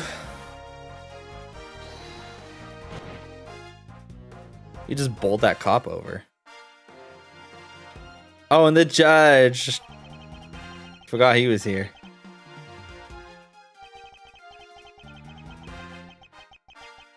Yeah, I mean, I think I wish that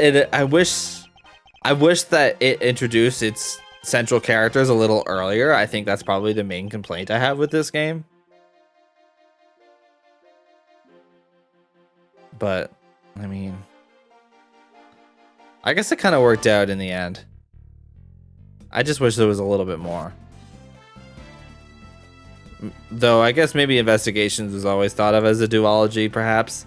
I don't know if that's actually true or not. Yeah, they didn't come until, like, literally halfway through, basically. A little over halfway.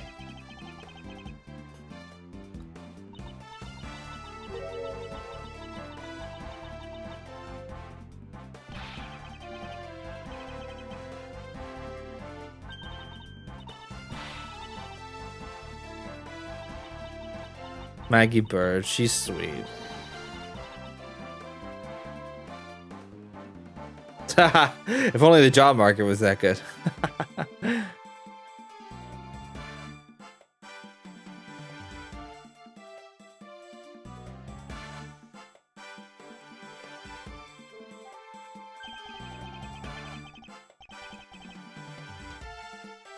I'm going to Cadopia for vacation.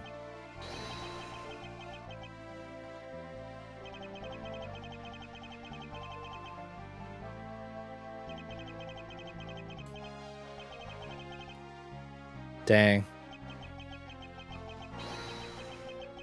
Whoa.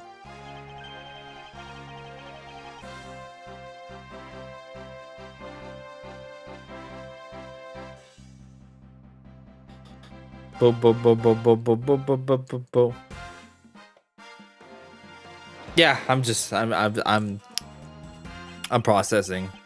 I'm thinking. I'm considering. I'm rotating it in my head. Miharu?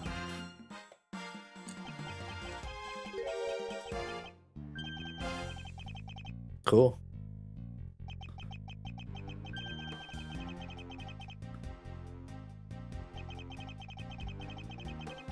Oh yeah, we still have his part in this. Yes, we will be watching.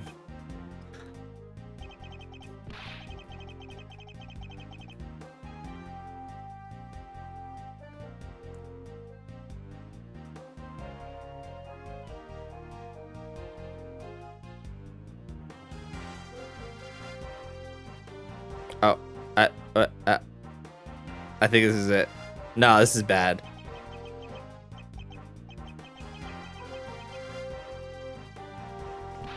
Yo, Mr. Bad, you look well, all things considered.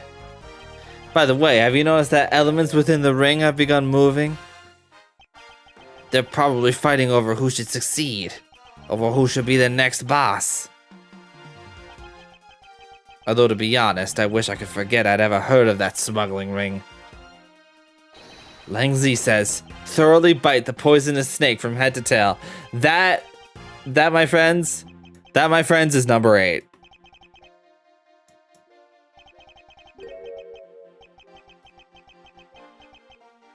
Don't worry about it.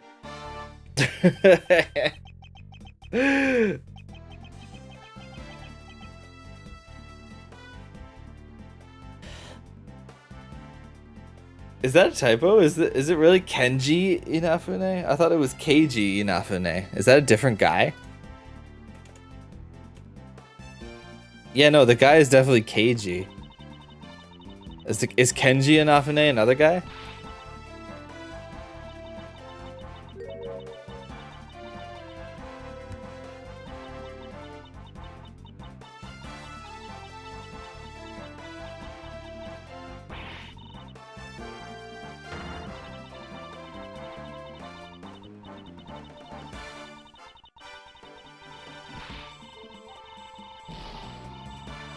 Oh, somebody typoed his name? That's crazy.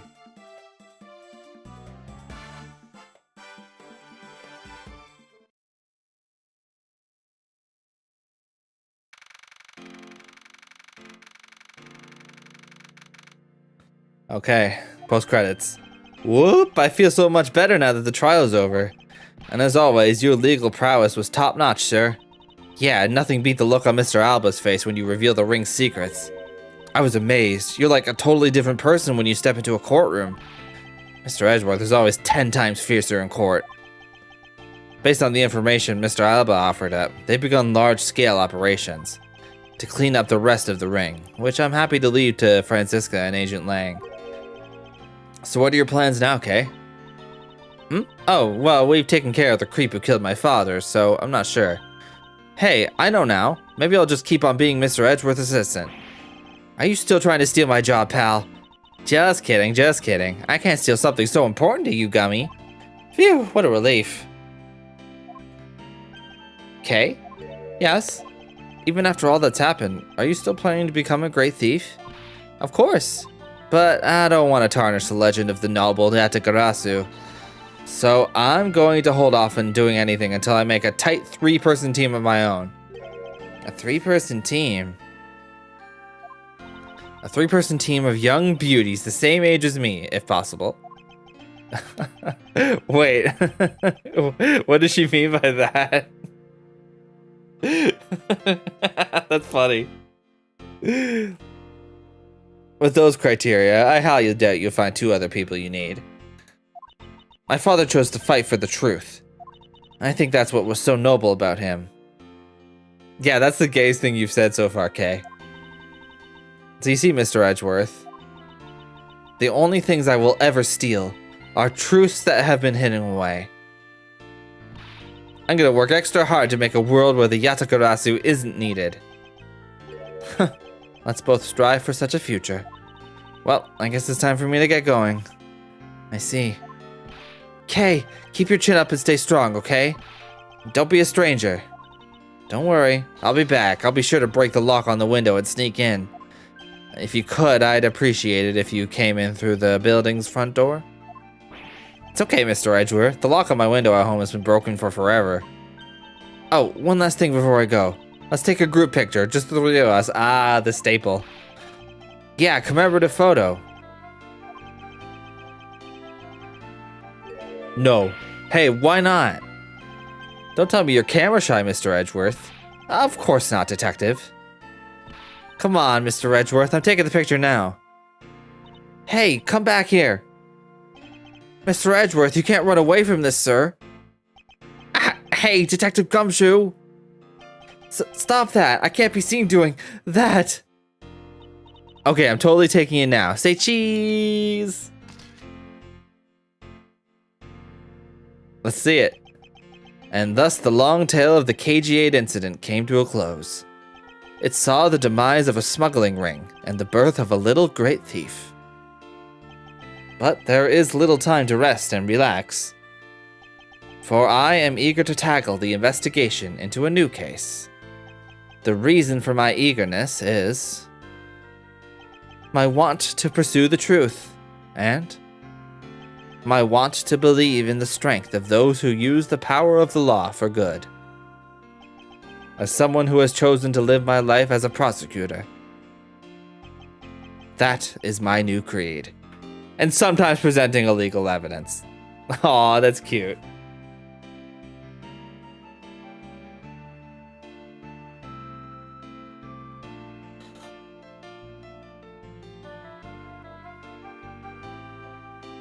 Cute.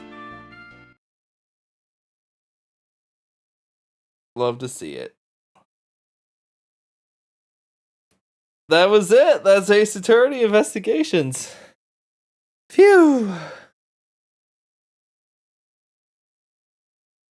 Oh. Great. That's good. That's good. That's good. That's good. Good freaking stuff. Good freaking stuff. Okay. So. Those really were some Ace Attorney Investigations. So true. So yeah, we'll start Spirit of Justice next week. We're gonna do Paranormal Site tomorrow, actually. I'm gonna play some Paranormal Site tomorrow. So look forward to that. I'm gonna try to do Metroid Prime 2 next week, but I still haven't located a disc yet, so I'm gonna see how that goes. But we're gonna do that most likely. I'm gonna do my best to do that.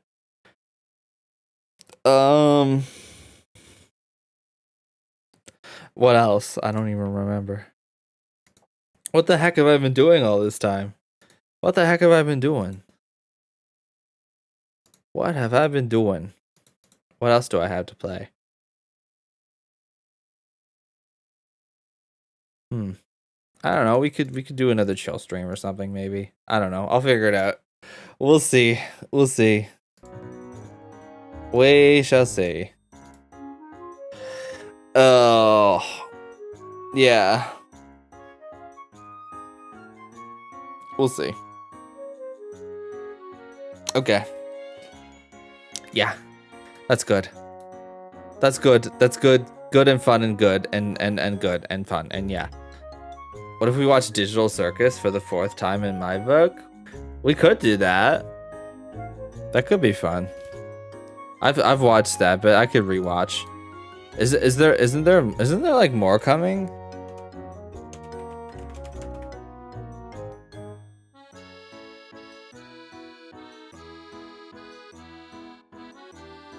There's nothing more yet, but they teased more, so hopefully very soon.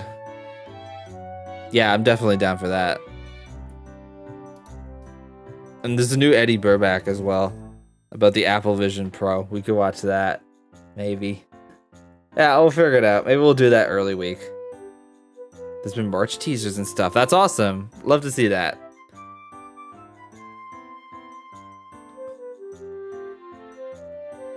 Yeah. Yeah, we'll do that. Maybe we'll do that like early in the week. Maybe on Wednesday or something. Because I'm going to be playing Paranormal Site tomorrow on Monday. But then maybe we'll do that after. I think that's a good idea. All right, we'll do that. Sounds like a plan. All right. I will see you tomorrow for Paranormal Site. And I'll hopefully get that schedule out pretty soon. Have a wonderful rest of your night. Hope the Sunday scaries aren't too bad. And I hope the rest of the week treats you well. And yeah, thank you for hanging out. Good night, my good friends. I hope you have a good one. Bye. Good night. Thank you.